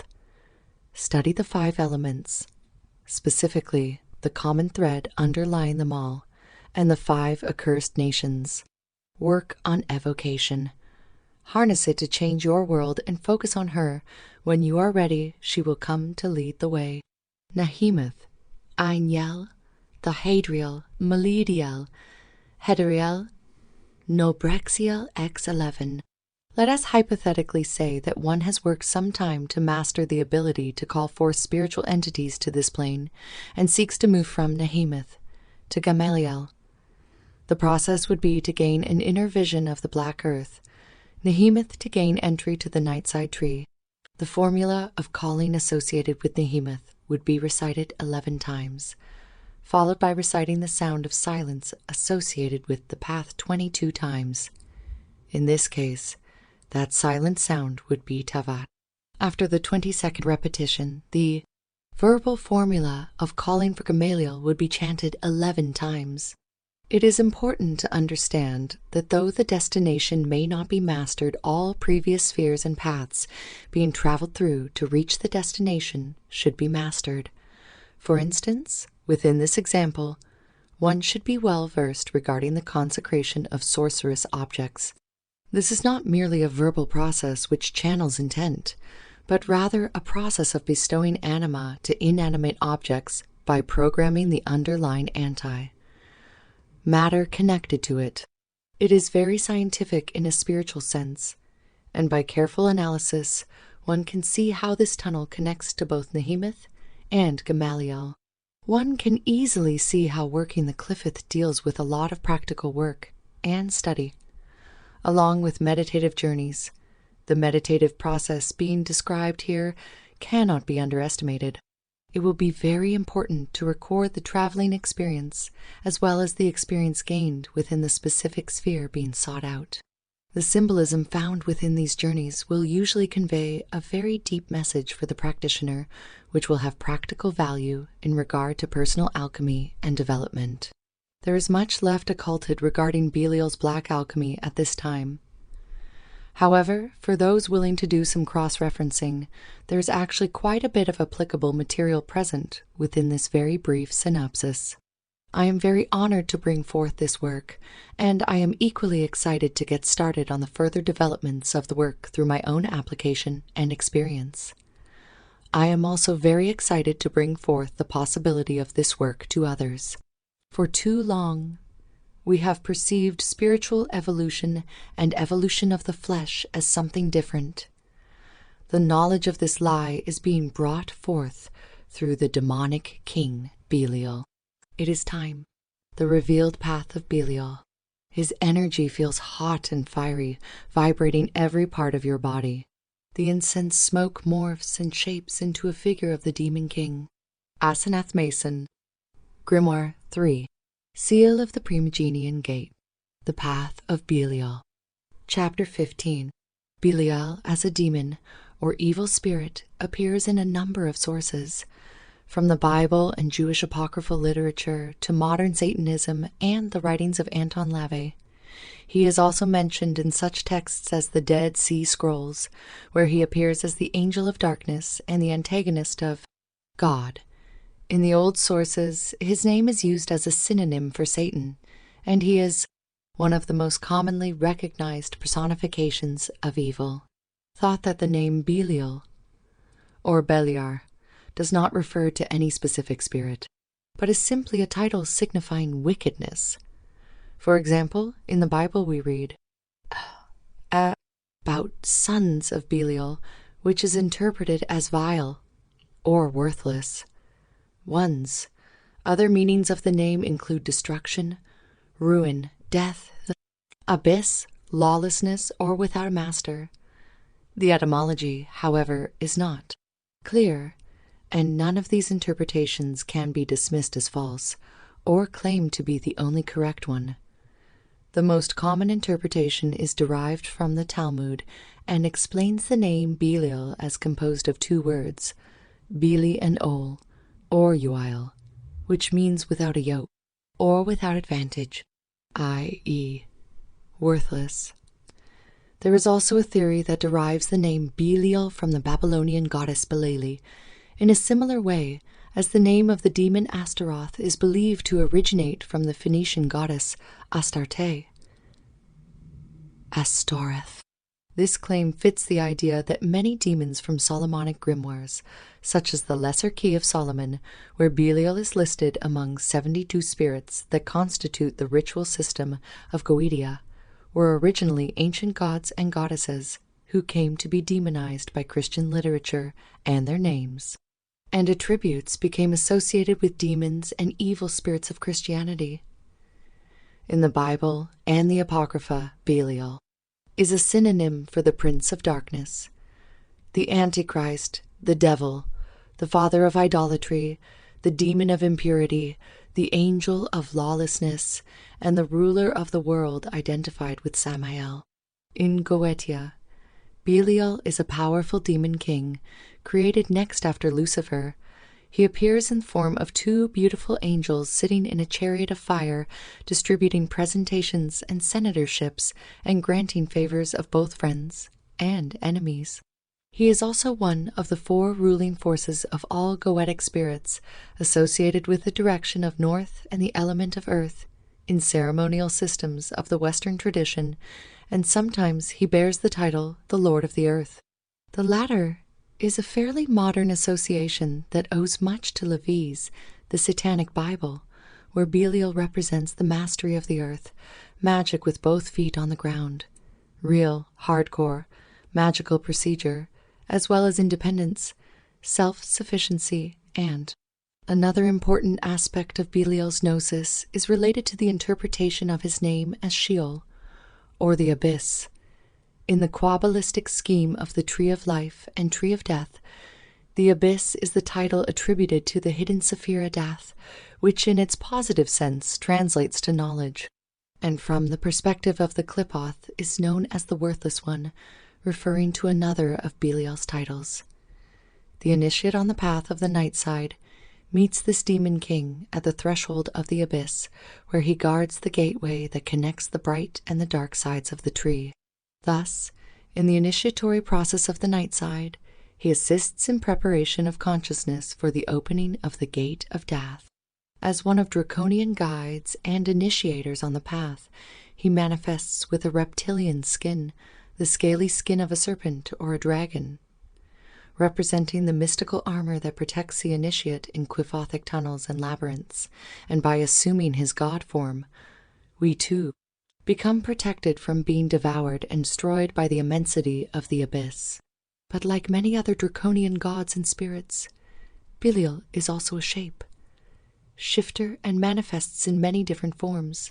In rites of magic, we encounter him as a hooded lord, a skeletal being, a spirit with 2 heads or faces, e.g., he may appear as a double-headed eagle or vulture, a horned demon, or 2 angels in a fiery chariot, as he is described in Goetia.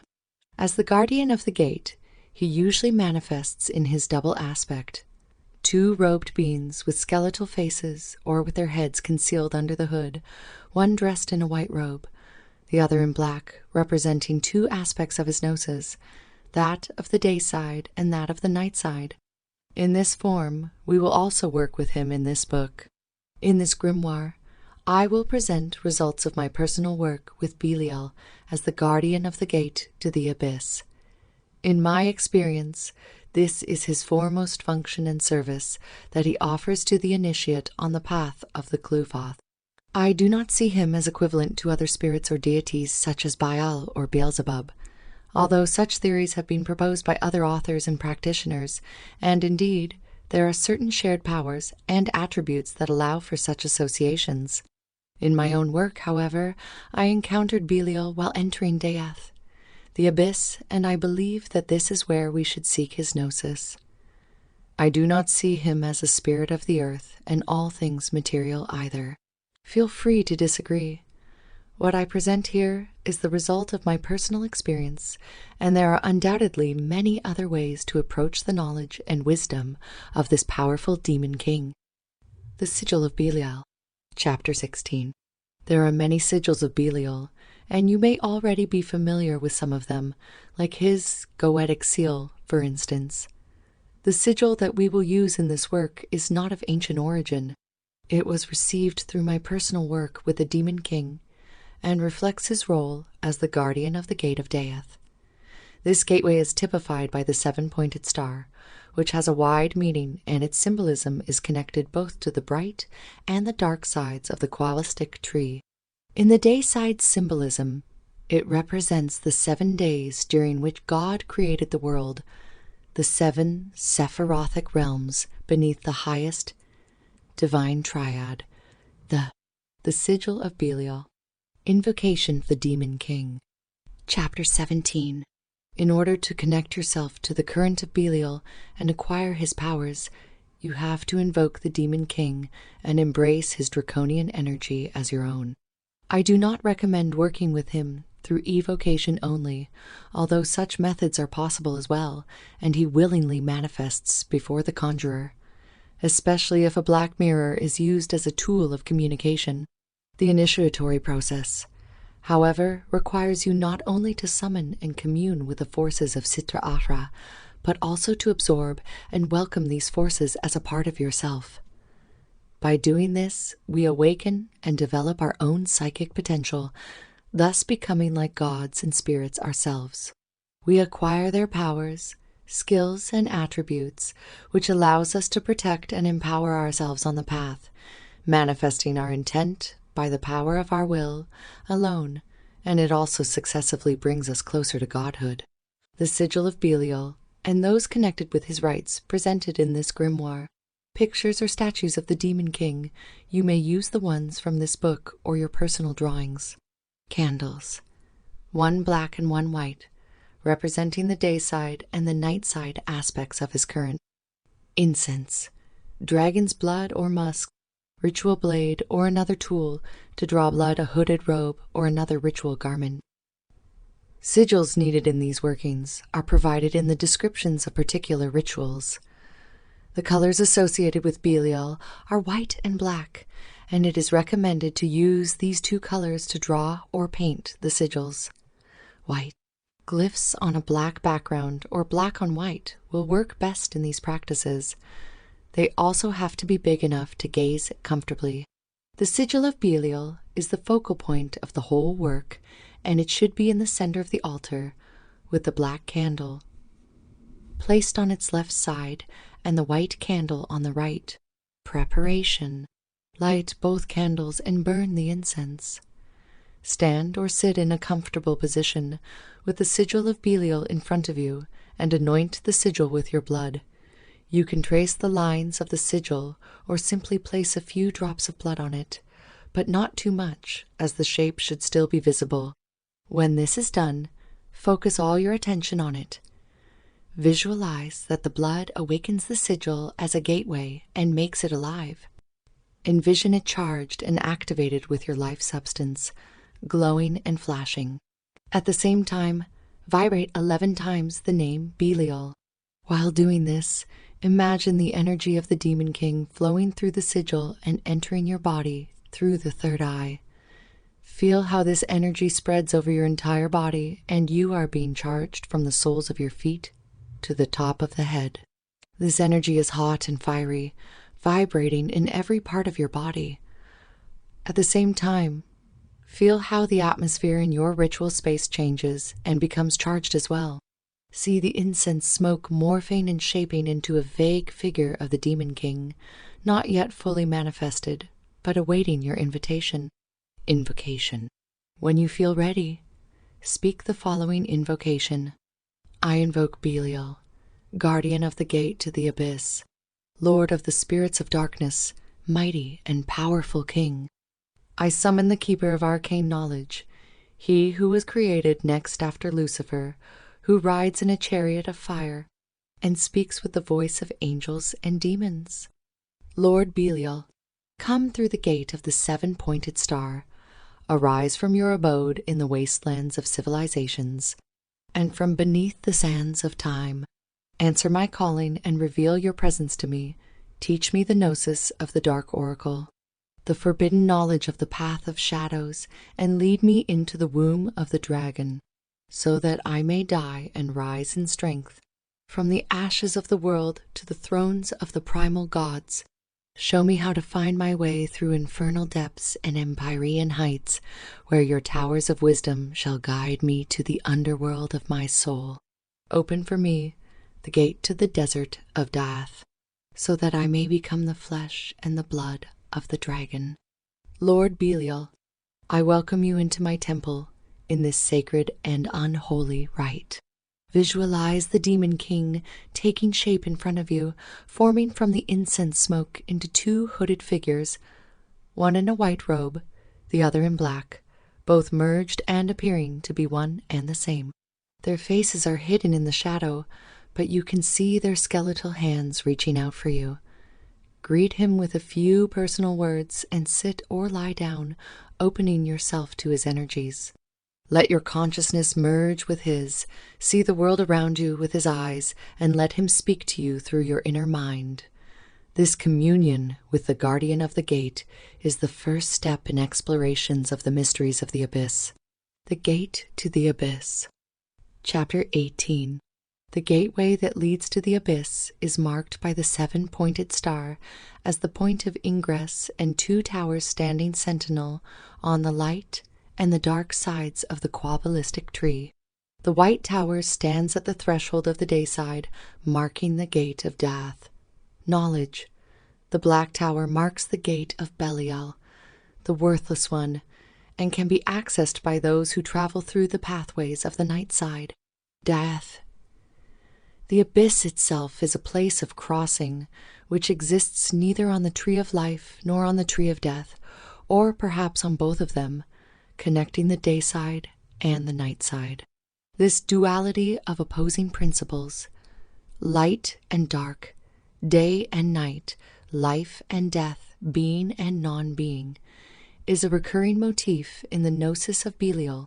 In the Kabbalah, and from the perspective of the Tree of Life, death is believed to be the hidden entrance and exit point for the influence of the highest triad, Kether, Chokmah, Bina, as well as the gate to the dark side of the tree, A, the Qliphoth.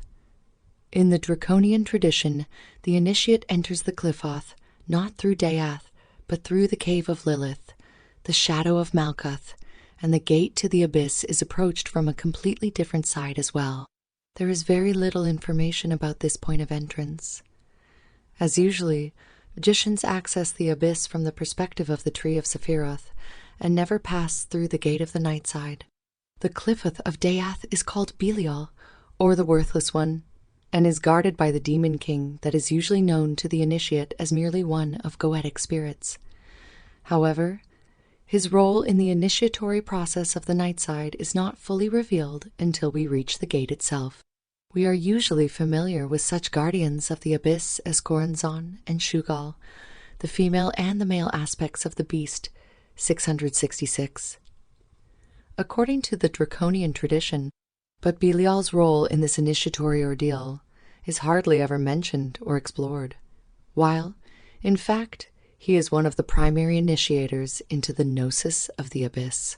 Personal accomplishment, however, it is the old goetic legend that serves as the key to his gnosis in the best way. According to the story, King Solomon, the greatest magician of all times, summoned, bound, and imprisoned the evilest spirits of the earth in a brazen vessel, which he cast into a deep lake in Babylon, so that the demons would never again trouble mankind. The vessel did not remain at the bottom of the lake forever, though.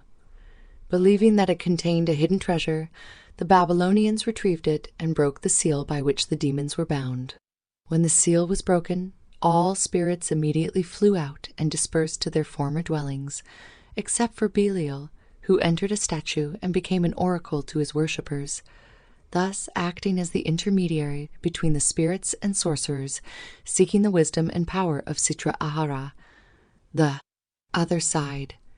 In this interpretation, Belial is one of the primal initiators on the path of the Qliphoth, the guardian of the gateway to the dark tree, and the mediator between the day side and the night side, 7 planets of esoteric astrology, etc. In the Kabbalah of the night side, it typifies the 7 Qliphoth below the abyss, which are also symbolic of the 7 steps of the Qliphothic initiatory process, corresponding to the 7 heads of the dragon in the Draconian tradition, where the 8th head is identified with death. The abyss. On the path of the Qliphoth, the 7-pointed star stands for the gate to the abyss and is connected to the mysteries of Babylon.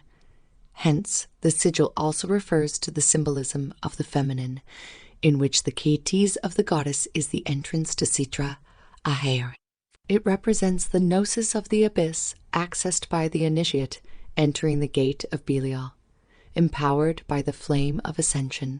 The 2 skulls in the sigil typify the double aspect of Belial's Qliphothic current, representing his role as the guardian of both the night side and the day side, the lord of the gate of Daath. Finally, the trident, ancient emblem of kingship and authority, shows that we are dealing here with a powerful demonic ruler. This is confirmed by the goetic legend about the demons bound in the brazen vessel, which points out that Belial is the gateway and the oracle that allows for interaction and communication with all spirits of the night side. Also, the meaning of Goetia is howling, which refers to vibrations of the abyss and suggests that this and other similar grimoires that belong to the Solomonic tradition were records of man's attempt to pass through the gate and explore the dark side of the Kabbalistic tree. On the path of the night side, the abyss is viewed as the zone of transition from the phenomenal world of appearance to its noumenal source, non-manifestation. To enter the abyss, We have to leave our world behind and its affairs, and things material must no longer have any value to us. Hence the title worthless. This title, however, should not be understood in the mundane sense, as it is, like the other concepts of the Kabbalistic tree, a spiritual term related to the path of initiation and ordeals that await an individual on the path, the sigil of the gate. In this working, it is possible to use the sigil of Belial as the focal point and the gateway to the forces of the abyss, but there is also a sigil that is designed to specifically represent the gate itself. It shows the 7-pointed star as the point of ingress, as well as of egress, to the abyss, combined with the pillar of ascent and the towers of Belial that stand sentinel at the threshold of both the day side and the night side.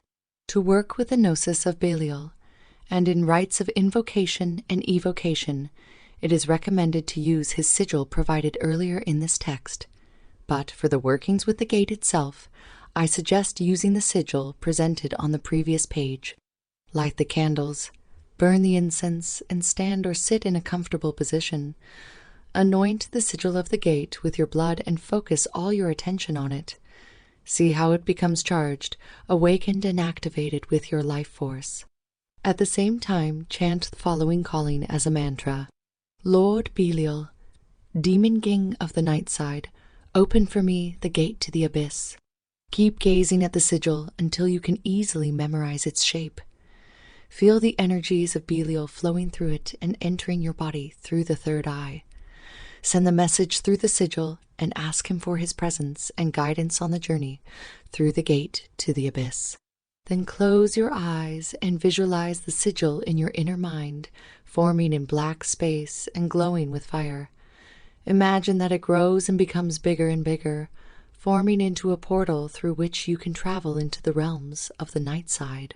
Then see the portal morphing into the shape of Belial's demonic face. His skin is the scaly skin of a serpent. His eyes are glowing like burning embers. His tongue is forked, and finally, you notice 2 horns growing from his head, forming into towers, one white and one black. The white tower is surrounded by thick fog. The black one stands among black, heavy clouds and bolts of lightning striking all around. Between them, you can see the burning 7-pointed star, the gate of Belial. At this point, you are ready to travel through the gate. Depending on your skills, project your consciousness, travel through it in your astral body, or simply visualize yourself entering through the gate. For a moment, everything will disappear and you will find yourself in complete blackness. Then visualize the Demon King on the throne. It actually looks like 2 thrones joined together, and there are also 2 hooded figures. One is black, representing the knowledge of the night side. The other is white, symbolizing the gnosis of the day side. The throne rotates in anti-clockwise direction, and you can face and interact with both aspects of the Demon King. You can now ask any questions you may have concerning the journey. Do not forget to write down all answers after the working, including visions, thoughts, emotions, or anything else that you have experienced. The Demon King may not speak to you directly, but he will convey the message through your subconscious mind instead, which can also manifest through dreams experienced during and after the work with this grimoire. If you wish to explore the gate through dream magic, perform the working shortly before sleep, and when you finish the journey to the throne of Belial, lie down on your bed and bring the visions you have just experienced into your mind once again. Then try to fall asleep with your mind focused on the intent of the dream work. You can also empower this practice by chanting the name of the Demon King, or simply speak a few personal words to invite him to your dreams. Write down all your dreams when you wake up and, if possible, use them for further meditative work. The Temple of Belial. Chapter 19. The Key to the Temple. When you establish solid communication with the Demon King, the initial vision of the throne in the black space will be transformed into his temple. To enter the temple and explore its mysteries, you can use the sigil of the key provided above. Meditate on it in the same manner as you have worked with the sigil of the gate. Anoint it with your blood, gaze at it until you can remember its shape, and visualize it in your inner mind. Then see the sigil transforming into the shape of the Demon King. At this point, he will start revealing his other manifestations to you, and the one encountered in the temple is slightly different from what you have seen at the gate. This time, visualize a hooded figure with skeletal heads holding two scythes. He is floating in the air, surrounded by a swirling ring of bones sharpened into blades. As you request communion with his essence and merge with his energy, the sharp bones will pierce your body from all sides. This may feel very physical, and you can experience certain painful sensations while this happens.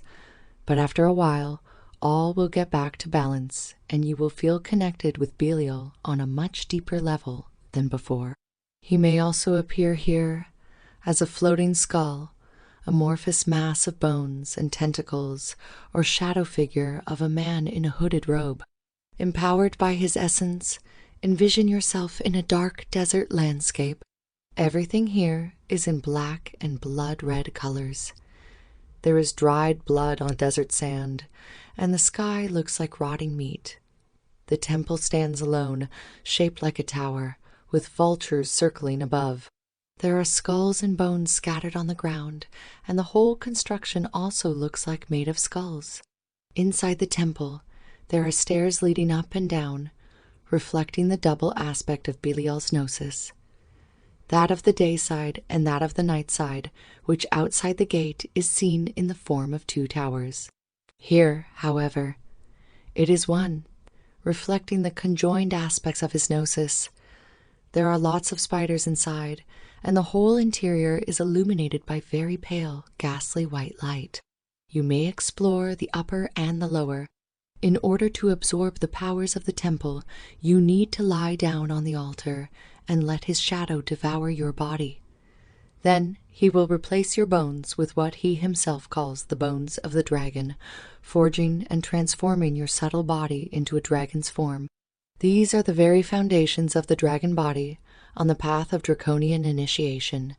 When the transformation is complete, you will feel your new form in a more tangible way than ever before, even if you have already worked with such transformations in your previous practice. You will feel your bones being prolonged, your skeleton transformed, blood flowing through your veins like burning lava, spreading to each cell of your body, gathering in your lungs and exhaled with your fiery breath. When you keep coming back to the temple, you will see it change and morph as you will also be changed by this work. The darkness will be successively dispersed by the light of the dragon's fire.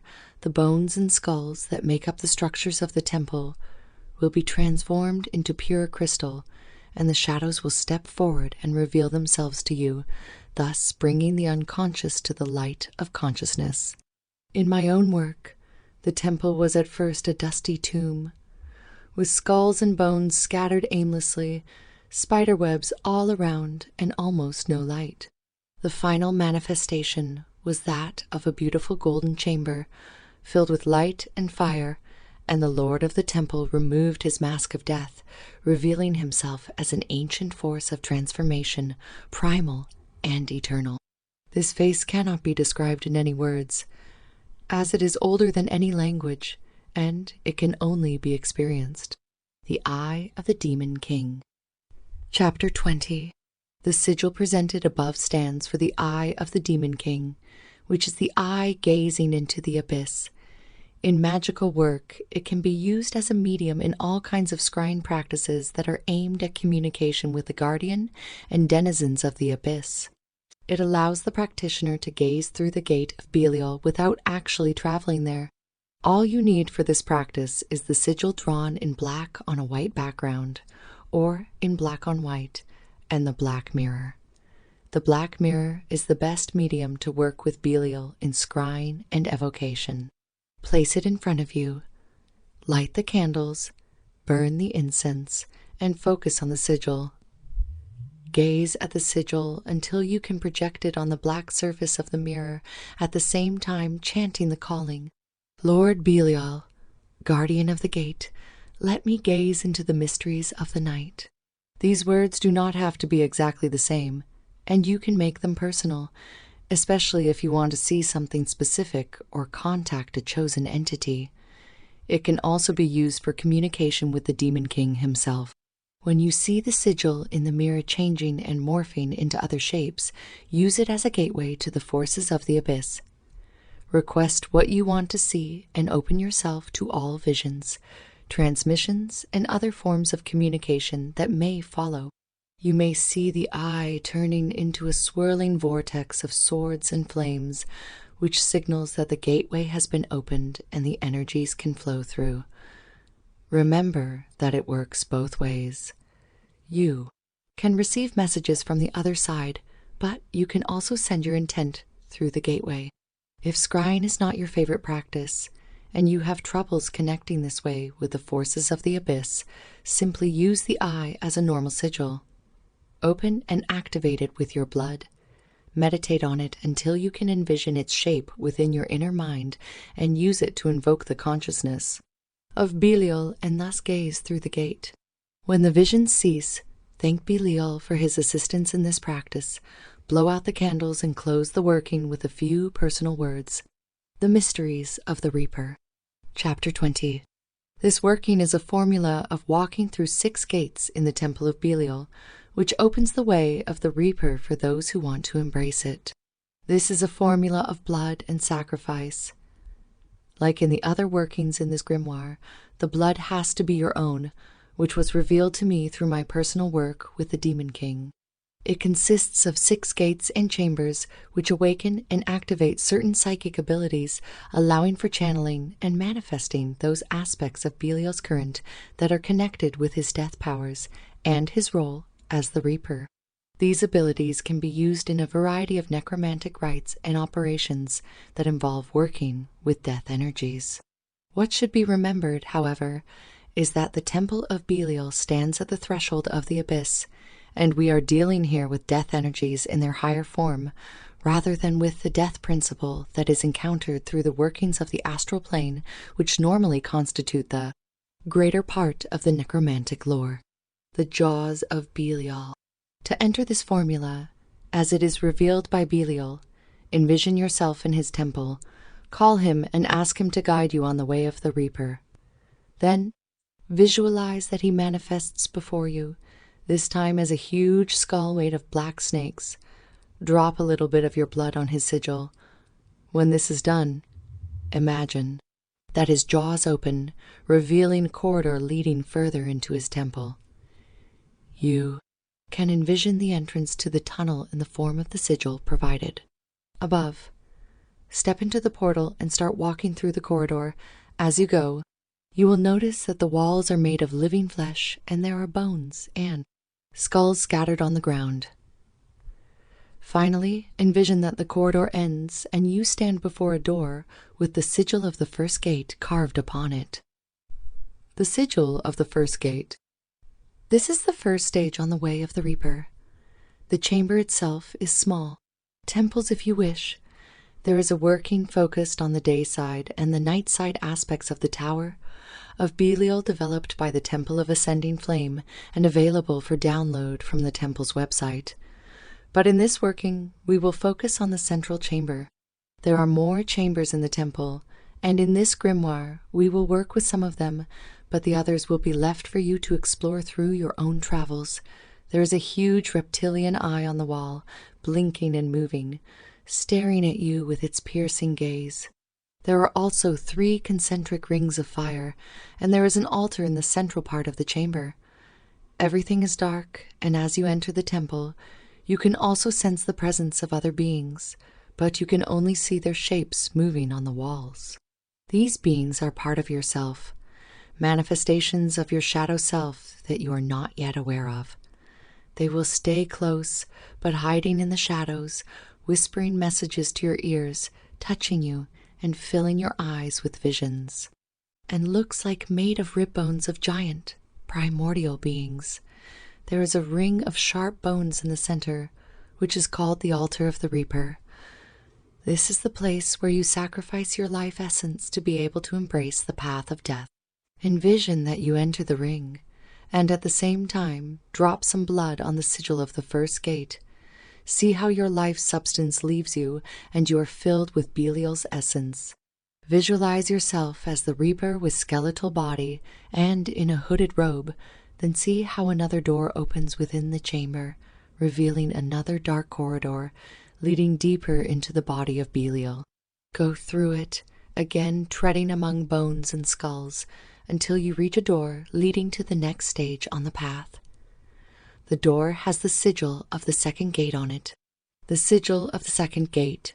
The chamber contains another bone construction, resembling the size in the sigil. It is called the pole of the Reaper, and it is the axis for the soul to travel through the path. The journey is different for each traveler, and therefore the meaning of this part of the formula will be revealed to each initiate alone. Again, drop your blood on the sigil, and as you do this, see how the scythes move away, revealing another door and another corridor. Continue the journey, as you did before, until you reach the third door with the sigil of the third gate. The sigil of the third gate. This chamber is built of bones, which look like vertebrae in the spinal column. There is also another construction, a huge scythe made of bones as well. This is one of the tools on the way of the Reaper, and in the particular chambers of the temple, you can activate and embrace them all, or only those that you wish. Again, awaken the powers of the chamber with your blood, by dropping it on the sigil and take the scythe in your hands. As you do this, the chamber opens and you can go further into the next part of the temple. Go through another dark corridor until you reach a door with the sigil of the fourth gate. The sigil of the fourth gate. This chamber contains a construction in the shape of a triangle with a huge sickle made of bones inside of it. This is the sickle of the Reaper.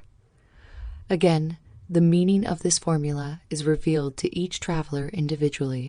Drop your blood on the sigil and activate the chamber, then take the sickle in your hands and absorb its power. When this is done, see how the triangle becomes a portal leading to the next chamber. Step into the portal and go through the corridor until you reach the next door. The symbol carved upon it is the sigil of the gate. The sigil of the fifth gate.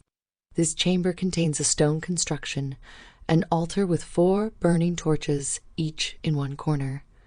There are also sigils of the sickle and the scythe carved upon it, and there are skulls on top of it. It is big, and there are steps to enter the top part of the construction. It is called the funeral pyre and reflects another aspect of the path of sacrifice, that in which you have to sacrifice the very foundations of your existence in order to be reborn through the mysteries of the Reaper. Again, drop your blood on the sigil and lie down on the altar. Absorb the powers of the chamber and go through another corridor that opens up before you. The last chamber is behind a door with the sigil of the sixth gate. The sigil of the sixth gate. This chamber is called the tomb.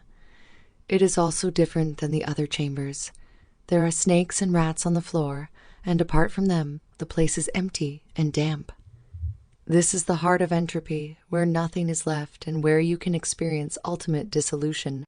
Again, activate the sigil with your blood and absorb the powers of the place.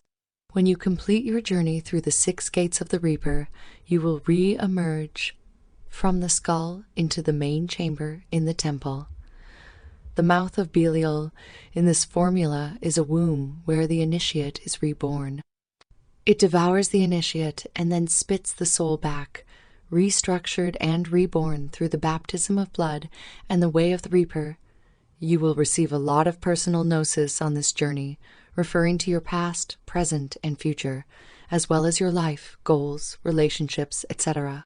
It is, however, solely up to you whether or not you decide to take these lessons. After the whole formula is completed, you will see another door opening before you.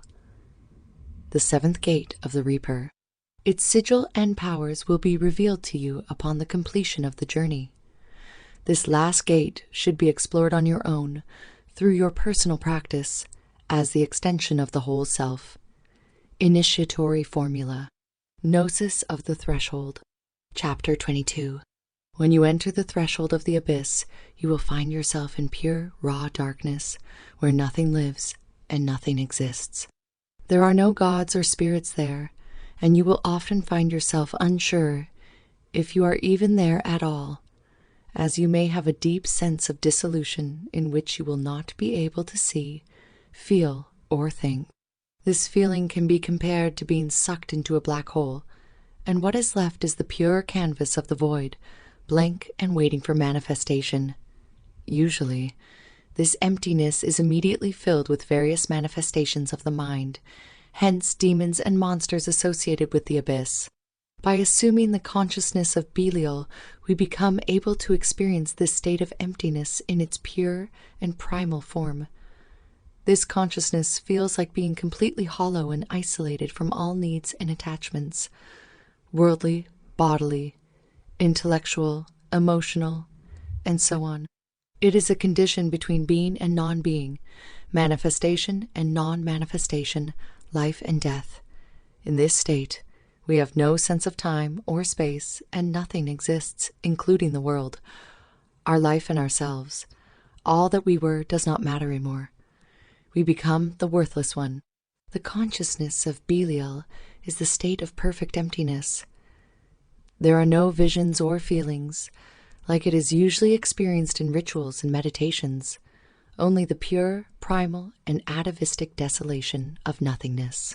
At first, this work may not feel like this, and you will experience Belial in his various manifestations, showing you various aspects of his gnosis and teaching you lessons about the path. But only when you reach this stage in your work will you be truly ready to enter the abyss and explore its mysteries. The hidden path of Belial. Through the masks of Belial, the adept discovers a secret formula that empowers the soul through fire of the backward path. Edgar Cavell, Grimoire 4.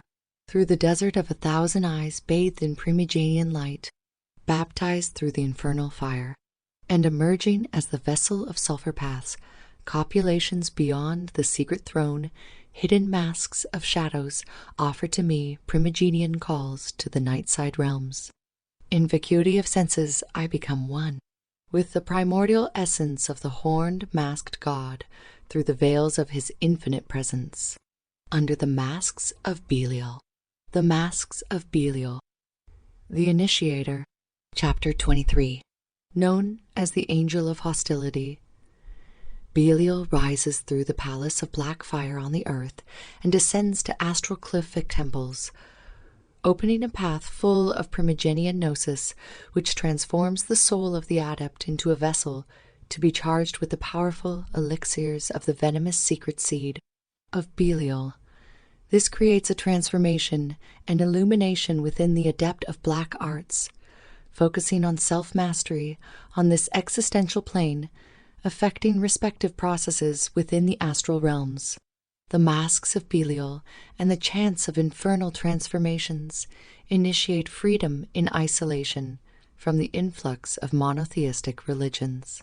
The masks of Belial include 4 primal paths, manifesting a potent formula of self, transformation through the elder mysteries of diverse forms of sorcery and illumination into the divine nature of man by using the infernal fire to enlighten the adept's magical process.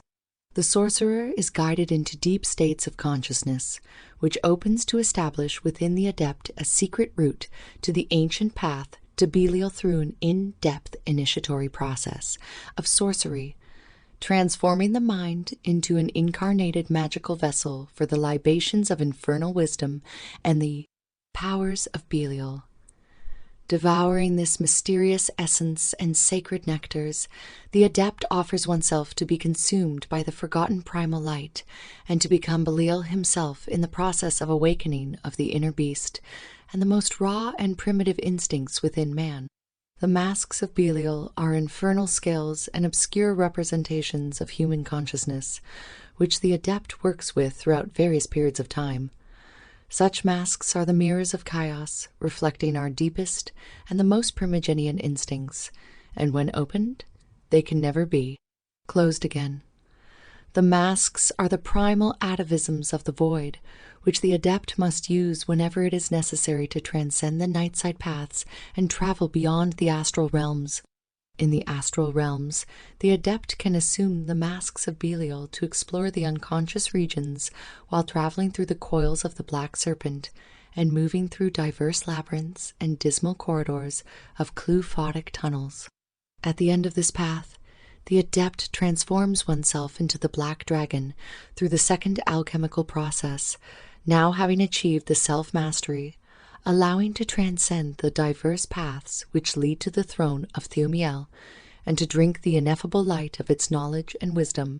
And with the knowledge achieved here, at the throne of Thaumiel, the adept is also able to transcend the desert of reason and madness in the form of a black dragon. Serpent, offering oneself to be poisoned and devoured by the shadows of one's own reflections. Finally, the adept is reborn as Belial in his entire splendor, in the form of black fire burning strong and reaching the void itself through chaos, which is revealed as a primordial part of oneself. This is the sacred fire of Belial, the Lord of the Depths and the Keeper who guides the souls of the adepts through the realms of shadows. Here, the adept learns how to unite one's soul with Belial through death and the void, beginning with the transformation of the soul into his god. Form. As the Lord of the Kings of Edom, Belial invites us to join them through his sacred path and connect with the powers of forbidden knowledge, opening the gates through which the soul of the adept becomes connected on a deep level with the void, entering it through specific rituals. Belial is the guardian of secret fire, manifesting in the flames within the temple through a formula allowing us to open gates to knowledge and self-deification.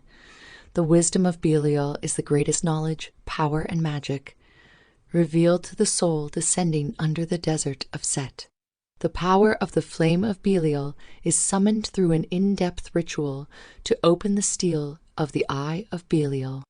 Each one of his masks is unveiled within his throne as a primigenian shadow, which is a part the adept walking the path of the black flame and guided by Belial under the rays of the black sun in Amenta. Sigil of the Temple of Belial. The Assumption of the Shadows of Belial. Chapter 24. Through the workings with the masks of Belial, the adept discovers the secret formula of empowering the soul through the sacred fire of the backward path. By being devoured by the sacred essence of Belial, the adept becomes guided through one's own initiation, which opens the gates of the soul and the path of forbidden flames to the deepest regions of the City of Pyramids, below the desert of Set. This formula, allowing to open the gates to the path and the hidden knowledge of self-deification and the immortal soul, and to become a primordial god, is the basis of the work with Belial. Belial manifests when the adept goes backward into the labyrinths of his temple under the nightside realms, and with his black flame illuminates the path to assumption of his shadow. This initiates the process of transmutation that guides the adept toward preparation of the soul through eternal fire of wisdom and divinity, to become one with Belial. The poisonous path of Belial offers the influx of his radioactive and poisonous nectars, which are injected into the soul of the adept, transforming it into a vessel for manifestations of the astral temples. There the adept is guided through madness and sexual ecstasy to the gateless gate, where one is confronted with one's own shadow to transcend it. Atavistic chants of levitation. Automatic writing. Chapter 6. Through the shadows of the black dragon walking through the paths of wisdom, burning through the infernal fire, opening the gate to hidden gnosis, a call to the prince of the earth, a call to raise the black dragon, a masked scorpion of venomous elixirs, a masked god hidden in the shadows, between the temples of lost wisdom.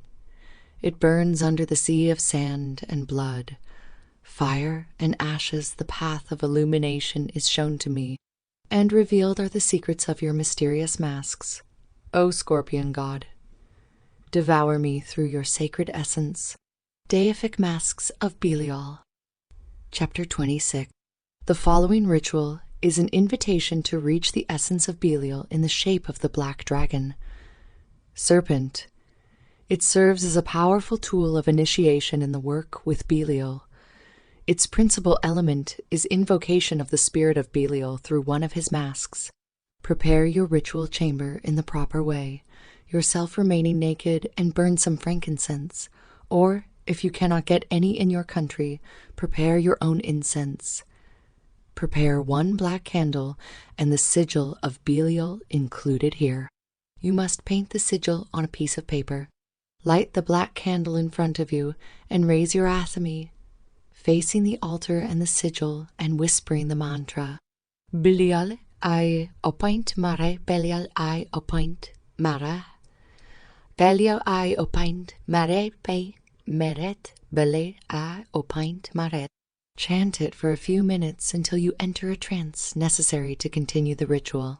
Proceed then to meditating upon the essence of Belial in the form of the black dragon. Serpent moving around you, and feel how his essence is moving through the chamber in a vaporous and shadowy way. After you receive the gnosis, continue the ritual. Continue watching the flame of the black candle and see how it begins to form into a black shadow.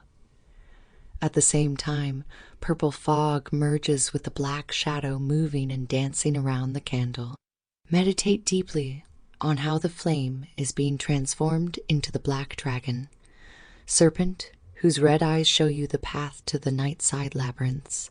Remain relaxed, observing how the black scorpion, serpent, coils around the candle and then encircles and enters your body, from the lowest chakra to the highest, embracing you with his primigenian cold body. You can have a sensation of extreme tranquility, and sometimes you can even feel nostalgic.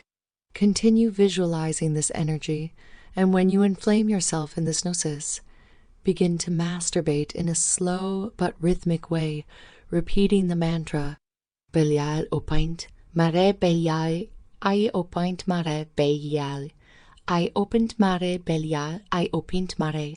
Continue until the point of orgasm. Then take some of the libations and anoint the sigil. Take the athame and cut your left finger. Put some drops of blood on the sigil and meditate for a few minutes, visualizing how the sigil begins to shine with black, purple light, and then burn the sigil in the flame of the black candle and recite the following invocation.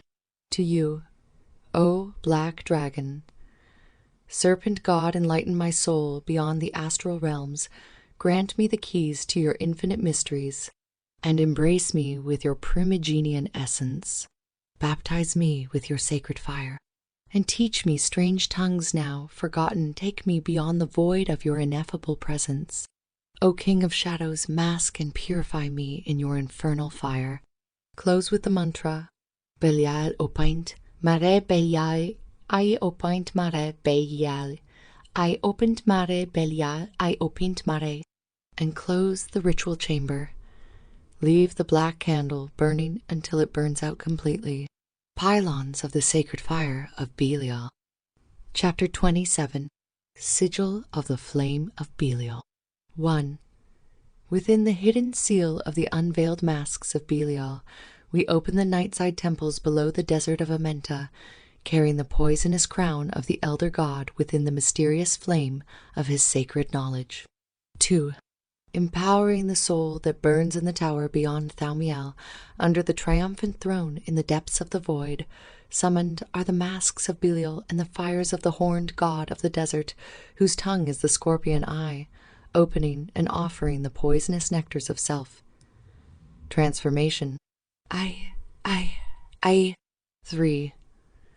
The pylons of primal fire open the backward path to the entrance of its manifestation, from the flesh to the soul, forged in the abysmal fire of the depths below. Mask of the hidden god. Through the tunnels of Belial. Rite of empowerment. Chapter 28. This work is a potent rite of empowerment through the use of inspired poetry and invocation veiled under the mask of Belial, king of forgotten wisdom, whose initiatory fire goes to the soul of the adept, guiding us on the sinister path through the way of sigils and mantras. The mantra provided in this ritual functions as a sonic sigil, catalyzing the essence of Belial within the adept via the channels of perception. The invocation must be recited in a high tone, as a primogenian chant, capturing the essence of the darkest aspects of the crowned king. Through this ritual, the essence of Belial is made flesh within the body of the adept, and his hidden knowledge is made manifest within our entire being, affecting the spiritual and psychic development. Through this work, the adept becomes one's own guide and keeper of the black flame that empowers the practice and self-deification in its purest form.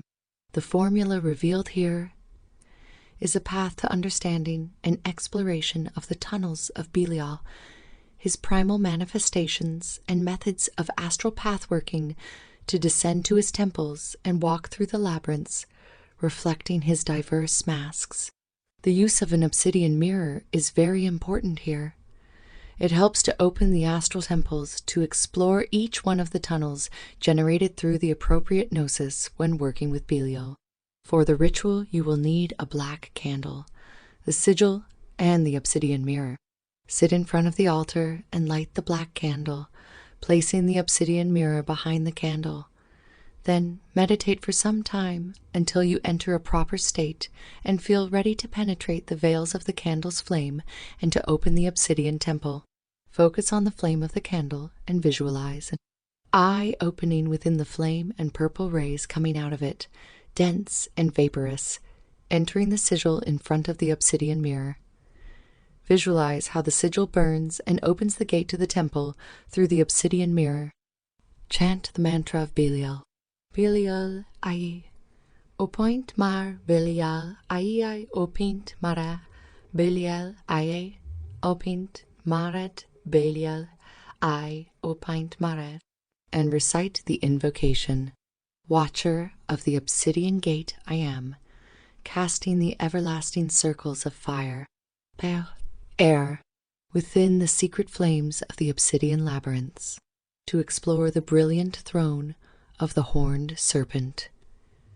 Dragon, god of the desert, opening the sulfuric black flame and the secret smoke of Belial, initiator of the path of wisdom, opener of the hidden eye. God of the purple throne, hear my calls from the shadows of smokeless fire, whose winds emerge from the vessels of the void, bathing myself in poisonous nectars of hidden knowledge through the desert sand of Twilight Gate, drinking the essence of spectral light. Guide, watcher, and guardian, secret keeper, arise from the seventh air, dancing around the smoke of divine flesh, clothe me with the fire of your breath. In the waters of no return, in the waters of ecstasy and apostasy, show me the path of crimson and purple liquid light. Carrying my spirit to your spectral temples, dragon serpent god of gray desert, my offerings and chants are for you, mighty Belial. Continue gazing into the obsidian mirror and slowly enter the portal that is opening within it. Visualize a big, gnarly tree whose roots reveal steps to the primal tunnels. You will explore 7 tunnels, each one presenting you with different ways of empowering yourself. Use diverse symbols and methods to explore each one of the tunnels and proceed to work with each of them for 7 days until you familiarize yourself with all the labyrinths and methods of work. If you have any other experiences or manifestations there, feel free to contact me. Here is some information about my experiences in each of the 7 tunnels of Belial. The first tunnel. This tunnel activates the influence and manifestation of the hidden knowledge of a causal planes. Its symbols and rituals help the adept to move through diverse gates and different planes. The second tunnel. This tunnel activates the hidden knowledge of the use of blood and secret talismans for construction of magical weapons and fetishes. The third tunnel. This tunnel activates the shadow side of the adept and allows for exploration of the hidden knowledge of the realms of the dead and necromantic influences. The fourth tunnel. This tunnel activates the hidden knowledge of the nightside tree its secret rituals and symbols revealed to the adept for one's future explorations. The fifth tunnel. This tunnel activates the hidden knowledge through the construction and use of magical tinctures, incenses, and poisons from diverse plants. The sixth tunnel. This tunnel activates the hidden knowledge of working with oracular tools, such as wood, bones, and crystals. The seventh tunnel. This tunnel has been inaccessible to me so far, and I am working intensely to focus on it at the moment. Sigil of the Obsidian Gate.